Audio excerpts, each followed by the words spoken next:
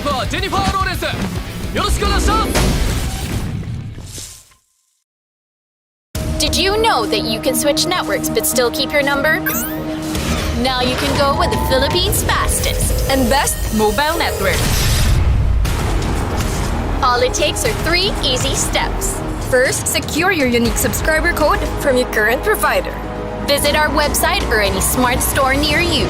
Lastly, activate your smart MNP SIM And you're ready to go. Unleash the power of the Philippines' best mobile network. Switch to the power of smart.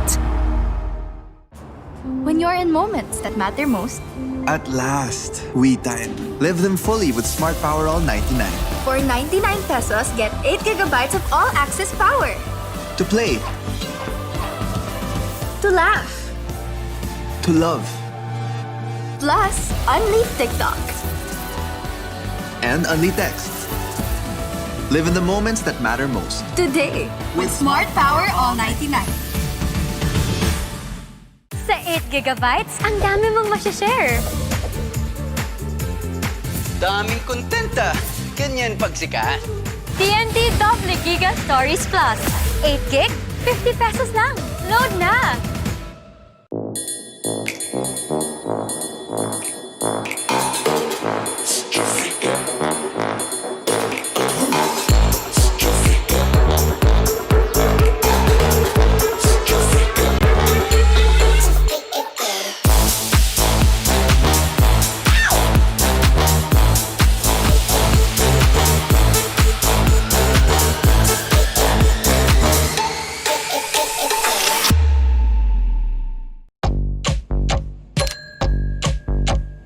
Day in, pay out.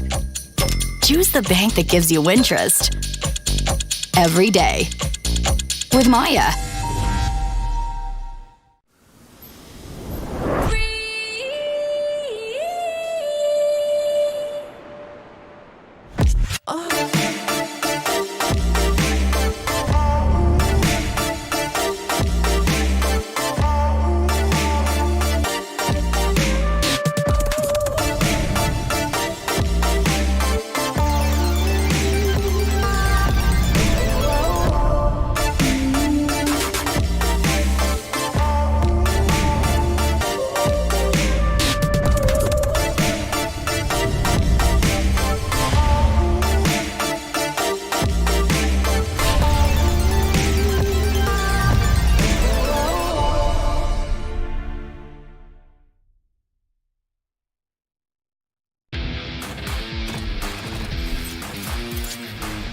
Maayong adlaw sa inyo tanan. Ako nga pala si Santi at ito ang top 5 plays for week 1. On the 5th spot is our rookie spotlight of the week. Brusco DR gamit ang kanyang Ruby I Am Offended play nung day 1 laban sa TNC. 6 minutes in the game, nag-switch lane si Innocent at Jesu. Dahil outnumbered si Innocent sa bottom lane, napagpasyahang bumisita ni Bentings at Goyo doon para gawing even ang playing field para sa gold laner nila. Nagkakapaan ang dalawang kupunan na parehong nasa mga bush at naghihintay para sa inaasam na kill. Sino nga ba ang unang lilitaw? Ang gagawin dito ni Innocent ay susubukan niya magpabait pero agad naman tong kinagat ni Brusco DR with a flicker I Am Offended play at hinatak pati ang dalawang nakatago sa bush. Nadamay pa nga, may follow up din dito si Goyong DR para nga tunawin ng mga kalaban. Napalangoy sila sa swimming pool. On our 4th spot is Nats from RSG Philippines. Nasa Lord Pit ang dalawang kupunan at kailangang makuha ng RSG ang 17-minute Lord. Pumasok si Nats, kasama si Light para i-zone out ang mga members ng Onyx. Matapos guluhin ang makunat na si Sensui ay nag-switch target agad sila na makita nila si Super Friends. Matapos sipain pabalik ni Super Friends si Light ay agad na nag-split-split si Nats para sa planong turret dive gamit ang grab-grab at nagtagumpay siya sa pag-pick off kay Super Friends. At this time, nasa disadvantage na ang RSG in terms of minion wave management at sa nangyaring clash sa mid lane, pumasok si Nats for backup at napunta ito sa 3v1 situation. Gamit ang split-split at grab-grab, na-sustain niya ang damage ni Nader, Nets at Sensui, forcing them to retreat and successfully buying some time for the teammates to recuperate. On our 3rd spot is Super Red of Blacklist International. 9 minutes in the game, na-pick off si Wise dahil na-outnumber sila ni Yue sa mid lane. Agad na tumakbo for backup si Umay Venus at Super Red pero hindi enough ang blessing of the Moon Goddess niya para iligtas si Yue. Outnumbered, napilitang pumalag ang 2 sa 4. Flickering out, nakaiwas si Red sa basic attacks ni Ninja Killa at nagpakawala ito ng torn apart memory at ilang basic attacks na tumunaw kina Riku at Ninja Killa, turning the tables. On our second spot is Eman of RSG Philippines. With a 5k gold lead, 19 minutes in the game, gusto nang i-end ng RSG-PH ang match. With a 615 KDA, ready na rin si Eman sa massacre na magaganap sa kanilang final siege sa base ng Onyx-PH. Habang tinatangkin ni na Nats H2O at Light ang damage ng Onyx, nagpakawala si Eman ng Eyes on You sa gitna ng clash. Matatamaan siya ng penalty zone ni Der pero magka-counter go siya gamit ng go away. Nagpaulan siya ng libu-libong karayom na pinabilis pa ng pag-engage niya gamit ang Falling at Eyes on You hanggang sa maubos niya ang Onyx squad, getting the first maniac in MPL Season 11 right on its first week. Ay aatras, kakayanin naman depensa nito. Sakto merong catapult, pero nandun yung pulutong ng mga minions. At ito na nga ang inaantay na debut ng RSG Slate Philippines, taking the series 2-0. On our top spot is Sanford sa kanyang Echo El Clasico backdoor play. Ikatlong Lord Dance na sa Game 1 ng labanan ng Echo at Bren noong Day 2. Hindi may iwasan ng clash dahil malaking advantage ang may bibigay ng Lord na to para sa dalawang kupunan. Habang itinataboy ni Yawi ang buong squad ng Bren gamit ang heavy spin, nakaredy na ang Sansan duo para i-sandwich ang Bren sa pag-attempt nila pumasok sa Lord Pit. Ginamit ni Few ang kanyang Feather Dare Strike at sasagutin ito ni Sanford ng Eye for an Eye dive na kinombo niya sa Electo Final Blow sa may Petrify. Sakto para ma-burst ni Sanji si Few gamit ang Rough Waves. Ngunit mararamdaman ni Sanford ang hapdi ni Super Marco kaya mapapa-exit ito sa teamfight, naghihibla na lang ang buhay. Napunta kina Benny Cutie at Carl Tizzy ang atensyon ng mga natitirang members ng Bren at nagbalak silang i-shutdown ang mga ito. Habang sa bottom lane, makikita na natin si Sanford na nagbabalak mag-split push sa exposed na base turret ng kalaban. Nakapag-buy time si Carl at Benny para kay Sanford na ngayon ay naka-base lock na at mukhang kukulangin si Ogwen sa damage at crowd control abilities para ma-defend ang turret nila. At yan ang ating top 5 plays for week 1. Let us know sa comment section kung ano ang mga naging reaksyon nyo sa mga play na to at kita-kits ulit sa Friday para sa week 2 ng ating regular season.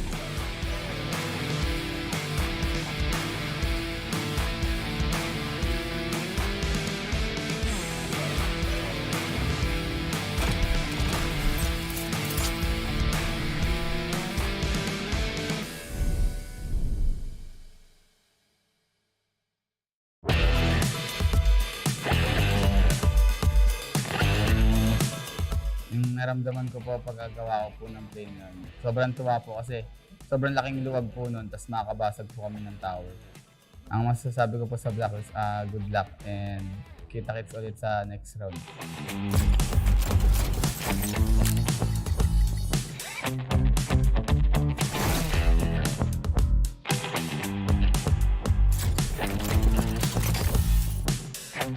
Ako pala si Yawi, ang tank ng Echo Philippines. At ngayon, i-breakdown ko yung ginawa kong play ng game na.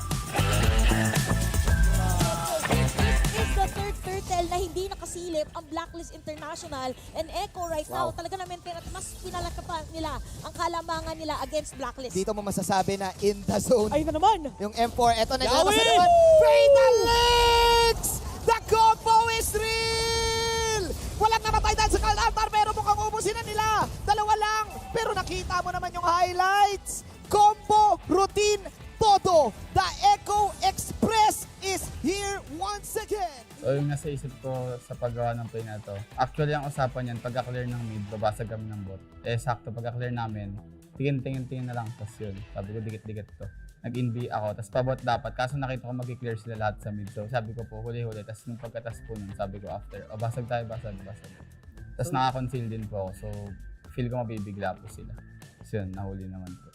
Yung naramdaman ko po pagkagawa ko po ng play na yun, sobrang tuwa po kasi sobrang laking luwag po nun, tapos makakabasag po kami ng tower.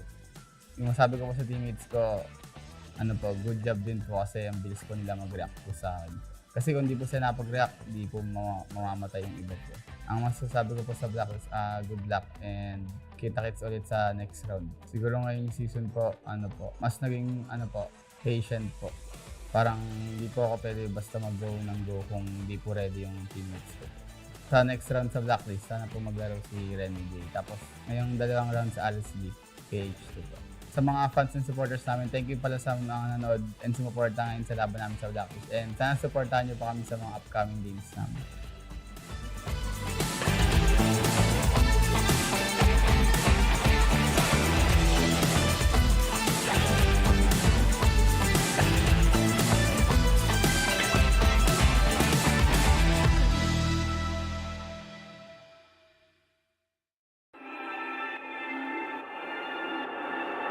Lahat ng manlalaro, lahat ng teams ngayon ay gustong isemento ang kanilang mga sarili sa kasaysayan ng Mobile Legends sa Pilipinas at talagang uhaw na uhaw para matawag na pinakamalakas sa buong mundo. Sa baluarte ng pinakamalalakas, panigurado, walang ibang daan kundi pataas. Sa gitna ng dismaya, pagdududa, pagkatalo at pagkadapa, bumabangon ng tunay na malakas. Itinatakda ang may sikmurang magpatuloy, pero basang-basa ka na nila. Wala ka nang mailalabas na hindi pa alam ng lahat. Wala ka nang maluloko dito dahil lumilipas rin ang mga alamat. Kumakalat ang kawalang katiyakan. Ito na ang katapusan ng mga nagbabalat kayong Diyos. Umuusbong ang bagong dugo para ibagsak ang nagmamataas. Kaya mo bang sumabay dahil walang naglalakad ng paatras at walang ibang daan kundi pataas?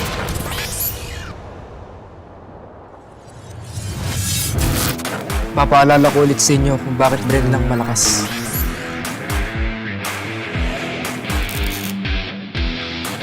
Hindi tatalab sa akin mga bala nyo.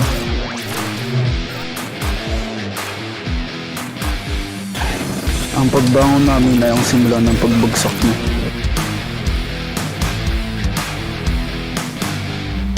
Takbo habang may lupa.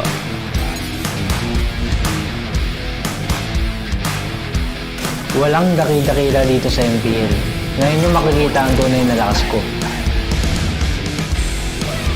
Hindi nyo alam kung anong klaseng bangungot ang kaharap nyo. Naglalaban lang kayo para second place. Umatras na kayo hanggat may pagkakataon pa. Pinaglumaan na kayo. Oras na namin to. Pupulbusin namin ang bawat isa sa inyo.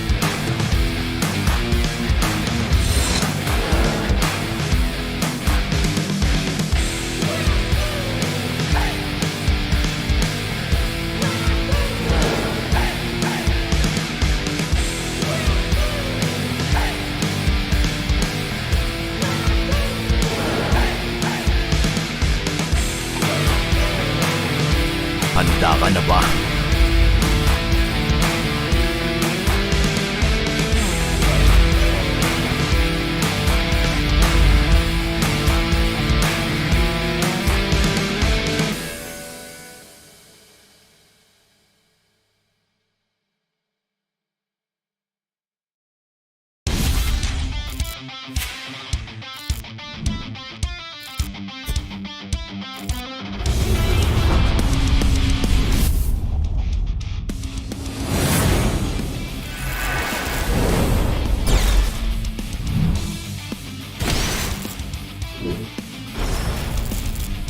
Os! 決まってこうぜ。少し乱暴しようか。釘崎野原、喜べ男子。こう一点よ。邪魔だ。虎杖裕二です。好みのタイプはジェニファー・ローレンス。よろしくお願いします。Did you know that you can switch networks but still keep your number? Now you can go with the Philippines' fastest and best mobile network. All it takes are 3 easy steps. First, secure your unique subscriber code from your current provider. Visit our website or any smart store near you. Lastly, activate your smart MNP SIM. And you're ready to go. Unleash the power of the Philippines' best mobile network. Switch to the power of smart. When you're in moments that matter most, At last, we time. Live them fully with Smart Power All 99. For 99 pesos, get 8 gigabytes of all-access power. To play. To laugh. To love. Plus, unleash TikTok. And only text. Live in the moments that matter most. Today, with Smart Power All 99. Sa 8 gigabytes, ang dami mong masashare. Daming kontenta. Ganyan pagsikat. TNT Double Giga Stories Plus. 8 gig, 50 pesos lang. Load na!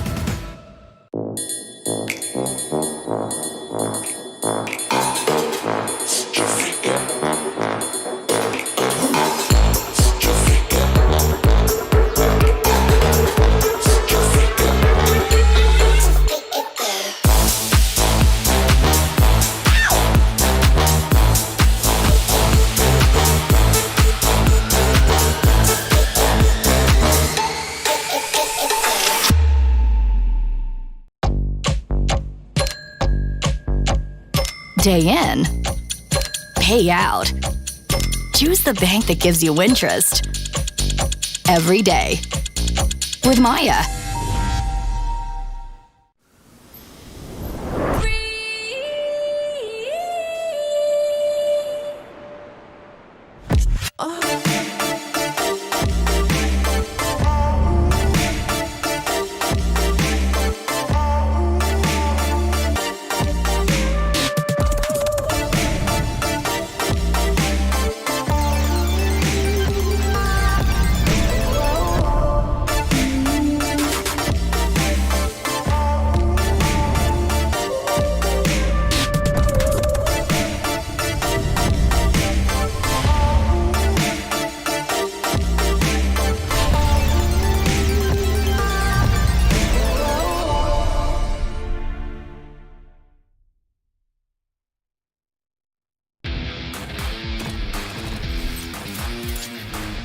Maayong adlaw sa inyo tanan.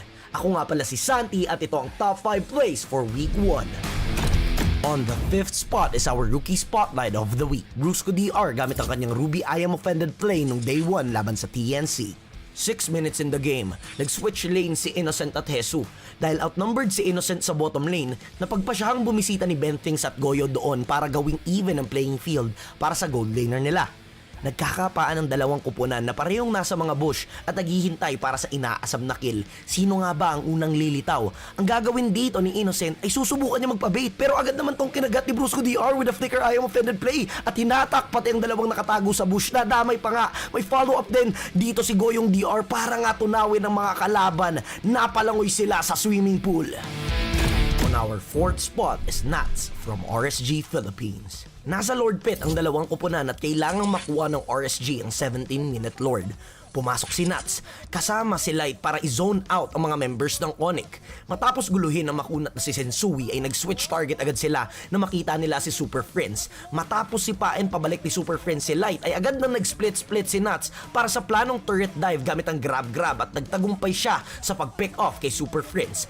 At this time, nasa disadvantage na ang RSG in terms of minion wave management at sa nangyaring clash sa mid lane, pumasok si Nats for backup at napunta ito sa 3v1 situation. Gamit ang split-split at grab-grab, na-sustain niya ang damage ni Nader, Nets at Sensui, forcing them to retreat and successfully buying some time for the teammates to recuperate. On our 3rd spot is Super Red of Blacklist International. 9 minutes in the game, na-pick off si Wise dahil na-outnumber sila ni US sa mid lane. Agad na tumakbo for backup si Umay Venus at Super Red pero hindi enough ang blessing of the Moon Goddess niya para iligtas si Yue. Outnumbered, napilitang pumalag ang dalawa sa 4. Flickering out, nakaiwas si Red sa basic attacks ni Ninja Killa at nagpakawala ito ng torn apart memory at ilang basic attacks na tumunaw kina Riku at Ninja Killa, turning the tables. On our 2nd spot is Eman of RSG Philippines. With a 5k goal lead, 19 minutes in the game, gusto nang i-end ng RSGPH ang match. With a 615 KDA, ready na rin si Eman sa massacre na magaganap sa kanilang final siege sa base ng NXPE. Habang tinatangkin ni na Nats H2O at Light ang damage ng Onyx, nagpakawala si Eman ng eyes on you sa gitna ng clash. Matatamaan siya ng penalty zone ni Der pero magka-counter go siya gamit ng go away. Nagpaulan siya ng libu-libong karayom na pinabilis pa ng pag-engage niya gamit ang falling at eyes on you hanggang sa maubos niya ang Onyx squad, getting the first maniac in MPL Season 11 right on its first week. Ay aatras kakayanin naman depensa nito. Sakto merong catapult. Pero nandun yung pulutong ng mga minions. At ito na nga ang inaantay. The debut ng RSG Slate Philippines, taking the series 2-0. On our top spot is Sanford sa kanyang Echo El Clasico backdoor play. Ikatlong Lord Dance na sa Game 1 ng labanan ng Echo at Bren noong Day 2. Hindi may iwasan ng clash dahil malaking advantage ang maibibigay ng Lord na to para sa dalawang kupunan. Habang itinataboy ni Yawi ang buong squad ng Bren gamit ang heavy spin, nakaredy na ang Sansan duo para i-sandwich ang Bren sa pag-attempt nila pumasok sa Lord Pit. Ginamit ni Few ang kanyang Feather Dare Strike at sasagutin ito ni Sanford ng Eye for an Eye dive na kinombo niya sa Alecto final blow sa may Petrify. Sakto para ma-burst ni Sanji si Few gamit ang Rough Waves. Ngunit mararamdaman ni Sanford ang hapdi ni Super Marco kaya mapapa-exit ito sa team fight, naghihibla na lang ang buhay. Napunta kina Benny Cutie at Carl Tizzy ang atensyon ng mga natitirang members ng Bren at nagbalak silang i-shutdown ang mga ito. Habang sa bottom lane, makikita na natin si Sanford na nagbabalak mag-split push sa exposed na base turret ng kalaban. Nakapag-buy time si Carl at Benny para kay Sanford na ngayon ay naka-base lock na at mukhang kukulangin si Ogwen sa damage at crowd control abilities para ma-defend ang turret nila. At yan ang ating top 5 plays for week 1. Let us know sa comment section kung ano ang mga naging reaksyon nyo sa mga play na to at kita-kits ulit sa Friday para sa week 2 ng ating regular season.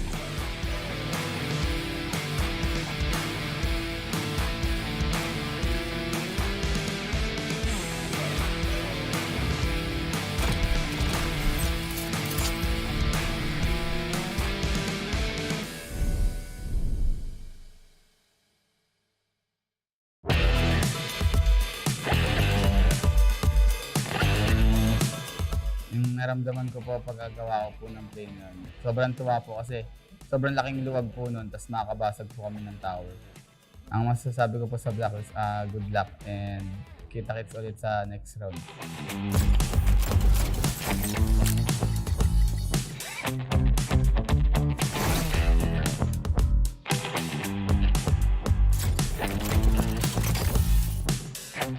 Ako pala si Yawi, ang tank ng Echo Philippines. At ngayon, i-breakdown ko yung ginawa kong play ng game na. This is the third turtle na hindi nakasilip ang Blacklist International and Echo right now. Talaga naman mas pinalakapan nila ang kalamangan nila against Blacklist. Dito mo masasabi na in the zone. Ayun na naman. Yung M4, eto na naman. Fatal Links! The combo is real! Walang namatay dahil sa Kalantar pero mukhang ubusin na nila. Dalawa lang. Pero nakita mo naman yung highlights. Combo, routine, todo. The Echo Express is here once again. So yung nasa isip ko sa paggawa ng play na to, actually ang usapan yan, pagka-clear ng mid, babasag kami ng bot. Sakto, pagka-clear namin, tingin na lang, tapos yun. Sabi ko, dikit-dikit to. Nag-NB ako, tapos pabot dapat. Kaso nakita ko mag-clear sila lahat sa mid. So sabi ko po, huli-huli. Tapos nung pagkatas po nun, sabi ko after, basag tayo, basag. Tapos naka-conceal din po ako. So feel ko mabibigla po sila. So yun, nahuli naman po.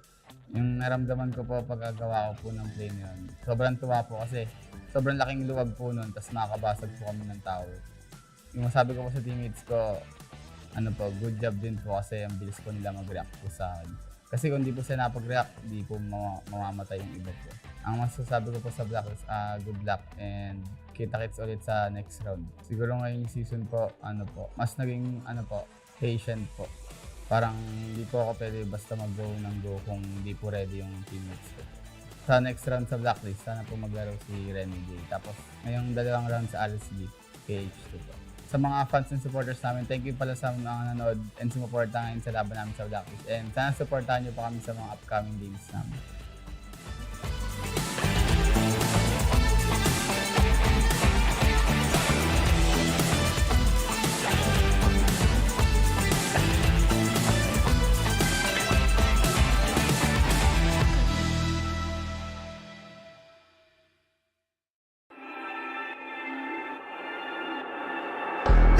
naglalaro, lahat ng teams ngayon ay gustong isemento ang kanilang mga sarili sa kasaysayan ng Mobile Legends sa Pilipinas at talagang uhaw na uhaw para matawag na pinakamalakas sa buong mundo. Sa baluarte ng pinakamalalakas, panigurado, walang ibang daan kundi pataas. Sa gitna ng dismaya, pagdududa, pagkatalo at pagkadapa, bumabangon ng tunay na malakas. Itinatakda ang may sikmurang magpatuloy, pero basang-basa ka na nila. Wala ka nang mailalabas na hindi pa alam ng lahat. Wala ka nang maluloko dito dahil lumilipas rin ang mga alamat. Kumakalat ang kawalang katiyakan. Ito na ang katapusan ng mga nagbabalat kayong Diyos. Umuusbong ang bagong dugo para ibagsak ang nagmamataas. Kaya mo bang sumabay dahil walang naglalakad ng paatras at walang ibang daan kundi pataas?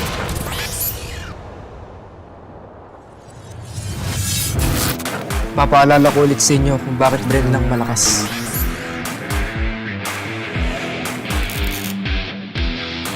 Hindi tatalab sa akin mga bala nyo.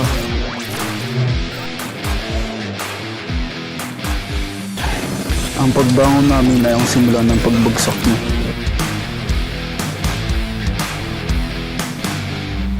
Takbo habang may lupa.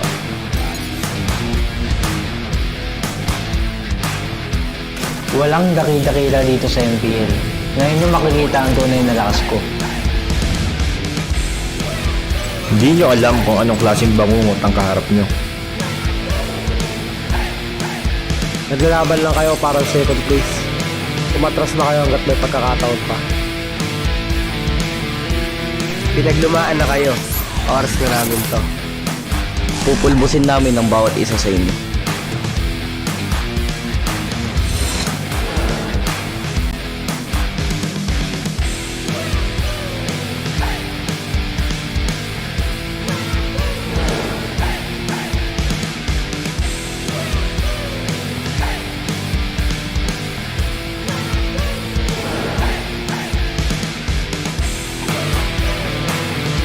Handa ka na ba?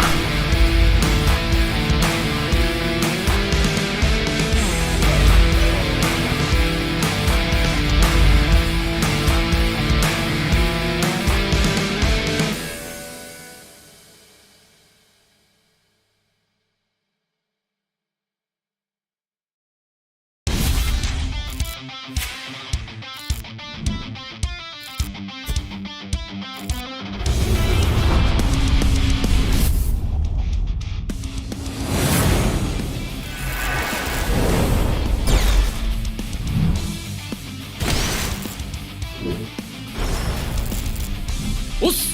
決まってこうぜ。少し乱暴しようか。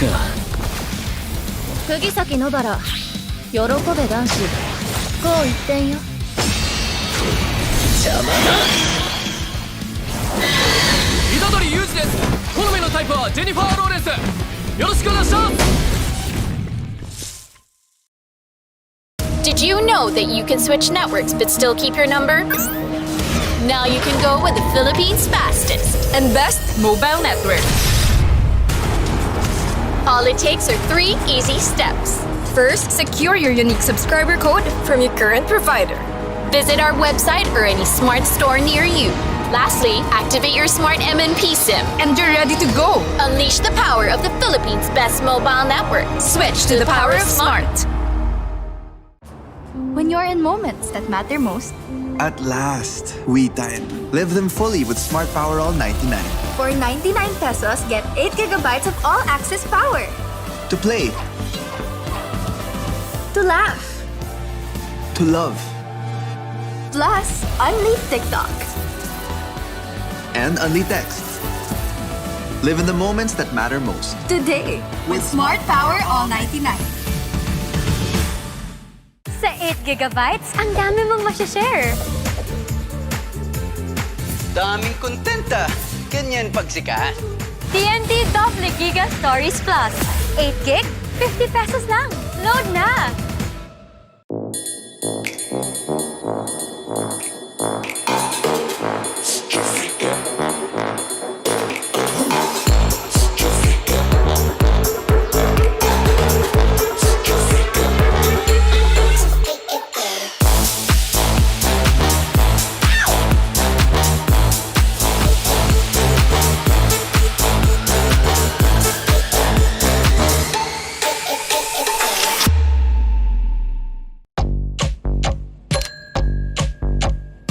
Day in, pay out. Choose the bank that gives you interest every day with Maya.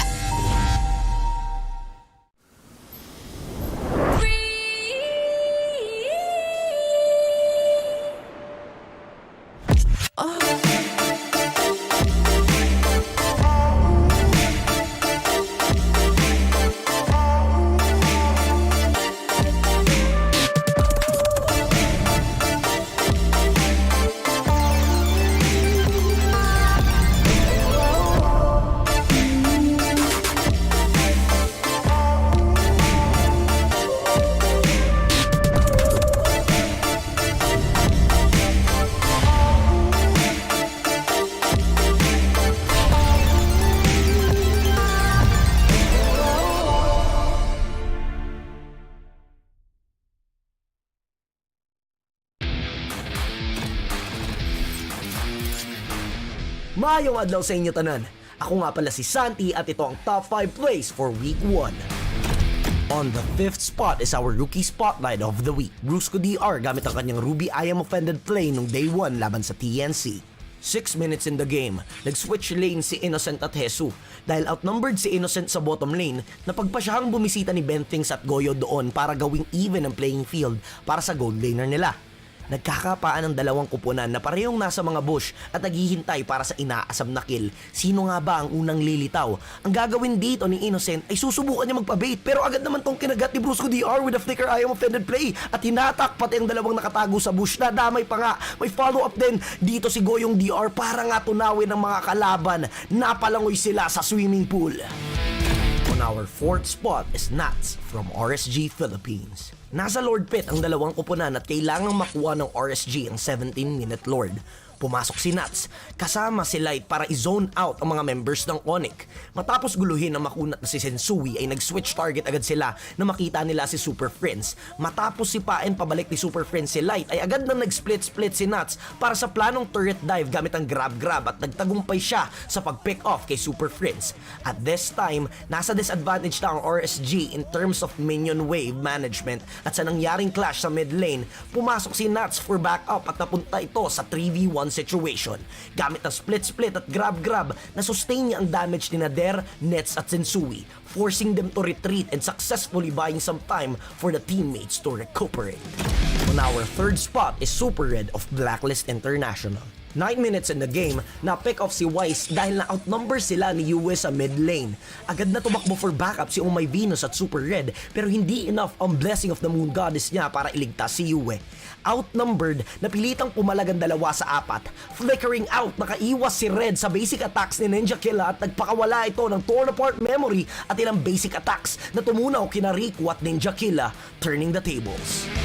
On our 2nd spot is Eman of RSG Philippines. With a 5k gold lead, 19 minutes in the game, gusto nang i-end ng RSG-PH ang match. With a 615 KDA, ready na rin si Eman sa massacre na magaganap sa kanilang final siege sa base ng NXPE. Habang tinatangkin ni Nats H2O at Light ang damage ng Onyx, nagpakawala si Eman ng Eyes on You sa gitna ng clash. Matatamaan siya ng penalty zone ni Der pero magka-counter go siya gamit ng go away. Nagpaulan siya ng libu-libong karayom na pinabilis pa ng pag-engage niya gamit ang Falling at Eyes on You hanggang sa maubos niya ang Onyx squad, getting the first maniac in MPL Season 11 right on its first week.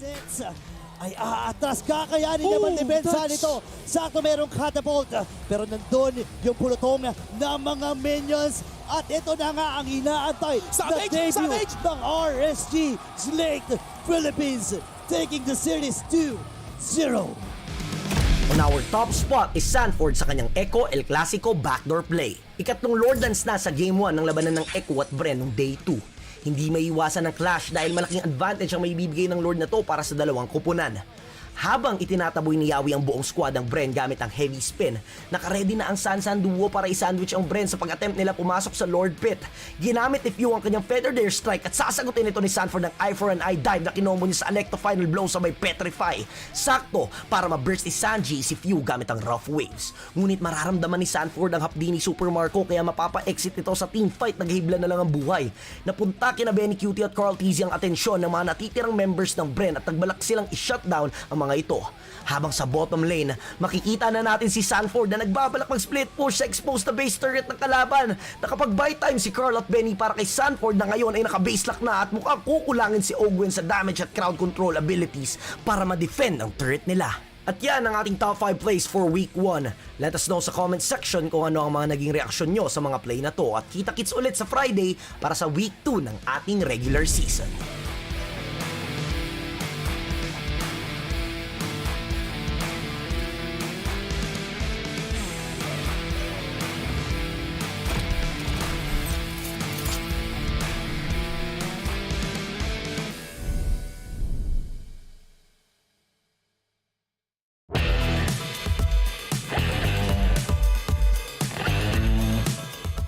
Naramdaman ko po pagkagawa ko po ng play nun. Sobrang tuwa po kasi sobrang laking luwag po nun, tapos makakabasag po kami ng tower. Ang masasabi ko po sa Blacklist, good luck and kita-kits ulit sa next round.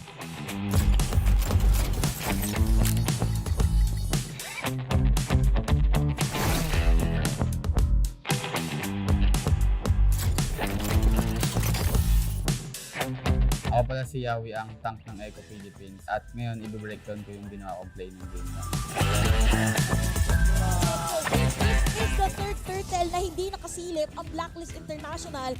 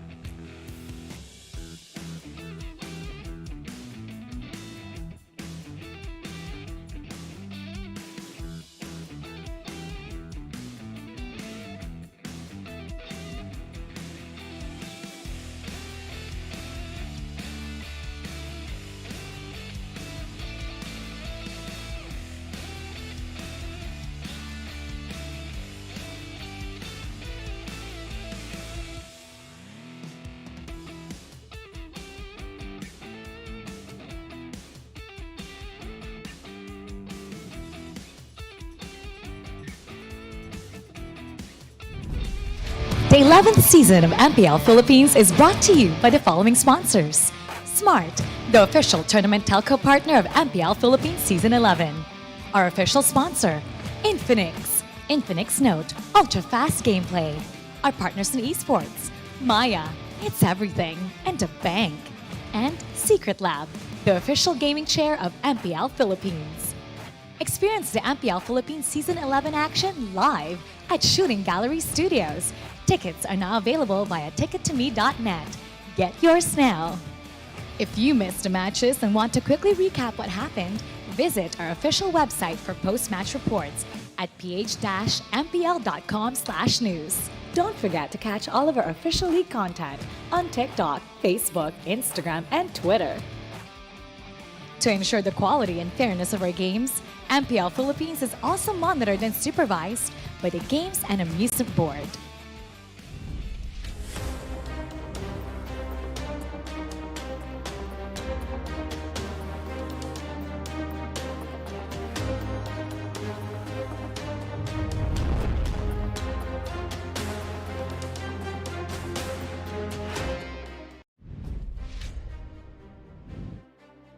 Dito sa tahanan ng pinakamalakas na Mobile Legends Bang Bang players sa buong mundo.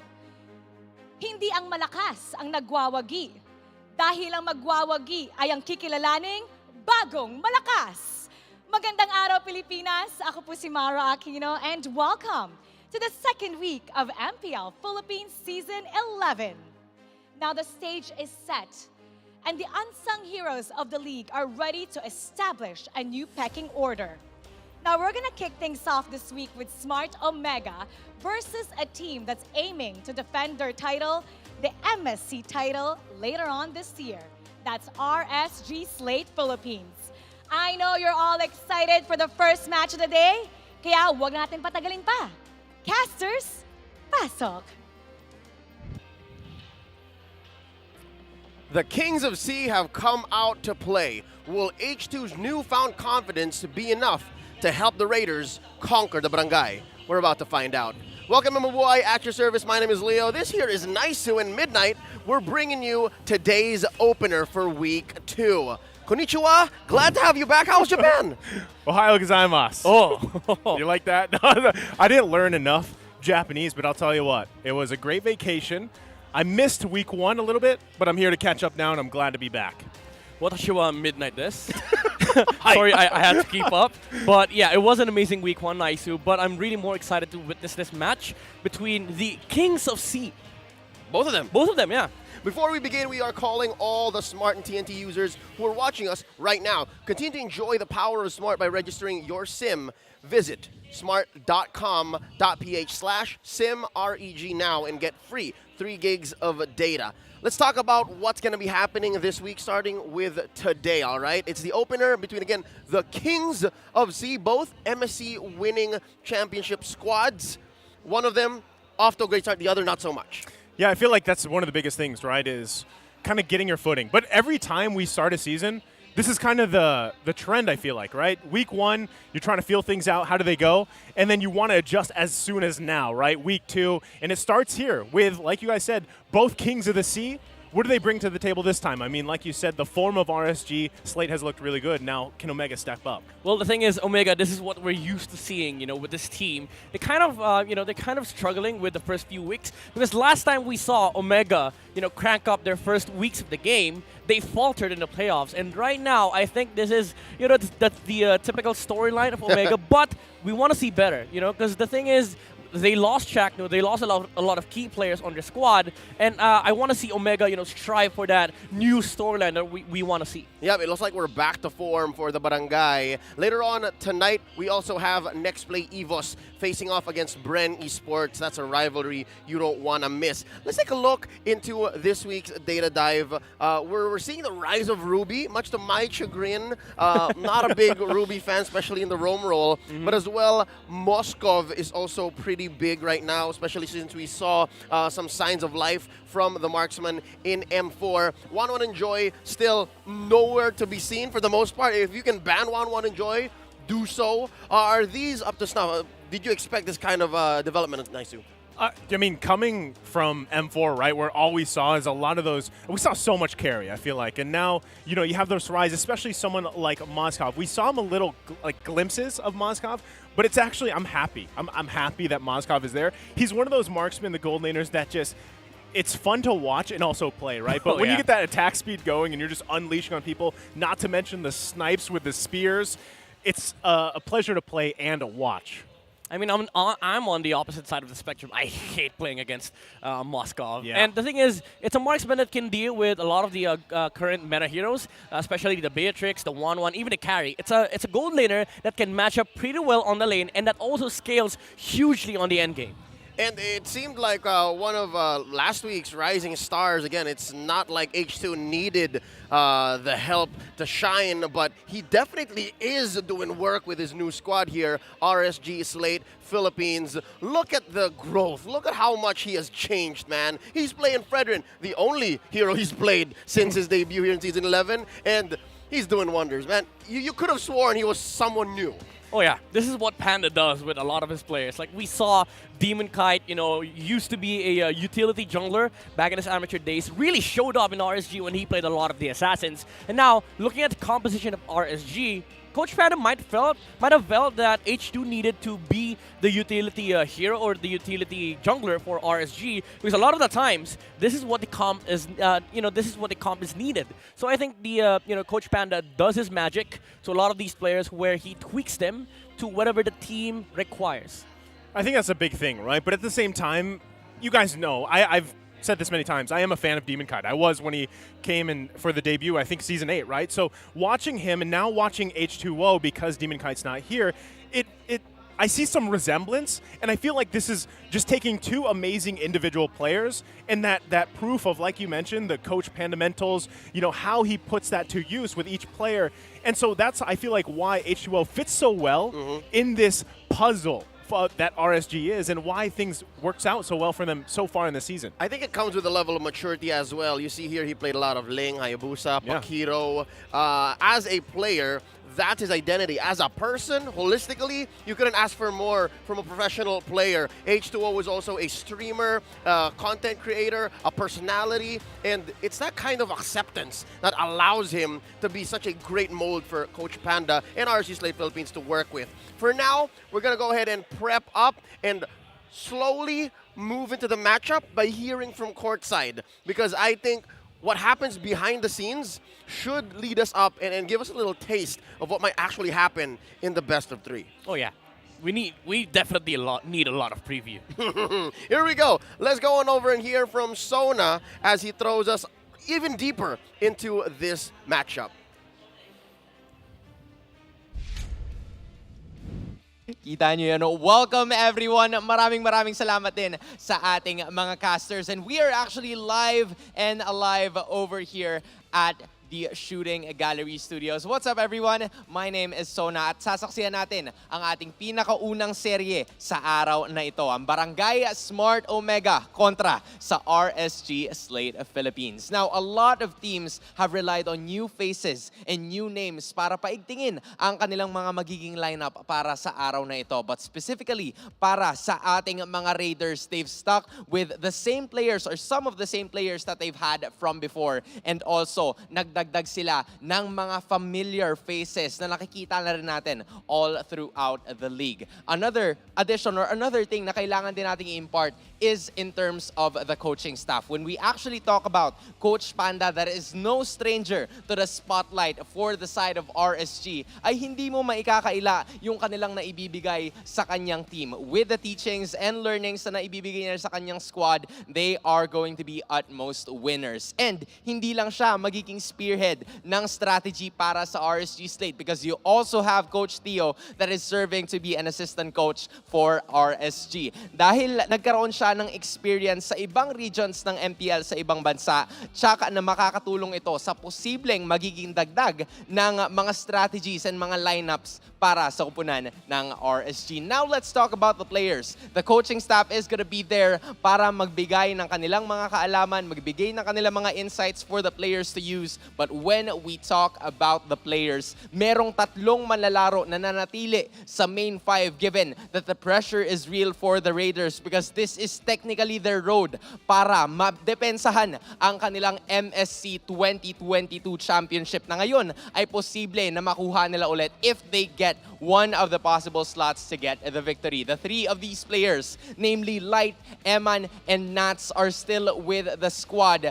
na magiging foundations ng RSG para ipagpatuloy ang kanilang winning ways to keep the momentum that they've had from the previous seasons and to also claim the victory. Lalo na sila ang may pinaka-familiar or sila ang pinaka-familiarized sa playstyle na meron si Coach Panda and also with Coach Theo. Now, the super sub this time, not the super sub that much anymore dahil Exort will be the ones to claim the spotlight para sa Raiders. Nakikita natin siya madalas sa iba't ibang parte ng mga VODs nila. But speaking of which, ano ang magiging insight ni Exort heading forward into the season na nagiging parte na siya ng main 5? And last but not least, yung body-body system nga nila na nakita ko rin kanina is none other than their newest player, H2O. H2O, malaki ang paniniwala sa kanya ng napakaraming mga Raiders. Hindi lamang ng RSG but also in terms of the coaching staff and the players as well. Given na meron pa siyang potential na kayang ibigay na ang naniniwala sa kanya ay si Coach Panda. I mean, we've seen a lot of interviews from before and we know na hindi pa yata ito ang best na kayang ibigay. So, is it really different or is it still the same? Malalaman natin yan sa paparating na laban. Smart Omega versus RSG Slate Philippines. Casters, the floor is yours. Thanks for the briefer, Sona. Again, a lot is going into this matchup. A lot is on the line, especially when you're talking about how the two coaches might actually clash. Two of the most decorated in terms of achievements and just tenureship. Acumen, Coach Pakbet versus Coach Panda. But as well for the players, on a personal level, there's a lot on the line. And we've had a lot of spotlight on H2. You think he's going to crumble in the pressure? Because, again, it's one thing to debut amazingly, but against Smart Omega, a team that is notorious for just starting off rocky and then just rocketing off from there. Same use of words there. Do you think H2's got it here today? I think I think with H2O specifically, he's always had it, right? It's just the different environment maybe is having him excel. I was going to use the rocket analogy here, but basically he's excelling on that rocket because of these teammates, these team members that he's able to utilize for his play style, the way he plays around the rest of RSG Slate here. And, you know, that is something that Omega has to be conscious of, which I'm sure they are, especially after last week. So my biggest thing is, what are the adjustments here that Omega brings to this matchup against RSG when they know how they've been playing so far, especially just after one weekend? Yeah, I mean, if there's any question about, you know, RSG's play style, like the fundamentals, this is the match to prove you're correct, because Omega, for the longest time, they've been known to play chaotically. And chaos usually destroys fundamental gameplay just because of the fact that you don't know what the enemy is going to be doing. So I think this is where, things gets done, and RSG can prove to themselves that this composition works with H2. Historically, that is the statement. I believe it was around Season 9 when Coach Panda was very vocal about how he felt about Smart Omega's playstyle, which I'd say 60-70% still there. The fact that you still have Coach Pakbet, who is still the drafter, makes this all the more true. So that's something that we can watch out for, folks. If Smart Omega will still be the poison or the venom that just breaks through the procedural and some would say slow-paced approach RSG Slate Philippines has. Let's go ahead and welcome our two teams for this matchup.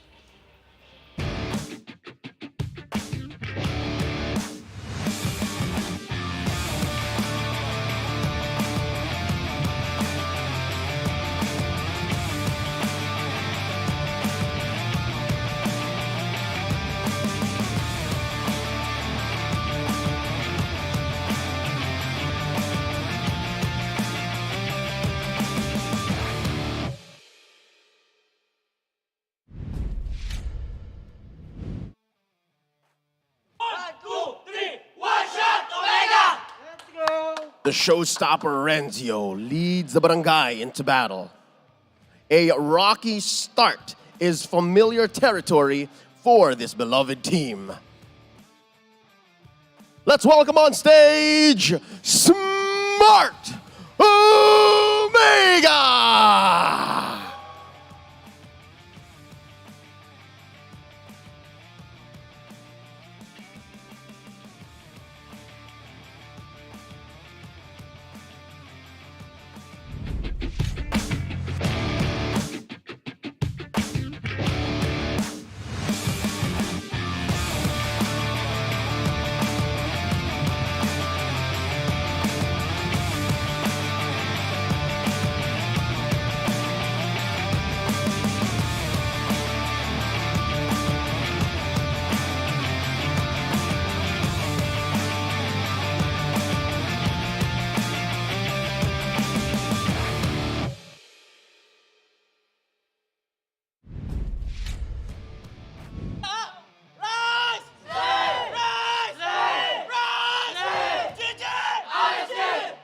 The spotlight is on H2 as he continues to thrive with his new team.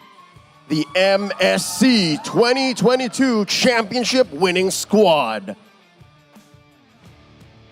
Raiders and all, welcome RSG Slate Philippines!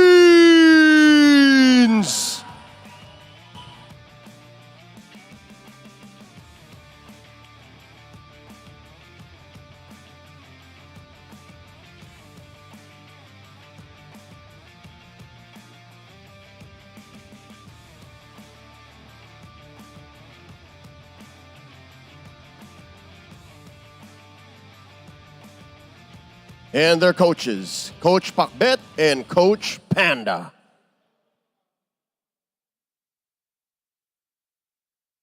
It's a clash of the Kings of C in a best of 3.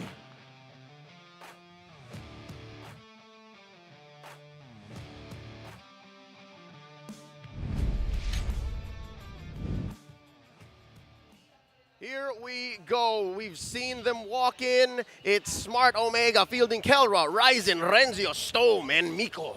It is a different Smart Omega lineup. This is not what we're used to seeing. But again, there is a lot of challenge for this team. They have to find the new dynamics up against RSG Slate Philippines. I feel like there's a lot of different combinations that you can do with Smart Omega, but right now we're seeing new faces in the form of Stome, and this is where the new dynamics will start to come in. He is replacing Etumax on this roster, and you know, coming up with a roster that doesn't have a natural captain, this is going to be a challenge for them because somebody has to step up.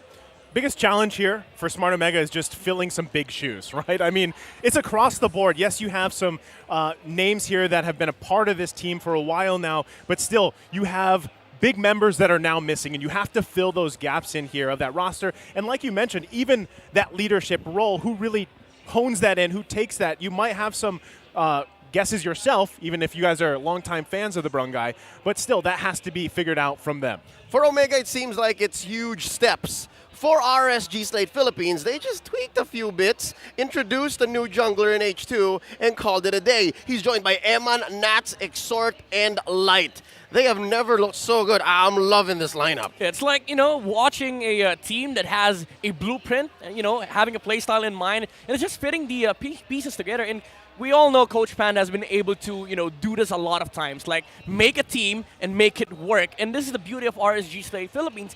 They didn't change the playstyle. Yes, they swap heroes here and there, but the playstyle is all the same. This is still the fundamental gameplay of RSG Slate Philippines. Objectives is the most important part of their playstyle.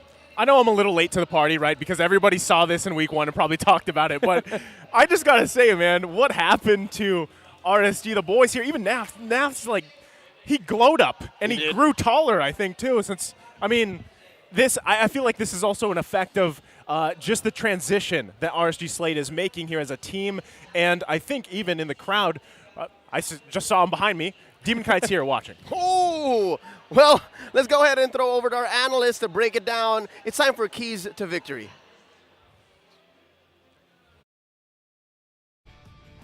Maraming salamat. Tingnan natin yung mga keys to victory ng dalawang teams natin. Because what we notice is yung Omega, kailangan nilang bumawi after what? Losing 1-2 against Onyx, tapos 0-2 naman dun sa Bren Esports. So kailangan nilang gawin, don't let Nats box you out. Saktong-sakto pinag-uusapan natin kanina, mala Sakuragi na magaling mag-box out. Yan ang kailangan nilang pigilan dito. We saw kung gaano ka-instrumental ang XP lane usage ng RSG by utilizing Nats dun sa mga Lord and mga Turtle teamfights kung saan magaling siyang mag-zone out. Para naman sa RSG, pwede silang mag-draft ng burst heroes to for Exhort to deal with Kelra. Alam natin na ang laging win condition ng Omega for the longest time is ibigay lahat kay Kelra ang mga farm at bigyan at hayaan na sa kanya manggaling yung damage pagdating ng late game. Kapag meron silang way sa lahat ng phases ng laro na ma-burst down si Kelra, they are gonna be safe.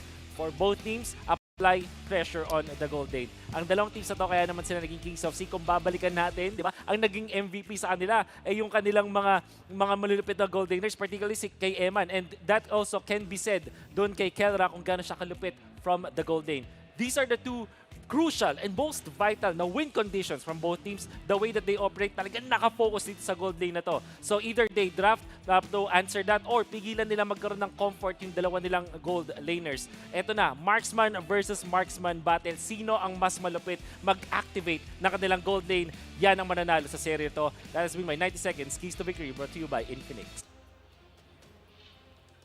Thank you so much, Wolf. A lot of key points. Some resonate, some of them work for both teams, but as the pressure on gold lane was emphasized, it's no secret that Smart Omega plays around Kelra. Yeah, actually every keys, keys there ties up with each other. RSG Slate Philippines has always been known to have this amazing burst damage coming out from their lineup that always targets the gold laner. And I think if you're Smart Omega, that's going to be a big problem because you all know that RSG Slate Philippines will always target the main man of your squad, the main damage dealer, which is why, Nats should be the priority here for Omega because you do not want that guy to be just coming into your face and taking over the game. Well, right now, as we get into the draft of the game for game number 1 anyway, you can already see, you guys mentioned, the bans, how this kind of meta is going to fall into place here, but already seeing the Kadita taking out that Kaja as well, Wan across the board for them. We'll see what else RSG Slate wants to take out. Well, being on the blue side, it's interesting to think how Coach Pakbet might be playing with that one hero trade. It's huge how he sets the pace there. For Coach Panda, I think he's happy to be on the red side. You agree, Panda? Do you agree? Midnight, you work closely with Panda here for years prior. That's how I read the situation. Yeah, I mean, as much as I want to be Panda right now, yeah, I do think that Coach Panda has always been the guy, especially up against teams like this. He would want to get second pick because you do get that 2 picks powerhouse draft combo wherein you can react to whatever the opponent throws at you at the first pick. And you also get that ultimate last pick, which is going to become a factor here up against Smart Omega because you have that secret weapon that you can hide up against their phases. And right now, I'm seeing that there's a lot of potential for RSG Slate Philippines to maximize those 2 picks coming on their first phase, especially with the presence of the Valentinas, the Glues, and even the recently buffed heroes. Oh, the Faramis is being set up. So even if Glue is open, the answer's there. You can't get both. You can't get both, right? But I'm wondering, too, like, if you leave that open, I could still see Smart Omega picking up the glue there. They want to play around that. It's just honestly, ever since, I feel like for the past couple months now, few months, whatever it is, glue is just so strong. There's the Faramis ban, like you were just mentioning. But let's see. They don't. They go with the Fredrin here. Ooh, first time HU not going to be able to play that Fredrin. But again, Valentina is still open. Actually, Carry is still open. Something that RSG Slate Philippines would, love to snatch, especially up against Kelra. Moskov is also open, so that's 2 birds with 1 stone. Yeah. I love the gambit, though, that Coach Etomas and Coach Pakbet are employing here. Now what, John Paul? No more Fredin. What do? He's forcing H2 to grow up now. He's forcing H2 to show more heroes. Yeah, like what else, right? Well, there's Glue Farsa, right? Those neither pop up here. Neither. Because that's the thing, though. H2O, he doesn't. Okay, yes, he played Fredrin pretty much all last week, but he doesn't need it, right? His hero pool is pretty deep. He can go with a different angle that he wants to, and with them securing the Glue and Farsa, that already checks a lot of boxes for them. I like this. Getting the Fredrin first pick and then switching up the role to XP, picking up the Hayabusa, just ensuring that H2, whatever route you want to go on, there's, that ain't possible anymore. If you want to go Assassin, there's the Ling, there's the Lancelot, but also do take note, the Paquito is still open. Yeah. I wonder, I was going to say, right, from the graphics we had earlier, we saw the Paquito there, but I'm wondering, do we see, and this was debated also online a little bit, do we see the tank Lancelot in the hands Please of no. H2O? Hey. I'm on the desk, please no. Midnight, it's 50-50 now. Ken from Falcon used to rock it, failed. Yeah. MP the King does it a lot, but we're still not there yet. The jury's still out. There's the Moscow last pick in the first phase by RSG, so clearly going to go into the hands of Eman. What's Coach Panda thinking? What's he going to ban out? I think you ban out both Claude and Carry right now, or you leave the Carry open because you do have the Glue and also the Moskov. You ban the Claude and then the Beatrix, just to make sure that Smart Omega is forced to go that route wherein you pick up the Carry and then suddenly, RSG Slate Philippines has just so many answers. Seems to be difficult to consider what might happen in the gold lane for Omega. And I think this is their best chance at it. They're trying to do exactly what you said, Midnight, hide that last pick, and they're doing the same thing for Kelra. It's like, all right, Kelra, be safe. And it looks like RSG's biting on it. They're like saying, okay, we'll take out the Beatrix, maybe take out the Brody after, and then you go into the carry, we beat you up. Oh, I mean, in-game, just to be clear. No, not in real life. Babakana. Well, pero their strike. The thing is, okay, they take out that Beatrix, they take out the Wan. Obviously, going with the keys to victory, right? Kind of focusing, honing in on that gold lane. But this is what we see all the time against Omega, whereas, I mean, now it's a little more dire because, again, those shoes to fill, you're used to having more of that dynamic with Omega working, right? But now you have to rely a lot on how does Renzio play out in the XP lane, how does Miko even do, and fill those parts in, because you can't always just put all your eggs in one basket in Kelra, because we know how that could play out here, especially against a team like RSG Slate Philippines. Yeah, like there's a lot of existing threats for Smart Omega, and I do love that you pointed out, especially with Renzio playing into this game. You're a Fredrin XP laner up against a Glue.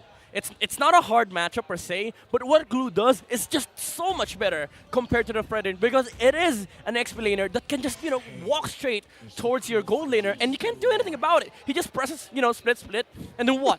Who's going to kill him? Especially, if Brody is out. But Claude is on the pool. Remember that this is still a threat that Smart Omega can go on, but it's just so much easier to shut down a Claude.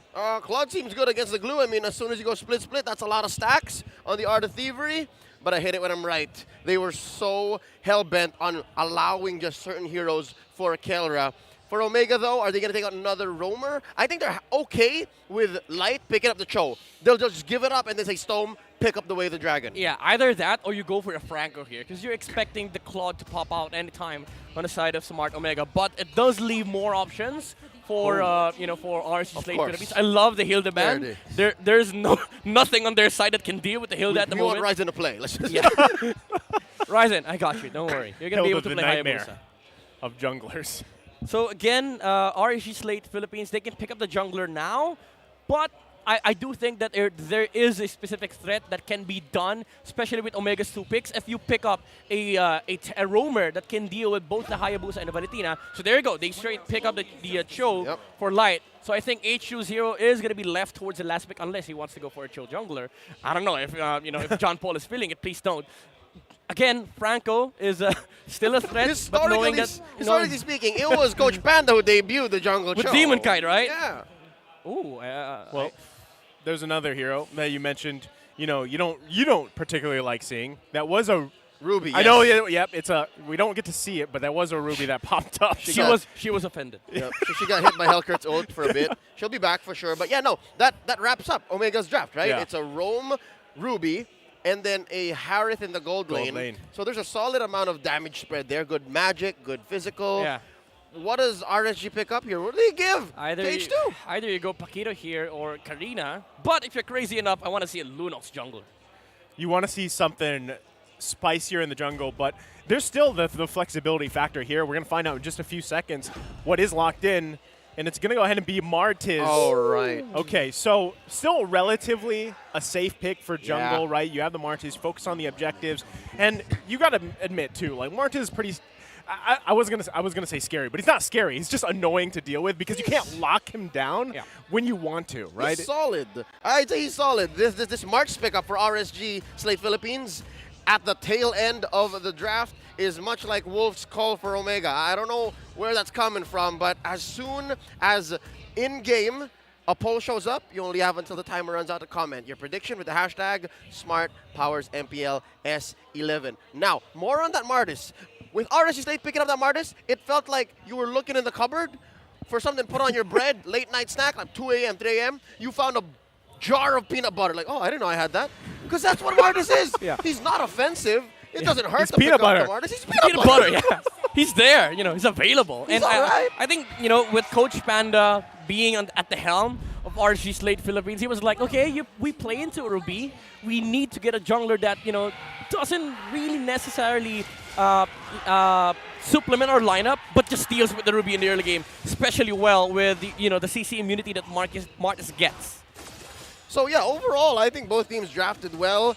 It's just a matter of making that Hayabusa work. And here's the hope in the Barangay have it figured out. Game 1 between Smart Omega and RSG Slate Philippines is upon us. Look at this mirrored start, orange for both. No, actually, they've rotated already. We're 45 seconds in. Yeah, they're already jumping into it, right? And at the same time, the biggest factor here for Omega already, aside from Kelra playing this Harith here, how this transitions, it's going to be a good matchup versus that Moskov, but specifically Ryzen, right? Rolling with an Assassin Jungler pick, especially against H2O and this Martiz, you want to find those early pickoffs, those early kills as fast as possible. Start that snowball for you and your team. You definitely want the momentum for Smart Omega, especially having Harith on your lineup, which activates at the mid-game. You need to get that early start because RSG, once they get their damage from the Feathered Airstrike, Martiz is going to start popping off because of the the kit of having the ability to just completely decimate heroes if their HP falls to a certain threshold. And this is how you do it. Again, you threaten this snowball lineup with, I'd say, unsolicited courage. Like, there's no reason that RSG should have made a 4-man rotation, but they did. And they caught Omega thinking, yo, is this for real? Are they doing this? I mean, I think the biggest thing for that is, again, allowing Emon to not have as bad of a time against this Harith pick, because if they just leave Emon alone, he is going to get picked on, right? So I expect to see that here from RSG Slate as it leads into this first turtle of the game. Yep. Again, these are the fundamentals of RSG Slate Philippines gameplay. Just putting heroes on the top lane, just making sure that there's enough pressure for Kelra to not be able to make a move. These are concepts that are easily abused by RSG. Okay, well, it's H2O securing the first turtle of the game. Light comes in with the kick.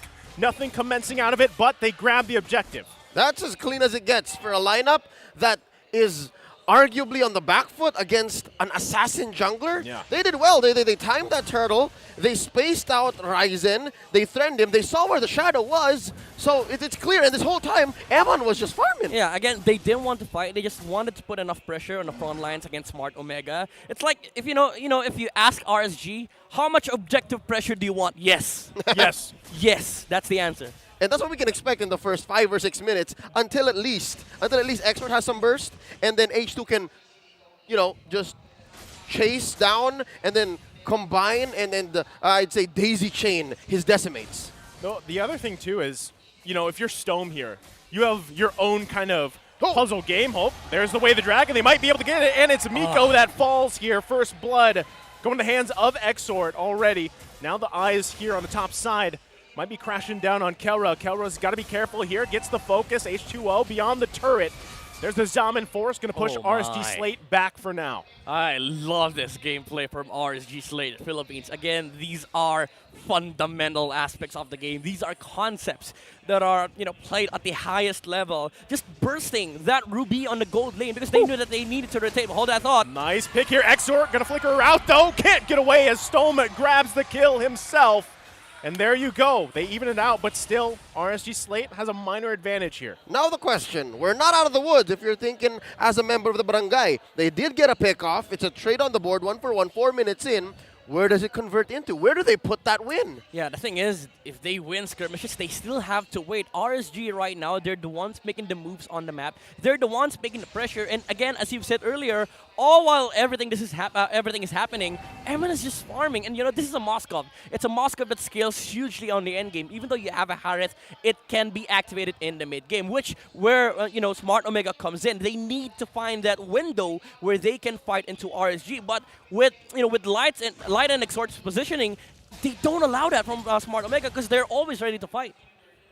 Look at this immaculate pull by Renzio. He knows that the answer to the question earlier posed by Midnight for RSG Slate was yes. And what he's doing is there's no clear decision from Ryzen. He's still taking his orange. He's just delaying it. So this is a great answer, I'd say, on the fly. Yeah, it's like, you know, Smart Omega knowing what the steps are for RSG, and it just delays a little bit. You know, you don't have to contest it. Just have to make sure that you create that window where RSG is delayed enough such that Smart Omega's timing gets bigger and wider. Oh, well, right now Light's going to get pulled in. Should be fine. It gets out just like that. And okay, they trade the turtle here, right? So that's 2 now in the hands of RSG Slate. And I felt like they wanted to go with a play up top, at least focus on Eman, not let him just keep farming up like you guys mentioned. But inevitably, it didn't result into anything. Light, though, comes in. There's the way of the dragon right under everybody. Ryzen still going to be able to get away, though. Comes back in. Everybody just backs off for now. A lot of this push and pull. Look at the discipline from Ryzen. He knew that he wasn't going to die. If that was me, if I was Hayabusa, I would have ulted right there. You know, honestly, it's such a crazy skirmish that went on. Both Miko and Light had the same idea. Unfortunately, H2 was in the middle of using his second skill, and he was not able to press the decimate to finish off Ryzen. But again, the discipline, both of them, they just backed off. Nobody chased. Nobody went for a greedier kill. They knew that they needed to get away and go back to whatever they're doing. Well, still here, the assault and the focus right now in the jungle of Omega. Ryzen should be able to grab his purple. Still going to be fighting for it. Wasn't able to get it. It's retreat away from him. No! The peanut butter attack. Oh! Well, you know, he needed that. H2 was level 9 at that point, and Ryzen is level 8. So retribution damage was higher on the side of RSG Slate Philippines, which crippled Smart Omega's timing quite a bit because, you know, the tempo maker or the momentum-based hero is now completely shut off. Because without the purple buff, it's hard for Smart Omega to make plays around his Hayabusa. Crippled? More like destroyed. There's no way Smart Omega is snowballing right now. They're past the time limit. He was decimated. Oh. This is hard. Being a member of the barangay right now, it's difficult to watch this game. And as RSG pummels on through, just again, procedurally, cakewalking their way through the early game, they're about 2K ahead. What does this mean for Eman and Kelra up top? Because we haven't seen much action from them. Well, it's much of a farm game for both sides. But again, RSG Slate Philippines, they're getting all the objectives here. Cool. Meanwhile, in the turtle area, 2 versus 1. I don't think he's going to be able to escape much from here. There's their Praiser's Wrath. Still about half health. Work done. Ryzen goes up on the top side. Rest of the teams all fighting top side while it's a 2 versus 1 on the bottom side. Renzio able to survive, though. There it is once again, but they're still focusing here. Eman, though, trying to get a kill. Can't get the pick he was looking for. Now it's a 2 versus 2 top side. Renzio finally gets taken out bottom as we have our eyes set on the top. And it's just a back and forth. I was going to say that was a win for Omega. The fact that Renzio didn't die, but eventually he fell, and then there was a messy trade up top. I don't know where this puts both teams. I'd say RSG's still in the lead. Yeah, Ryzen died on top lane. Light and Eman outplayed 3 heroes on the side of Smart Omega. This is not something that you want if you're holding this kind of lineup. Again, momentum is everything for Smart Omega. Yes, you do have late game scaling, but compared against RSG's lineup where the Martist will just stand on the front lines, guard Eman, it's going to be really hard. Oh, that was a nice pick there. Eman going to get punished, as I was just admiring how fast that Moskov attacks, but that's how fast he gets taken out as well. Yeah. I'll take that flicker trade for a pick off on Moskov any day. Kelra was happy there. Yeah, but Eman was definitely much happier because he took a tower.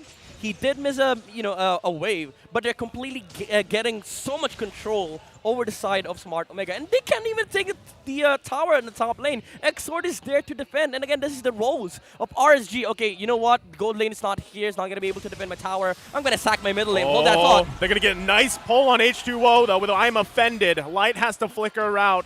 And now it's Omega turning slowly here, the tide of the game, able to find a couple pickoffs himself. And with Kelra grabbing that kill, we're going to start to see this Harith pick kind of shine as we get into that mid to late game transition. Impressive use of the Way of the Dragon, though. Dare I say, Omega, yes, they're starting to find their wins. Oh, look at this. They're making a beeline for the Lord. This is a worthy trade for that tier 2 up top. We'll see if they can fight this one. It's going to be less than half health. The pull comes in. Emon gets the turret on the top side. Lord still low here. And it's Exort that grabs it. And now Nas stuck on Miko, grabs a kill himself. And everybody from Omega still focusing on Nats. He falls here, but it's a trade for RSG Slate Philippines. Nats could have died twice with that Lord Seal and that push by Emon up top, and it would have still been worth it. Oh my goodness, Exort with the magic worship, and I believe what took the Lord was a proc from the Lightning Truncheon, which is now, well, has been completed by, a lot earlier. But again, RSG, they just took everything from Smart Omega. That feathered airstrike was beautifully placed. It was perfect. It hit 3 heroes on the side of Smart Omega, and the beautiful thing is that the timing could not have, could not have been better, because he was able to land a feathered airstrike outside of the retribution range. So Smart Omega was forced to back away, and then the last strike from the from the bird took the Lord. That's worth 2 green dots. I'd say it was worth 2 feathered airstrikes for Exort. And now they're back in the lead, about 3K ahead, 11 minutes in. And the map is not called home for Omega, nowhere. Even their jungle is dangerous. Well, going back to the keys to victory here, right? You give Exor that bursty hero. I would say he got it, right? You guys talked about how valuable that feathered airstrike with that lightning truncheon worked out. It's working out great for them. So that begs the question, what does Omega do about this, especially with the momentum that RSG Slate has right now? I mean, at this point, you have to, introduce crazy chaos in this game. Like, look for potential pickoffs on the side of RSG Slate Philippines. But, what's making it hard for them is that Light and Exort is always positioning themselves in a way that it covers a lot of the important areas of the map, and also making sure that they're always ready to fight. So I think for Smart Omega, you need to be able to force arrows on the side of RSG Slate Philippines, because by the looks of it, RSG right now, they don't want to waste time, farming out the map. They just want to be able to fight. A quick assessment of what these lineups are bringing, right? Omega has a solid amount of CC. I'm wondering what it's going to take for RSG Slate Philippines to fall into that. I think if Omega can just chain those, they'd be great. They'd be fine. So far, all of RSG's wins have been off the back of single pickoffs, spaced out engagements. Yeah, but I think it's hard to do that, because look at the front lines. It's always going to be the Martis, with CC immunity, the Glue, which technically has a full reset with a split, and Light with a Shunpo. Again, CC immunity. How do you, deal with this kind of lineup wherein you also have to worry about the Barca? Yes, you do have the Hayabusa, but it's always the vision game, and RSG Slate Philippines has always been one step ahead, because the show is always at your face. Yeah, I think that's one of the biggest things here, too, is the responsibility of Miko specifically to get those, whether it's the flicker or not, with the I'm Offended. And if he can somehow catch Exort, I feel like that is a big piece of the puzzle. You take a lot of that burst away, and it would give you that advantage, because Kelra, he's not having a terrible game. He's 2-0-2 on this Harith pick. If he can get RSG Slate in that Zombie Forest the way he wants to, you take out that burst potential from RSG Slate, you're in a good position. And now it starts here with this next Lord. Main worry for Smart Omega, however, is the damage output of this Moskov Eman with the Inspire. Even though Kelra does get a lot of shields from every proc of his hits, again, the problem is that you cannot underestimate the damage output of a Moskov, especially with the Martis on their lineup. If your HP falls to this threshold, you immediately just die. Spotted with just that one engage. Light's going to go in with the Way of the Dragon. They're going to focus on Renzio. Gets chopped into the wall. But there is Kelra. But look at the damage from Emon. And he goes down as Kelra's on a killing spree. Nats still going in. It's a trade, though, as Stone falls next. H2? Only Emon down here. H2O able to get out of dodge. And just like that, RSG winning that fight. It was rather messy, though. 2 for 1. And say what you will about the math between Moscow's basic attacks and Harriet's shielding, but he's called the Filipino Savage for a reason. Kelra played that immaculately well, but it's not enough to pull Omega out of this, not quite yet. It's still hard because it took the the attention away from Eman for RSG Slate Philippines to just focus on getting Renzio, but Miko was also standing in front of the Moscow. That's why the last hit didn't come out. So Kelra was able to dash away and get out safely, but RSG Slate Philippines, again, you're now seeing the damage output of this lineup. Even the Fredrin felt like he was a squishy hero. Yeah. I mean, when he got just pushed into the wall. But here's the thing, right? Kelra picking up that Divine Glaive just now, this is going to be in a great position for them to, again, fight for this Lord, right? They stopped RSG Slate from getting it previously, so they do have what it takes to actually contest this and fight for it. That last engagement, I'd call maybe 3/4 step forward. Like, it wasn't clearly ahead, but it showed some teeth from Omega. Yeah, it wasn't the step, but there's signs there. There's a glimmer of hope for Smart Omega. But again, positioning is going to be very, very important here for both sides. Light did, however, try to pick off the Fredrin, which what started that affair for RSG Slate Philippines. It wasn't the most unfavorable. It wasn't the most favorable position for them. Yeah. So I think that's the that's where RSG Slate Philippines can adjust to. With Joe on the front line, you need to be able to have this amazing patience to just look for heroes, constantly look for the Hayabusa and also the Harris on the side of Omega. Light's going to go in again with the Way of the Dragon, trying to find a kill here. Miko does fall, but it's going to be a trade as Light's taken out too. Renzio grabbing a kill for himself, still focusing down quite low. Storm goes in with the flicker, gets pushed back. Can't get the kill he was looking for. Still going to be alive though, has the split. But Emon able to clean up, and now Naz on the hunt here. Emon versus the world. It's a 1 versus 3. Doesn't have enough though to get the kill. Able to survive for another day.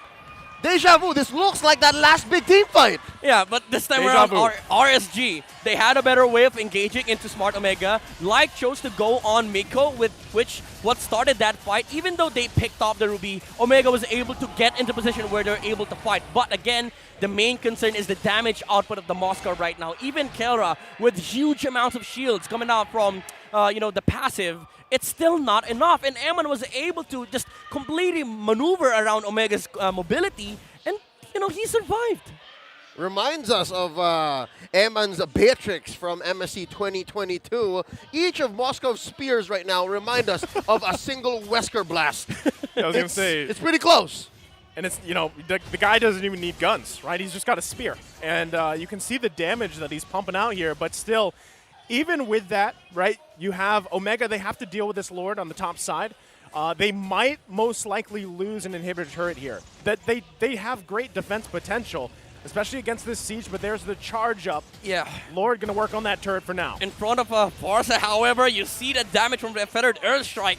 One hit onto the Hayabusa, 50% of his HP. This is gonna become a problem for Smart Omega because now the cooldowns on Exhort, it's much lower on the Feathered Airstrike.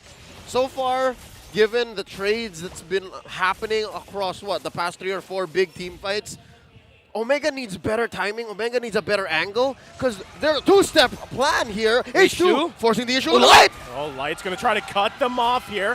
Who does he focus on? There's the Way of the Dragon. Renzio still going to be alive here. The Zaman Force was committed. No one going down just yet. Now Miko, though, in trouble. H2O still looking for another as well. There's the Immortality. It's going to be popped. Miko falls here. Light somehow still alive. Kelra, this is a much harder game on this Harith. It's kind of awkward for the Harith, to fight into RSG Slate Philippines, because you do ask the question, where do you start to get out? Do I consume the rest of the Zaman Force just to make sure that I get to a safe space, or do I fully commit? And that's why Kelra has not died yet in this game, because the majority of this, the team fights that are happening, Kelra was just trying to run away from the Moskov. Yeah. I mean, that's the thing with Moskov when he's across from you is, one, you have to watch out from being pushed into a wall or maybe your teammates.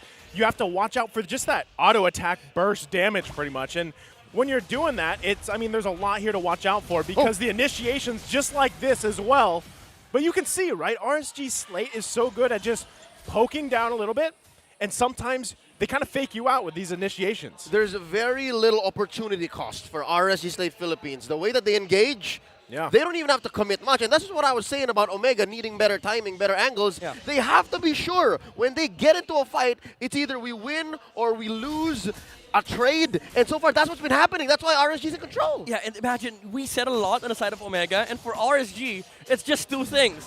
18 seconds on the feathered airstrike. Yes! And then Emma just hitting the towers. That's just that. Just auto-attacking. Two things for Omega. It's a grocery list. All right, Renzio has to find Eman. Miko has to get a good tempo break. I'm offended. Ryzen needs to isolate somebody. He's rocking high and dry. Keller needs to make sure that this is the Zaman Force that matters. Yes. So again, that's Well, there's the checklist, grocery list, whatever it is, but they go with it. Kelra marks that box, steals the Lord. Focusing on Light here, but can they come out with this team fight on top? Emon getting deleted by Ryzen as Emon falls. And Lord in the hands of Smart Omega. Is that what they needed? They needed me to enumerate what to do, and they were listening. All right, you got it. They went into a supermarket and bought everything. I would want to commend Miko for controlling RSG. None of the junglers were able to land their retribution on the Lord, but the control was there. And Kelra, again, being the main hero on the side of Smart Omega, instead of trying to fight, he secured the Lord. And this is really important for Smart Omega because now they control the tempo. They have the Ruby, they don't have the Flicker, however. They're fighting into the feathered airstrike, but right now, this is a much better position to be in because you dictate how to start the fight. Oh, right now, this Lord's still up here. It's going to work on this inhibitor turret. That's going to be a loss of a turret here in the base of RSG Slate. Looking for any angle they can find here. Emon trying to clear the mid lane. And right now, I mean, given how the last 20 minutes of the game have gone, this is best case scenario for Omega. I mean, they're back in this game here. This is good old-fashioned Omega. This is how they've been playing for the longest time since being established as a team, as a lineup, as a franchise, whatever you want to call it. This is why we love them. This is the Omega timers, ladies and gentlemen. Smart Omega, they're now the ones controlling the tempo, but I do want to point out that Exor just completed the Divine Glade. The feathered airstrike is going to start hurting more compared to what it used to be. Now, Smart Omega, they need to be completely aware of the positioning of the heroes on the side of RSG. If they're able to replicate what they did on that team fight in the Lord, just Miko standing on the front line and catching the heroes on the side of RSG off guard and having this amazing space for Kelra, they have a chance of fighting into that. But also, do take note, damage output is still going to become an issue because Eman and Nexword just outputs more compared to what what they can dish out. All right, so truth be told, about 3 minutes earlier, Omega was at a deficit, and they still won that engagement. They got away with a major objective. Now it's RSG's turn. They have to figure out how to solve this problem. Yeah. And is it safe to say that you figure out how to deal with Kelra, you're good? I mean, for RSG, I think so. Well, right now, they don't even want to let that happen, right? Conceal play going to come out. Look at Light, though, on the map. Ooh, waiting for an angle he can. He's going to get spotted out here a little bit, though. Flickers in. He blunders it. Has to get out here. Miko, too. That's 2 flickers down. Now it's Renzio going in. Kelra pushing mid lane, though. RSG Slate's going to back off. There you go, Renzio. Still the focus here, H2O. Now going to get taken out. Immortality gets popped. Kelra did work in the mid lane. And now the rest of RSG Slate still going to back off here. They have 2 inhibitors down. It's even across the board. Kelra, Nav's stuck to him. Looking to pull him back if he can. He can't get it. Now he's still with a team, and Lord is up. The timing between that. Oh, there's a done. Another Zaman Force. Eman. Another flicker going to come out here. Both teams. But look, this has been the trend of this game.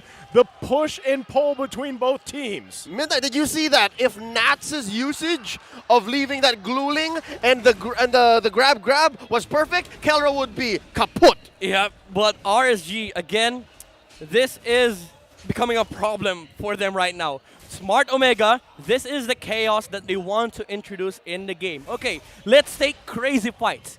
But instead of having the Harriet participate in the fights, let's just have him, clear the minion wave and pressure the towers. And Exort, he didn't know where to go. Do I defend? Do I fight? Because H2 just lost his immortality, and that's the way you want to fight with Smart Omega. Have RSG be confused so that they don't know where to commit. Because look at their lineup. They need to win fights. But Omega, they can delay fights. Miko on the hunt again. Conceal play going to come out, just pushing H2O back. Still focusing on this Lord here. It's going to be the next one. This could actually end the game for them. It is going to be the 4th Lord of the game. For sure. And right now, both teams don't want to let this one go, as everybody trying to fight for pretty much space around this whole thing. Look at Light, too, looking for a setup. He whiffed it earlier. Yeah. So he's got to be crucial on how he approaches this next one. It was an amazing position from Light. However, Ryzen, the awareness to just check the bush, because you can't play without the threat of the Cho. I mean, you cannot underestimate the threat of a Cho waiting on the push. Oh, yeah. So he had to check everything that he wants to walk on so that he ensures that Smart Omega can just walk over this area safely. And that's where RSG fell apart. When Ryzen saw the Cho, they knew that the members of RSG is here, La Cho is here, Farsa is definitely going to be there, Amon will not be here. Then we start choking the map because they all know where the members of RSG are. And with that, midnight, 25 minutes later, it seems like the tables have turned. Now it's RSG Slate's turn to actually get overloaded. Each hero in each role has to do several things to be able to answer this chaos that Omega is presenting. I just watched Exor. He's still there. Nice was talking, Midnight was on, now I'm still talking. He's still there. He was sitting in that same bush. That's called patience, but right now, Naz going to be the focus here. 3 members of Smart Omega. They get the split out, right? So that is a minor advantage, but not sure if they want to fully commit to this just yet. Also, Ryzen still bottom side, trying to hold on to that turret, the last one for their base. Yeah, I am feeling the pressure here on the side of RSG. The players know it. There's always that threat of crazy plays coming out from Smart Omega. Even Exort's positioning has been affected. The feathered airstrike that we saw earlier didn't really matter that much for Smart Omega because they were able to run away from it. But again, Light, he's trying to make another attempt on the backline of Smart Omega. This is what he is used to doing, but Omega, they have reviewed RSG. This is the favorite bush of Light. Whenever RSG tries to take Lords, he is always on that bush. And that's the angle he uses. Whether or not the fight was over, they can punish, or they can just, again, come in and then make sure that the opponents get wiped out. Again, this is what they call turn to heroes. Now, this is the first time we've seen actually RSG in a while, at least in the past 5-6 minutes, rotate this wide, this huge in this map. Yeah, but this does give an advantage to Smart Omega because skirmishes are much more favorable for them because the Hayabusa is just mobile enough to move around the map. And mind you, the Harith is going to become a problem if you don't fight 5 into 5 if you're RSG, because he will be able to delete some heroes if it's just a small skirmish. And it's small commitment for him because the Zaman Force, yes, it is a huge commitment, it is a huge ultimate, but its cooldown now is quite low. Yeah, and I mean, given that, he doesn't have, from last I looked, he doesn't have an immortality, right? So H2O going to take quite a bit of damage here, gets knocked up a little bit too. Now 1/4 health, still has immortality. Like I said, Kelra's going to completely rely on that Zaman Force, the regen, those shields to stay alive and really kind of force the situation in that Zaman Force where it's more favorable for Smart Omega to fight in. And look at that, with that small engagement, there's a pull of Nats. Nats in trouble here. Zaman Force going to come out, split as well. No There's Zaman Force though. Now Renzio trying to do something. Appraiser's Wrath comes out. It's going to back off for now. Look at Ryzen though, quite low as well. Exort has to get out of here. Stone took the feathered airstrike. And again, we're back to the situation. The push and pull, even ground. A lot of green taken away from RSG as well. 3 of their major battle spells, while Omega is doing great. Look at this, Omega only really lost Stone's Flicker. Yeah, and Inspire was also committed by Eman, so if you're a Smart Omega, you'd consider that the damage output is greatly reduced on the side of RSG, but you still have to worry about the positioning of Farsa, because the presence of the Feathered Airstrike into this Lord fight is going to matter a lot. Well, they're still going to press the situation here. Light, though, able to find the target. Immortality is popped. Can they grab the kill? Winter Tronchic going to come out. Still looking for it. Stome still alive for now. And it's Naz finally able to take out Stome.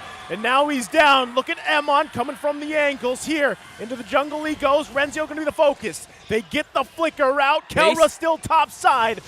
Minions are in the base. It's Exor that gets deleted here. Kelra still alive and Light in trouble now too. Emon gonna hit the Lord to heal up, but he could be in trouble. Flickers in. Miko can't get the pull he's looking for. Oh! And Ryzen takes out Light here as 2 are down for RSG Slate. 2 for 1 so far. Went the long way around, but now Omega's making a beeline for the Lord. This is such a big mess for RSG. They don't know where to fully commit. There's a lot of skirmishes happening on the side of Smart Omega. And the thing is, even if you try to chase for RSG, Omega will always get the upper hand. They can reset fights and take multiple of them. Emon, though, Appraiser's Wrath going to take him half health here. Should be able to heal back up. The spear comes out. Ryzen's in trouble. H2O holding off in the retribution. The shadow kill comes out. And Ryzen pops the immortality and gets the Lord on top of it. And now Renzio and Naz here. Miko pulling the retreat. They don't want to go down after that play. And Ryzen again with an amazing play. This game can go on forever, but the cleaner decides this has to end someday soon. What a major pickup for Omega.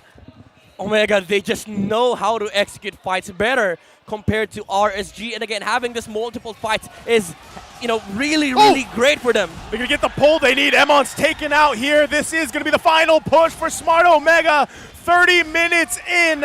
Lord's still there. And they're just going to be seconds away here from end of the game. Kelra taking out Navs. And like that, Smart Omega comes in, turning the game around. And that's game 1. A major victory for the Barangay, despite having a rocky start. Could have sworn their snowball was denied. They find the W. This is hard for RSG. That Lord fight was really, really crucial, and that was what separated Smart Omega from the fundamental, gameplay, wherein you just break the core identity of their comp, then they fall apart. Multiple fights were happening simultaneously, and RSG didn't know where to commit. I guess Wolf knew something we didn't. Wolf voting here for Smart Omega, still believing in those Omega timers. And, this is where they shine from season to season. It's Omega timers for a reason. That was a 30-minute game. And I feel like that switch started on, 20-minute mark? I think it was at the 20-minute mark. Yeah, after that 19. Long Lord dance. Yeah, they showed their teeth, and, that was the result of it all. And just those minute decisions, which really turned the tides of those team fights. Now, help me recall. Is this the longest record match in Season 11 so far? 30-something. I think so. Yeah, I think so. Because last time was 27. 27. That was TNC, right? Yeah. TNC Nexplay EVOS. Now, the Zilong one. MDL has a 32-minute match, but now we have something pretty close. Yeah, 29. Again, this is really hard for RSG Slate Philippines, which is better for Smart Omega. Why don't you tell us more about it, Midnight? Talk to us and break down game number 1.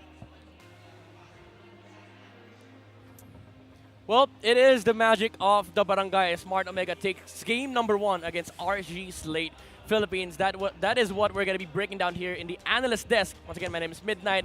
And, Smart Omega, they do have that kind of magic in them wherein they just make better decisions on end game fights. And the crucial factor about this game is the positioning of the heroes on both sides, especially on the end game. RSG did take a lot of the momentum away from Smart Omega on the early parts of this game, having amazing tactics on the back of their playstyle with the concepts like pressuring the gold lane, just putting your heroes in front of Smart Omega so that they don't take fights. But Smart Omega, they held their ground. They knew for a fact that team fight is always going to become a major game breaker in this game. If you are able to outmaneuver the team fight heavy composition of RSG, then you start getting, the conditions to clear out this game, and that is what Omega did. In the end game, they started taking multiple fights, and this is what their lineup allows them to have, especially with amazing sustains with the likes of Ruby and Friendrin standing on front lines. Actually, they divided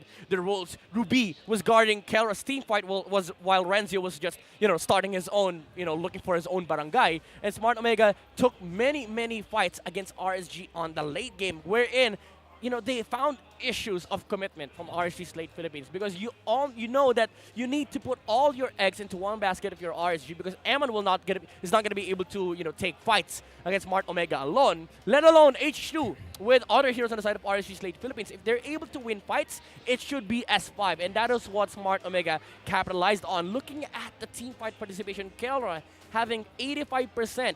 Considering that this has been a quiet game for Smart Omega, this does show you the importance of having that Harith participate on fights. And this is what we were discussing earlier, the need for Smart Omega to capitalize on the mid game. Or even though it wasn't met, the condition was still there. They needed to 5 as 1.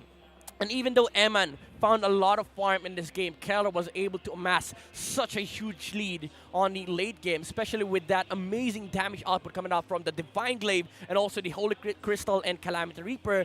Does secure a lot of damage output on the late game, especially against the tanky heroes of RSG Slate Philippines, which is why he is our MVP. Didn't even die in that game. Having that purify, that assurance that you're not going to be able to be controlled by RSG Slate Philippines, solidified Kelra's positioning on fights. And again, we talked about how important he was in the engagements. He knew that he needed to survive. He even committed multiple Zaman forces just to make sure that he was able to dash away completely from the engagements of RSG Slate Philippines, which made it hard for RSG to kind of fight into Smart Omega, considering that even if they have the Farsa standing on the back line, Omega is going to be having a hard time dealing with Farsa. Come the late game, when the Immortality started popping out and also the Guardian's Helmet, which does provide HP regen, they can reset fights. That's where Omega's advantage came in. The ability to just move around fights and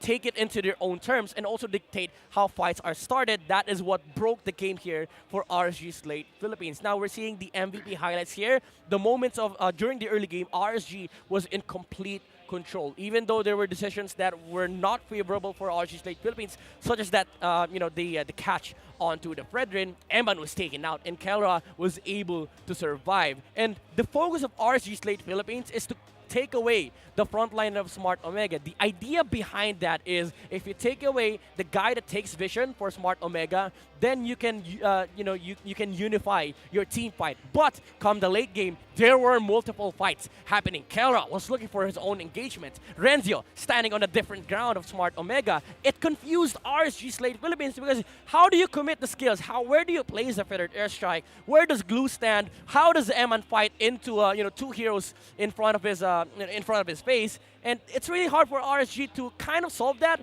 because it's on the terms of Smart Omega, and it was really hard for them to play around that. And it was just wonderful execution by the Barangay, realizing that the threat is no longer on the side of RSG. They started dictating how the team fights are now started. And now looking at the checklist of our keys to victory, again, applying pressure on the gold lane. We all saw that from both sides, especially with Renzio always in front of Eman. But the most important thing is that Nuts wasn't really boxing out the Harith, because even if he commits the split, they all back away, and they back away as one. Once that's done, they start looking for multiple fights. It's not a 5v5 engagement anymore. It's now all about trying to look for your own skirmish for Smart Omega, and that is again what broke RSG Slate Philippines, because it's hard for them to commit into these fights without knowing how to deal with Smart Omega. And Kelra, having a lot of fights, Kelra was put in a better position, because then there was no longer a threat of being bursted down. Exort was primarily focusing on poking the heroes on the front line, and Kelra was given a much larger space come the end game. Allow me to present a thesis statement, Doctor. Is it possible that that last key to victory may have been the reason why this game went 30 minutes? The fact that neither team committed to pressuring. Because again, what was it? Up until 12, 13 minutes, like, yo, what the hell's happening with the gold lane? Nobody's making noise up there. Is it the reason why you think this went this long is the fact that nobody really bothered Eman nor Kelra?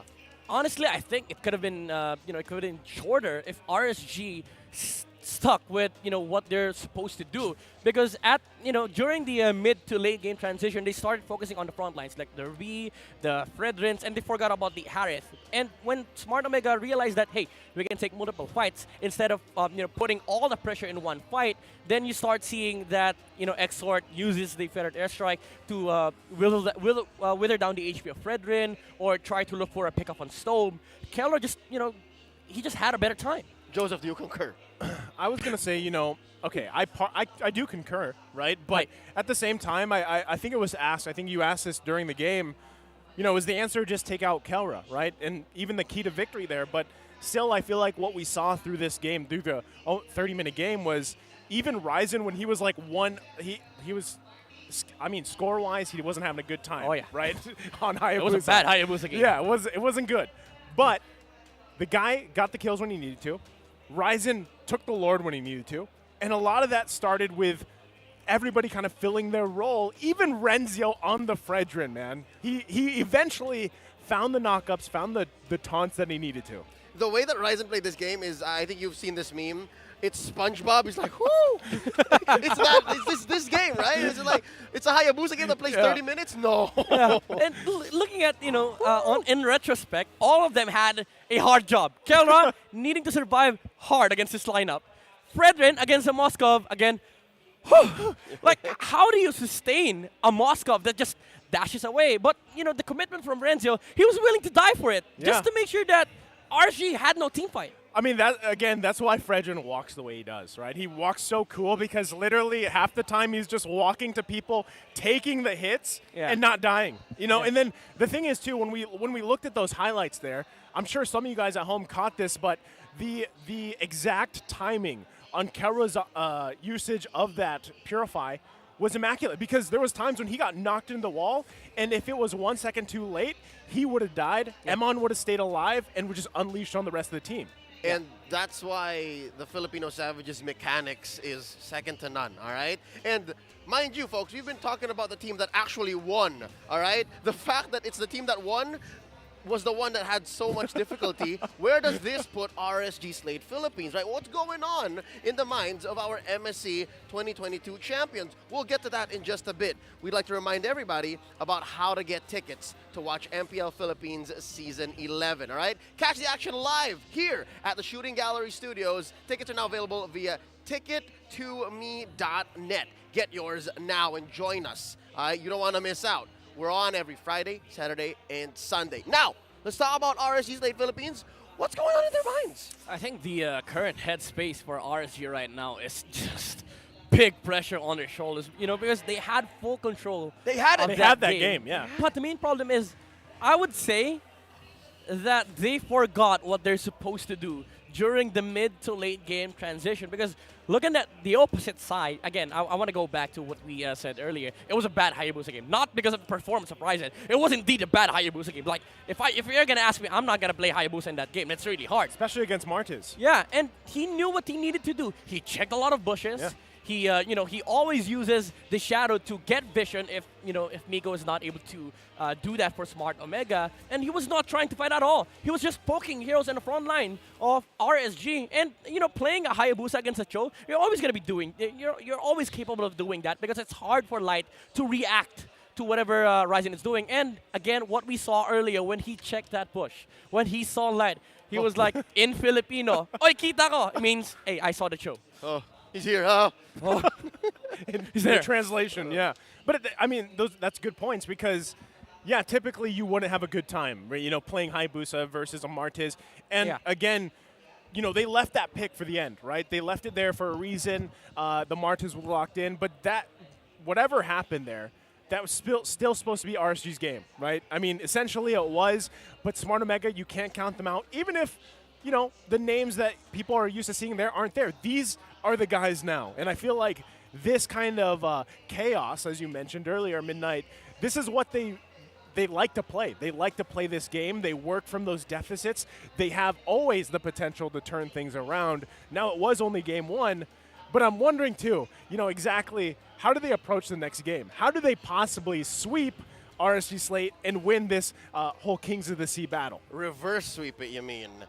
Now, we've been asking so many questions specifically for the team, right, as a whole, as a 5-man, hell, 6, 7-man, along with your coaches. But I have a question, Neil. John Paul Salonga, H2. We started this matchup with a spotlight. Nay, we put the young man, H2, core H2, under the microscope. Yeah. What's going on in his head now? Because, again, we mentioned it wasn't a bad Martis game. He was doing great. Immaculate pulls, nice zoning, the threat of the Decimate and the CC. How does he approach game 2 here? Well, Dan, I think you still stick to what works. Objective is still really, really important for RSG Slate Philippines. But what is most important right now is to completely forget game number 1. I mean, you still take the lessons, like positioning and all. But the pressure of game 1, that shouldn't affect game number 2. I think a reset is important here, and that is where Coach Panda comes in. You know, he's going to be tapping John Paul Salonga's back. Hey, you know what? Forget about game 1. You're going to play a good game 2. And as you've said, he played a good Martis game. There were some shortcomings on their end, but it was because of Smart Omega forcing the errors, which we discussed on game number 1. They were forcing errors on the side of RSG Slate Philippines, and you can't do anything about that. You can change the dynamics after this game because then you can start reviewing the replays. But game number 2, complete reset. Focus on what you're able to do on this game. And what they can do is set up a great draft. Here we go. Game 2, it's RSG's turn to be on the blue. Omega answering back. They got the 2-pick swing. There goes the Faramis and the Fanny taken out by Coach Panda and Coach Theo. Smart Omega, what's their second ban after the 1-1? Fredrin. Just kidding. Well, RSG Slate Philippines, they're now first pick. So I think both teams are eyeing at Fredrin right now, especially with H2, you know, having a fantastic debut with that hero, even though the Martis was kind of okay. It was a lackluster game 1 because it had to deal with a lot of issues, you know, in the late game. So I think that's that's where both teams are looking forward to picking up. Fredrin first pick is going to be highly contested unless Smart Omega bans it out. I mean, looking at the last game too, I wouldn't say H2O had, you know, a bad game at all by any means. I just think, like you guys mentioned, there was mistakes across the board from every member of RSG Slate to the point where that mid to late game, those mistakes built up on top of each other, and it was just compound interest for Smart Omega to turn around, right? So, and one of the things specifically is, you know, we see Light a lot on the show, but unfortunately he wasn't able to get all the picks that he needed to for the team here. So first pick, there is the Fredrin, like you guys mentioned, and that'll most likely be going in the hands of H2O. So, Farsa, they steal a Farsa away. I thought they were going to go with Valentina. Farsa Glue?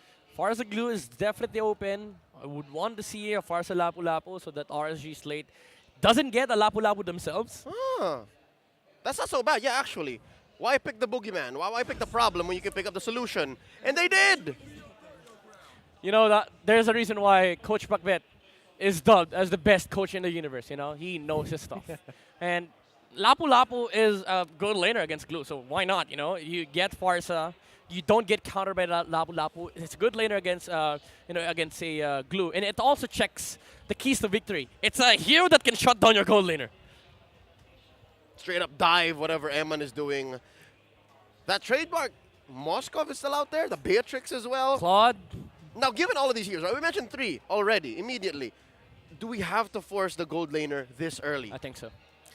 I mean, given the previous draft, I think you are better off picking it in this first phase than having things narrowed down to the point where, you know, again, across the board, Emon didn't have a terrible game on that Moskov. But look at that. It's actually just going to be the Valentina locked in here and the Yu Zhong. I mean, it's good. It's good for RSG because you get 2 powerhouse picks on the form of Valentina and Yu Zhong, but you just gave a Claude to Kelra. Again, I think the approach for both RSG, Slate, and Omega is why pick the problem? You can pick the solution. Doesn't matter what marksman you have. Nats is going to come get you. Yeah, the Yu Zhong, you know, it's not specialty, but I just have a lot of, points where RSG, they will see the weakness of this draft if you're up against. Oh, they still go back to the Harith instead of a Claude. Interesting. I guess that's better, right? I mean, if you coming off the previous game again, you're talking about, for RSG Slate, it's like, forget the previous game because, yeah, technically that should have been ours. But in this case, Kalra had an amazing game. on the Harith. Why not just pick it again? But, you know, you got to make sure, too, that with the Farsa, with the Harith, you round it out really well with whatever you decide to bring, one, in the jungle, and two, what is your roam pick, right? What do you have to solidify this lineup here? There it is on the screen, too. Again, Demon Kite here. You missed him. Yeah. Missed him. I missed the guy. Nice has the biggest smile. Yes, I do. I love Demon Kite, you know, but he's here to support the team. And, again, I see a lot of resemblance between H2O and Demon Kite, to be honest. Yeah, well, unfortunately, we're not going to be able to see Assassin picks because Fredrin is out for RSG. I would have wanted to see a Ling against this lineup of, you know, Smart Omega, but unfortunately, it's not gonna be happening. So RSG Slate Philippines, they start banning out the assassins against Ryzen. Hayabusa is now out, but there is, however, a Lancelot threat from Smart Omega. I don't know. Maybe they're doing the Lancelot shenanigans with a tank build, but it's definitely a potential pick for Ryzen. All right, if the Ling doesn't get banned out here, then maybe they do go for the. Tank Lancelot makes me giggle, but also they can go for Nakai. That's not out of the question, especially if you have Zaman Force and the Feathered Airstrike. Okay, you just Link's be ban out. zoning them back in. Yeah, there you go, Lance. I want me some Julian. Oh, please, with the new skin, come on. You're up against Yuzong, Valentina, Fredrin. Okay, they go for the Kufra. Ooh. Although Chapter's out, you know, this is still Smart Omega classic. Yeah, I was gonna say, it's still a color for them, right? And you know, I think it's fine. You know, Kufra being locked in here, you provide yourself a lot of CC, a lot of that tankiness too, and you're gonna also probably have to peel a lot as well if you need to. Just allowing Kelra again to kind of bob and weave with that Zaman Force, or even just the burst damage coming out here, right? Kufra's a great option. And still, it begs to question, what is that jungle pick for Smart Omega here? I think utility is the way to go for Smart Omega, considering that their composition primarily revolves around protecting the Harith while also providing space for the Farsa. But they go for the carry, which I love. However, the Franco, a little bit worrying for me because there is that Kufra on the other side. You know, it's always going to be an issue for Light to, you know, when it comes to, you know, the headspace of the Franco, like, how do I bite this Harith when there's a Kufra that can jump in? And again, does it tank a lot? At this point, I don't know. At this point, I don't know where I'm getting this, you know, these ideas. But Lancelot really did look awesome when I saw Fredrin, Valentina, and the Yuzong. Yeah, because literally there's only one ult Exort wants. Just one. He gets any of the others, doesn't make sense. Yeah, and the thing about Lancelot Fredrin matchup is that how do you catch the Lancelot? You know, he just dashes through you. You don't. You don't. I mean, even if you do catch him and he is, you know, tank, then what? Like, please no. You know, Ryzen, no. That's the next step, all right? I'm happy that we see Lancelot again back in the MPL, but is it a tank Lancelot a la Ken, a la MP the King? MP, it's in the franchise! Oh, Omega Neos, they played this. Yeah, I know. It's those. But I want to see a Ryzen full like a committal proper Lancelot. Yeah, I want to see, you know, some killer instincts there. To make a statement too that, you know, you can still play Lancelot like this. Yeah. All right. So the choice of emblem doesn't say anything, all right? Even if it is a Demon Slayer, we still don't know. Let's get into game 2. This is RSG Slate's last chance to reverse sweep it, or will Omega walk away with their first series win? If it starts seeing some orange aura, I'm going to be mad. Because that's the molten essence, you know? And it will become a tank Lancelot. I hear the gears. Welcome to the gears. What grinds my gears? Midnight edition. Welcome to the desk, you know, gentlemen. Lancelot, it's a hero that does a lot of damage, if not the tank build. Well, but we'll see. We'll see how it all plays out here, right? I mean, they still gotta. I mean, they're gonna have to transition to this already. The fight, though, breaking out for the Lith Wanderer. H2O taking quite a bit of damage. Ryzen, though, just gonna poke a little bit here. Might actually want to contest this too. Part of the jungle. Goes in, uses that retribution as well. He's going to back off for now. Miko, no dash, I think. Charge up here, and they back off for now. Okay, I don't see any orange aura aside from the orange buff. Well, this is usually the timing where you get the molten essence, so I think we're safe. Homie could possibly be behind. Look, he didn't get his smaller camps from up top. I mean, don't get the gear started, Leo. They're already started. They're going to be grinding nice here dodge. pretty soon. Yeah, nice dodge. So, I mean, again, going back to this lineup specifically, however Ryzen decides to build this Lancelot, I feel like you still have the damage in check, right? A lot of it is going to be the magic damage, though. So if itemization comes into play here for RSG Slate, and they have all those magic resist items that they really need to survive that burst, I feel like that's where it's troublesome for Omega. So I would like, with that being said, to see Ryzen just go damage so that they have that physical aspect. They need that supplement because your main problem is that if Kelra tries to man fight a carry, it's hard to do that because she just outputs so much damage. Well, they're going to go for it now. Nav's going to get taken out by Miko. H2 low, though, able to secure the first turtle of the game. Against a Lancelot. And against a losing team fight. You lost your XP laner, but you still had eyes on the objective. All right. Oh, what? Okay, they get the Purify out. Nice hook there. So Kelra doesn't have that, but Miko's just around the corner. There's a flicker bite though from the Franco, but again, Kufra is up there to protect the Hadrat, just to be able to give him some breathing space to make sure that the mid-game spike is open for Smart Omega. We're about 3 minutes in. Omega up by about 500 gold. I saw the orange aura. No. That's it. The no, gears Ryzen, have been grinded, folks. At best, it's a hybrid build. And at best, it's the tank build. I see the Molten Essence. Who needs physical damage when you can melt them to death? With what? The Molten Essence. I mean, the main concept of Lancelot against Fredrin is that you're able to walk away from the Fredrin. Now you want to maximize the damage from the Molten Essence. You have to stick with the Fredrin. Why win in 5 seconds when you can win in 15? But you still win anyways. Because it's all about Omega timers. That's why. Bring it to the late game. Tank a lot wins. Right. It's about prolonging the fights, right? Yes, I was going to say, Midnight, even Renzio's Lapu Lapu, right? The showstopper has unorthodox amount of damage, right? You've experienced I guess, a Lapu Lapu, so yeah. It's a huge physical damage threat against RSG Slate Philippines. But again, what we were discussing about earlier, when Nice mentioned that the supplement, I don't think it's enough, honestly. Well, we'll see. Well, I mean, at this point, you can see them focusing here on the bottom side. Ryzen trying to make his way there. Just can't get it. Light dodge! Pull! Kelra able to take down Light, though. So they get that trade. Stone with a feathered airstrike, trying to close in.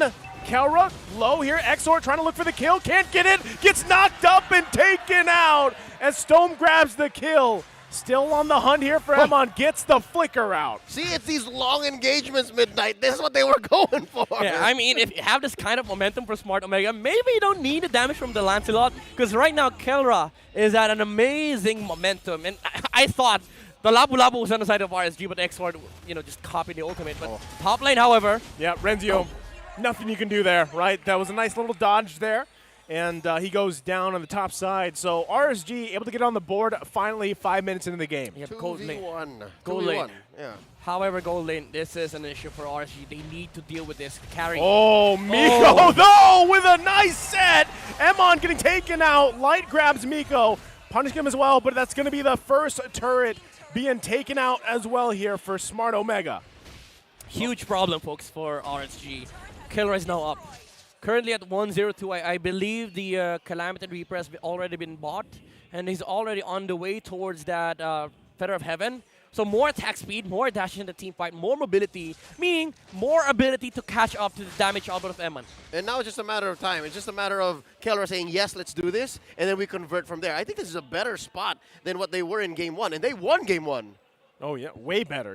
This is, I mean, considering how the previous game went, it's just a good position for Omega to be in here as they now focus once again on this side of the bush, still waiting for the next turtle to come up in about 40 seconds. Feather of Heaven now up on Kelra. Here it is. They should start looking to fight in the mid lane just to be able to maximize the tempo that they have right now, which is RSG. The reason why they're here is that they know that there's going to be a lot of grouping up coming out from Smart Omega. They put the carry on the bottom lane. He can deal with the Lapu Lapu, and it also is around the turtle area. And look at Omega. They're moving as 4. But, however, bottom lane. Oh, they're going to look for a play here. You can't survive that. He's going to get deleted. Renzio falls bottom side. So So RSG able to grab a kill they're looking for. They might also try to get that turret. What turtle coming up here in just a couple of seconds. Did he just use Retribution on the cannon? He did. He did.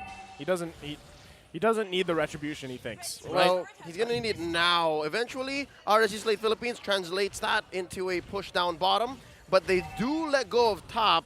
So, Ryzen, where you going? Ryzen going in there, but he's half health here. He's going to get zoned out by Naths. So, yeah, you know, H2O doesn't need that Retribution. Thankfully for that turtle, he secures it for them, but they do lose the turret tier 2 top side. Yep, we haven't seen the not specialty, however, yet with the Yuzong, but there was a glimpse against Ryzen. You know, it's hard for Smart Omega to contest objectives like that, especially when RSG is grouped up around objectives, because you also have to worry about the potential catch coming out from the Franco and also the Petrify combo after the Black Dragon form, which is why Omega, they decided to go with a tower on the top lane. It's a much better trade, I think, because resource battle is really, really important in this game. The economical damage that Omega is bringing into the table, you know, does put a lot of lid to stop the farming ability of the carry, which means bigger window for the Harry to play with. Midnight, it's not even a hybrid build, it's all in tank. It's all in tank, yeah. I was about to say, I was looking at the damage output of Ryzen earlier. Quite on the lower spectrum.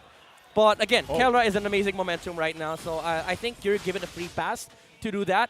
But late game, however, that's going to become an issue because carry shreds through that. Different story when we come late game. Yeah. Speaking of which, we're at the 8-minute mark. Lord spawns in about a minute. I believe Stome used that to just clear the wave and check other bushes. RSG, though, has owned the lower half of the map for a majority of the past 5 minutes. I think they're doing an okay job here, right? RSG Slate, given how pretty much the early game went in favor of Smart Omega here, RSG has done a pretty good job at just holding on. Now, biggest thing is, like you mentioned, Emon, right? And how this next Lord goes. Because what you're seeing is Smart Omega, they're going to go ahead and clear as much as they can, clear some of these lanes, even them out, so that they can have a better position favoring for this Lord, which they already do, right? They have that tier 2 down top side. Everybody's holding on to their tier 1s in the mid lane, but still, if they can find a pick, then they're going to set themselves up for that first Lord coming up now. Yeah, RSG, they're doing a buddy-buddy system right now just to be able to clear waves. Bottom lane, however, Miko! Come in, there's the damage. Exort able to grab the kill. Zaman Force comes out. Kelra now wants to punish Light as he makes him fall, picking up the Holy Crystal as well. So that's a trade, the 1-for-1, and it's Light and Renzio that are down. It's RSG's turn right now to, look for a crazy and chaotic fight. And look at this. Nav's going in, but look at the damage there, getting punished.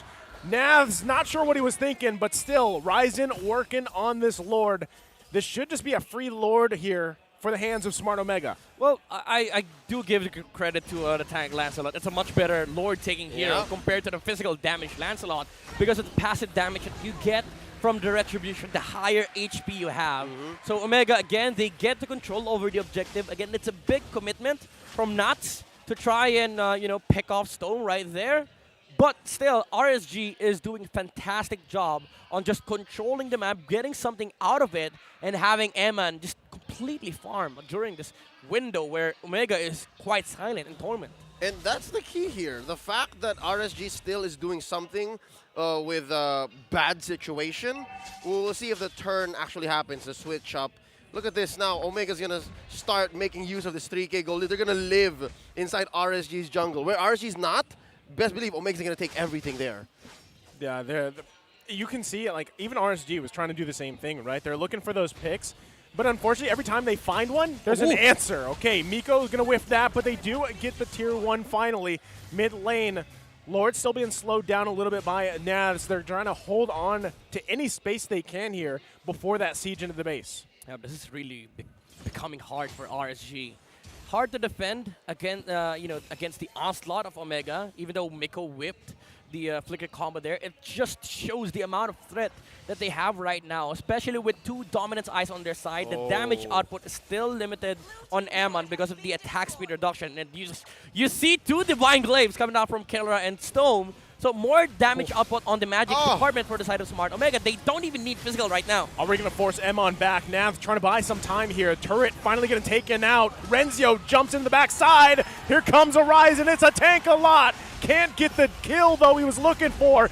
Exord comes in, able to take Ryzen out. Now Kelra the focus. Emon taking Kelra down. Not able to get anything just yet. Exord now in trouble, but Renzio's the one that falls.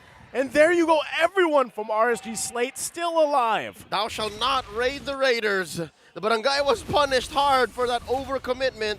But hey, they got something. They pushed in. They threaded the base. Look at the base at half health. They went complete Adele right there, too deep for Smart Omega. And, you know, their lineup, yes, it can dive, but diving that deep, they don't have the best mobility. I mean, Storm could get away with Wings by Wings, but Kelra, without the Zaman Force, that was the first crucial mistake of Omega in this game. RSG, they can chase. They have the Dragon, they have Fredrin, and also the Valentina could just control the heroes on the side of Smart Omega, and that gave a lot of space for Eman to work with, and he was able to move around the team fight, and he found Kelra. And the damage output, right now we're seeing, without the effect of the Dominance Ice, any hero on the side of Omega dies within 2 seconds. And that is Kelra's first death in this series. Well, I mean, that's the thing, right? With Emon, you know at some point this carry is going to be an obstacle to deal with, right? And you saw just how fast any of the tank members can get melted down. Or, you know, honestly, anybody can get melted down, even the Lancelot, right? So now at this point, it's like, all right, well, RSG did a good job at whittling down that gold lead that Smart Omega had for such quite a bit of time here. And now they're in a good position to actually contest this Lord fight instead of just giving it up. This is a much harder fight now for Smart Omega, considering that Eman just bought the Athena shield, so reducing the damage of the Feathered Airstrike and also the burst potential coming out from Kelra, it's going to be a little hard and tricky for Smart Omega to take out the gold laner of RSG, which is also a big problem for them because he is the main damage healer. However, there's a lot of obstacles at play on the side of RSG. You also have to worry about the Dragon, Fredrin on the front line, just having this huge amounts of HP with also an Athena shield at his pocket, so more survivability for RSG. Now you talk about prolonging fights, RSG also wants that. Well, right now, the hook's going to land here on the mark as he gets deleted off the map. Renzio out of here. 2 Iron seconds. Hook on target. And like we said, it's only going to take a couple of seconds for someone to get whittled, actually just bursted down with the way that carry works here. So still, Miko might be looking for an angle himself. A Lord here just above half health. No one committing just yet as it's danced around by both teams. Light. Renzio is down, though, so number advantage for RSG Slate here. H2O still has to be careful how he approaches this fight. Bro, they dogpiled on the two-time MPL champion Renzio. I have never seen a Lapu-Lapu melted that fast. Here's the jump. Miko, though, and they're going to punish Nats as he falls. Another hook's going to land here. Miko finally falling. Kelra takes out Exort, and they're pushing him back into the side as Kelra able to grab another kill, and a Lord is secured by Stome. Smart Omega just punishing RSG Slate here. What a sidestep from Ryzen. Oh my able to dodge the goodness. Appraisal's wrath. And this could be it as Smart Omega has their eyes set on the base of RSG Slate. There's a push down bottom, and Omega are making a beeline down mid. Lord has spawned up top. It's the chaos. RSG Slate does not know how to deal with the chaos. 7 seconds, 7 seconds. The cannon is inside the base. That's going to be it. Smart Omega in a clean fashion, sweeping this series 2-0 versus RSG Slate. This is Omega's first series win in Season 11. Wolf knew something we didn't. The only prediction.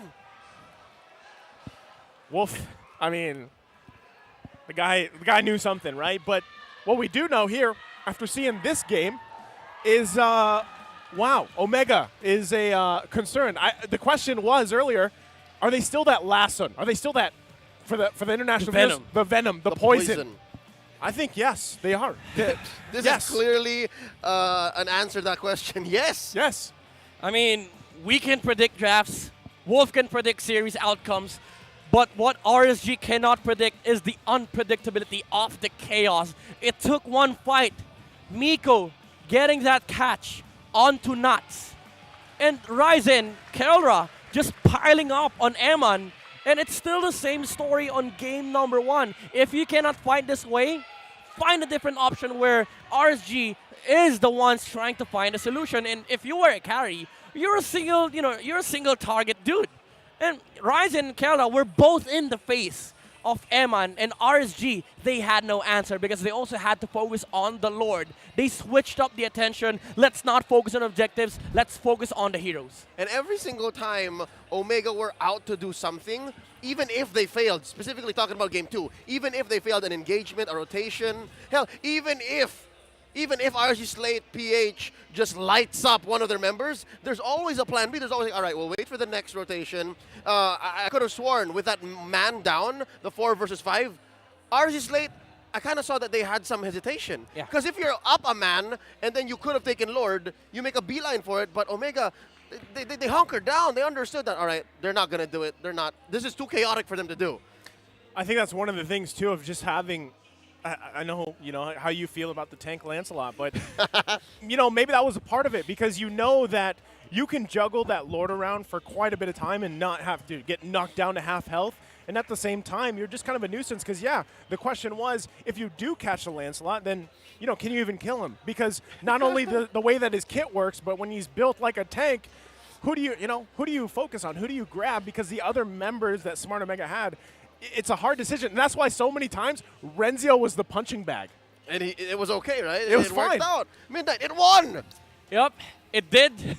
It did win against RG Slate Philippines. And I do love that you pointed out the fact that it's another layer of meat shield for Smart Omega. Even if it takes 1 second longer for the carry to take him down, because, carry does shred through a lot of tanks. 1 second of that matters because on that 1 second, Kerala was able to close the gap against Eman, and unfortunately for Eman, he didn't have the dash, and he was not able to completely get away from the clutches of Smart Omega, and that was game winning for Smart Omega.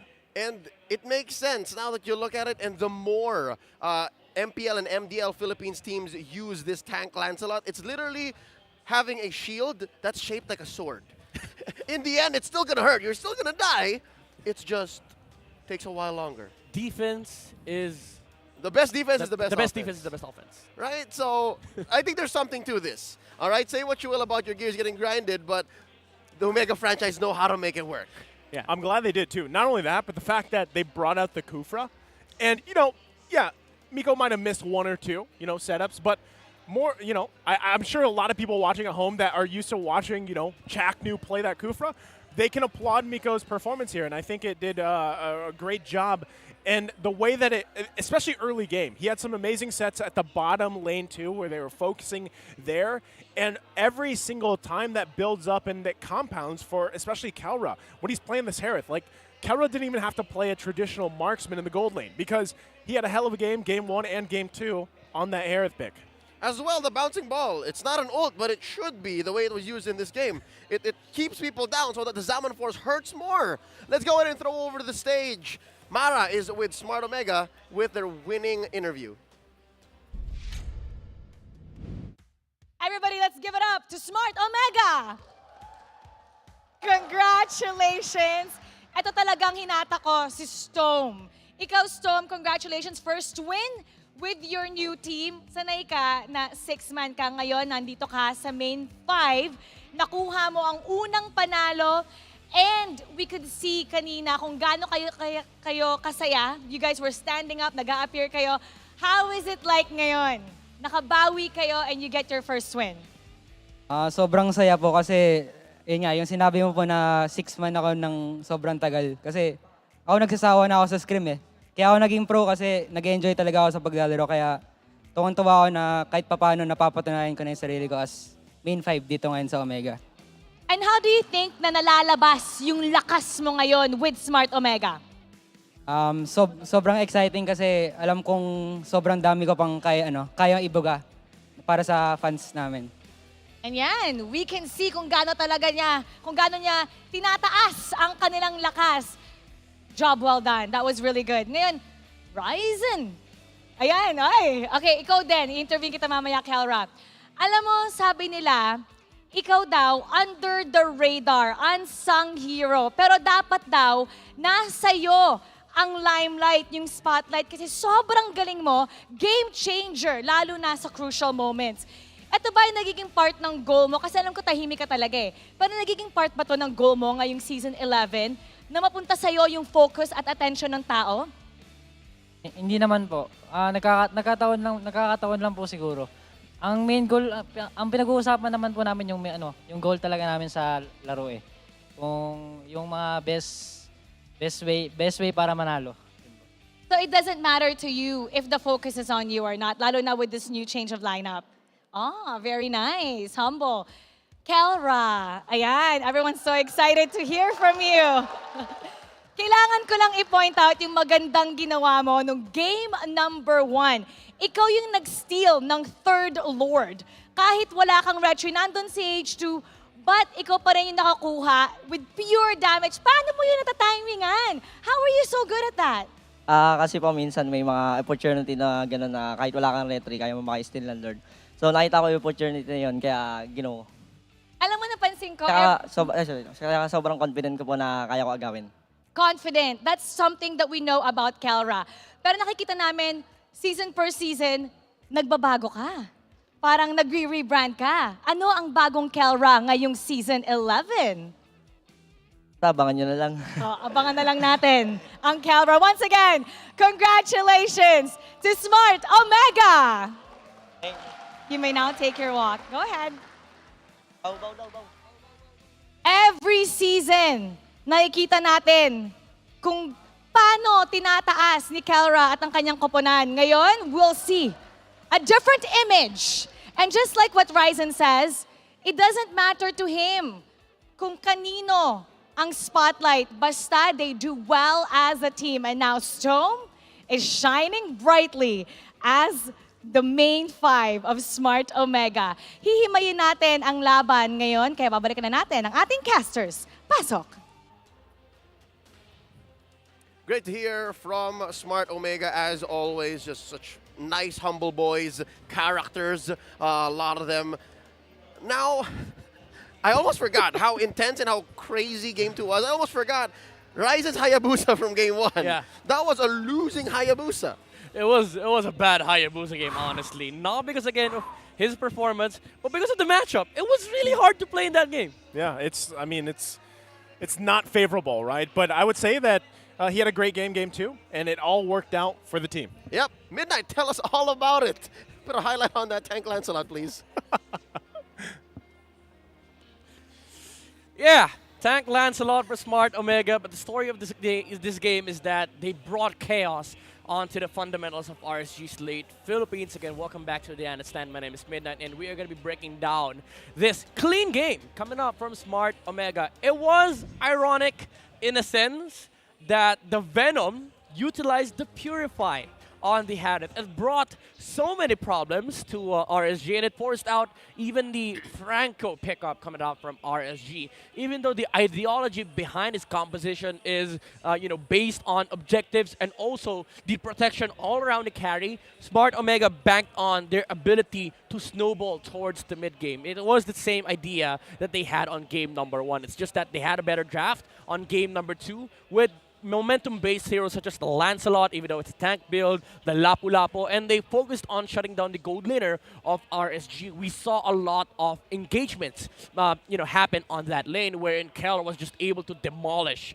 the lane over Eman. Even though Eman had a fantastic time farming up some resources on the map, and he was able to get a lot of gold, honestly. But the main problem of RSG was that the team fights were just happening all across the map. Smart Omega didn't let go of the pressure when they had the momentum on their side and when they were able to fight into RSG Slate Philippines. Now, look at the stats here. We saw that RSG, they did try their best to fight Smart Omega. They did participate in a lot of these fights, but the main problem that they have is that the protection of Eman was a little too short.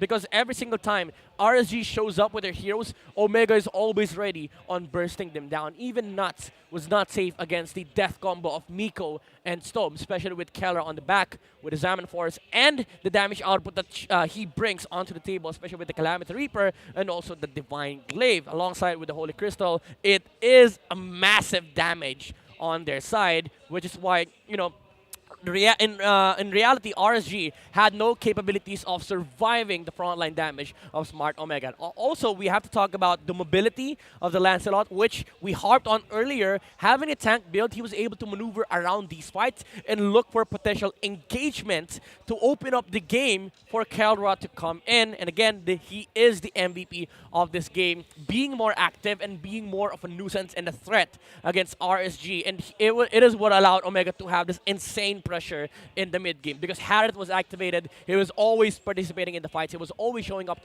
on the map. And again, the damage output coming out from the Calamity Reaper, the Feather of Heaven, more attack speed, more mobility, and of course the Divine Glaive and Holy Crystal. Add to that the layer of protection that he has with the concentrated energy. If there's no damage output that can burst him down, if he survives and he lands the Zaman Force, then expect the Harriet to get full HP in just a matter of seconds, which is a big problem for RSG. Now, on the early game, it was kind of a stalemate between these two teams. However, when Omega pumped up the pressure on the gold lane, this is where the chaos started for Smart Omega, and it is what gave them the advantage that they had during the mid game. Again, momentum is really, really important for their side, and Keller had a lot of that. RSG Slate Philippines, however, they did find some chaotic fights of their own. They were able to capitalize on the fact that Renzo was always, alone on the map, but it was not enough to secure them, the momentum that they need to fight off Smart Omega in the mid game. They did win that base defense, but come this Lord fight, even though RSG Slate Philippines had a pickoff on the Lapu-Lapu, they weren't committed. They were hesitating a little bit to fight into Smart Omega, and that is what gave the opportunity for this to happen. Again, Ryzen and Kelda just having this mindset, getting into this headspace where the gold laner is the most important here of the map, and shutting them down will net ourselves a win on this game. And again, it checked the keys to victory here, which is why they got the victory on game number 2, gentlemen. I wouldn't question that, to be honest. Like, game 1 and 2 seemed like just one long game, one long story for Smart Omega, and it was a story of how they figured out how to win in Season 11. Like, if they continue this route, the whole chaos, then I'm happy. I'm here for it. It's chaos, and it's also like just Smart Omega, like what they're known for doing. I feel like now, again, when you look back at week 1, I feel like that's always the time where these teams try to settle into the season. And honestly, week 1, you can't judge teams based off week 1 performances, right? Because obviously they're learning, especially the ones that came in with their new rosters, the way that they are situating themselves into the season. And that's kind of what we saw and how this unfolded for them. And I feel like it really was refined there from game 1 and 2. Yep. And with that being said, I'd like to think that the meta is still to unfold and our teams will just get better. On behalf of Midnight Nice You, my name is Leo. Stay with us. You're watching MPL Philippines Season 11.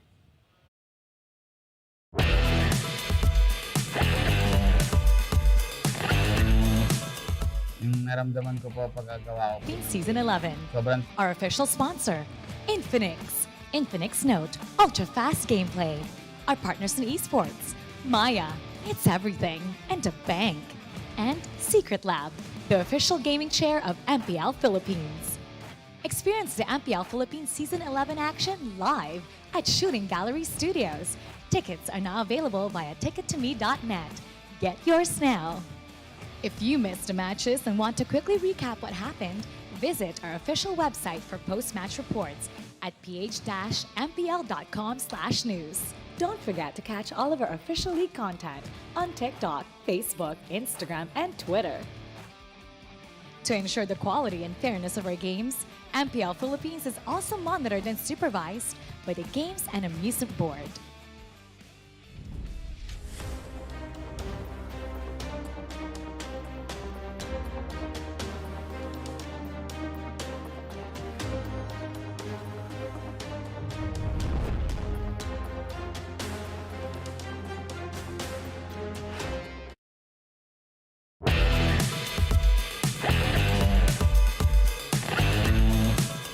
yung naramdaman ko po pagkagawa ko po ng plane yun. Sobrang tuwa po kasi sobrang laking luwag po nun, tapos makakabasag po kami ng tower. Ang masasabi ko po sa Blacklist, good luck and kita-kits ulit sa next round.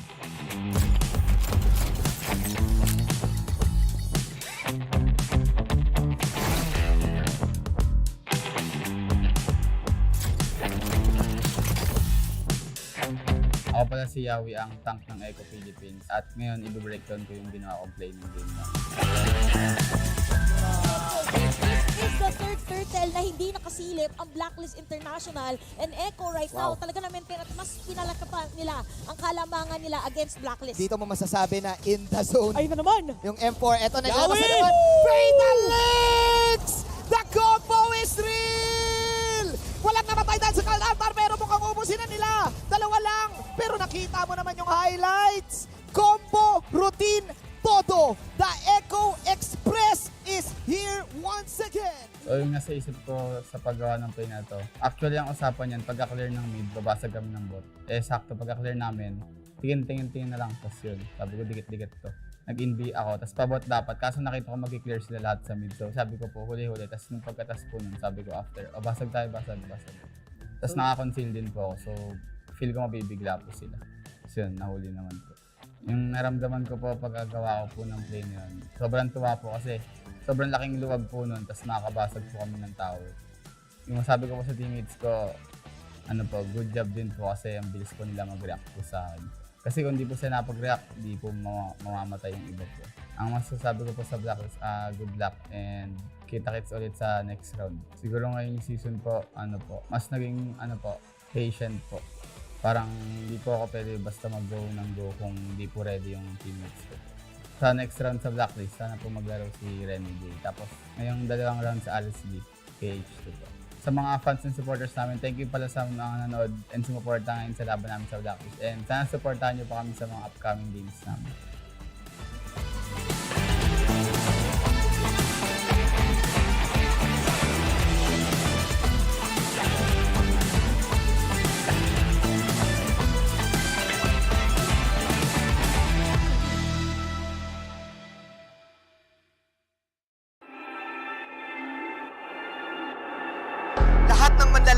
Lahat ng teams ngayon ay gustong isemento ang kanilang mga sarili sa kasaysayan ng Mobile Legends sa Pilipinas at talagang uhaw na uhaw para matawag na pinakamalakas sa buong mundo.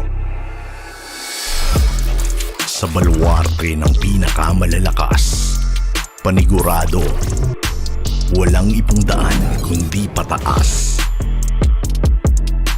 Sa gitna ng dismaya, pagdududa, pagkatalo at pagkadapa, bumabangon ng tunay na malakas.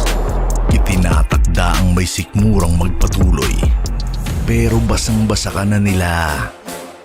Wala ka nang mailalabas na hindi pa alam ng lahat. Wala ka nang maluloko dito dahil lumilipas rin ang mga alamat. Kumakalat ang kawalang katiyakan. Ito na ang katapusan ng mga nagbabalat kayong Diyos. Gumuusbong ang bagong dugo para ibagsak ang nagmamataas. Kaya mo bang sumabay dahil walang naglalakad ng paatras at walang ibang daan kundi pataas?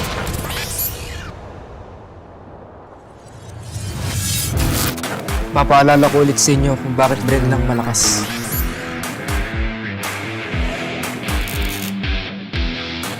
Hindi tatalab sa akin mga bala nyo.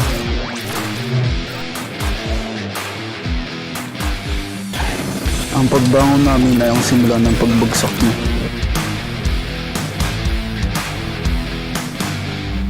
Takbo habang may lupa.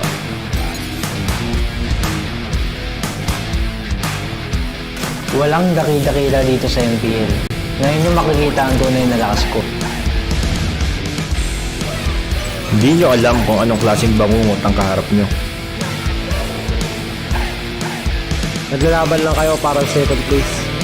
Umatras na kayo hanggat may pagkakataon pa. Pinaglumaan na kayo. Oras na namin to. Pupulbusin namin ang bawat isa sa inyo.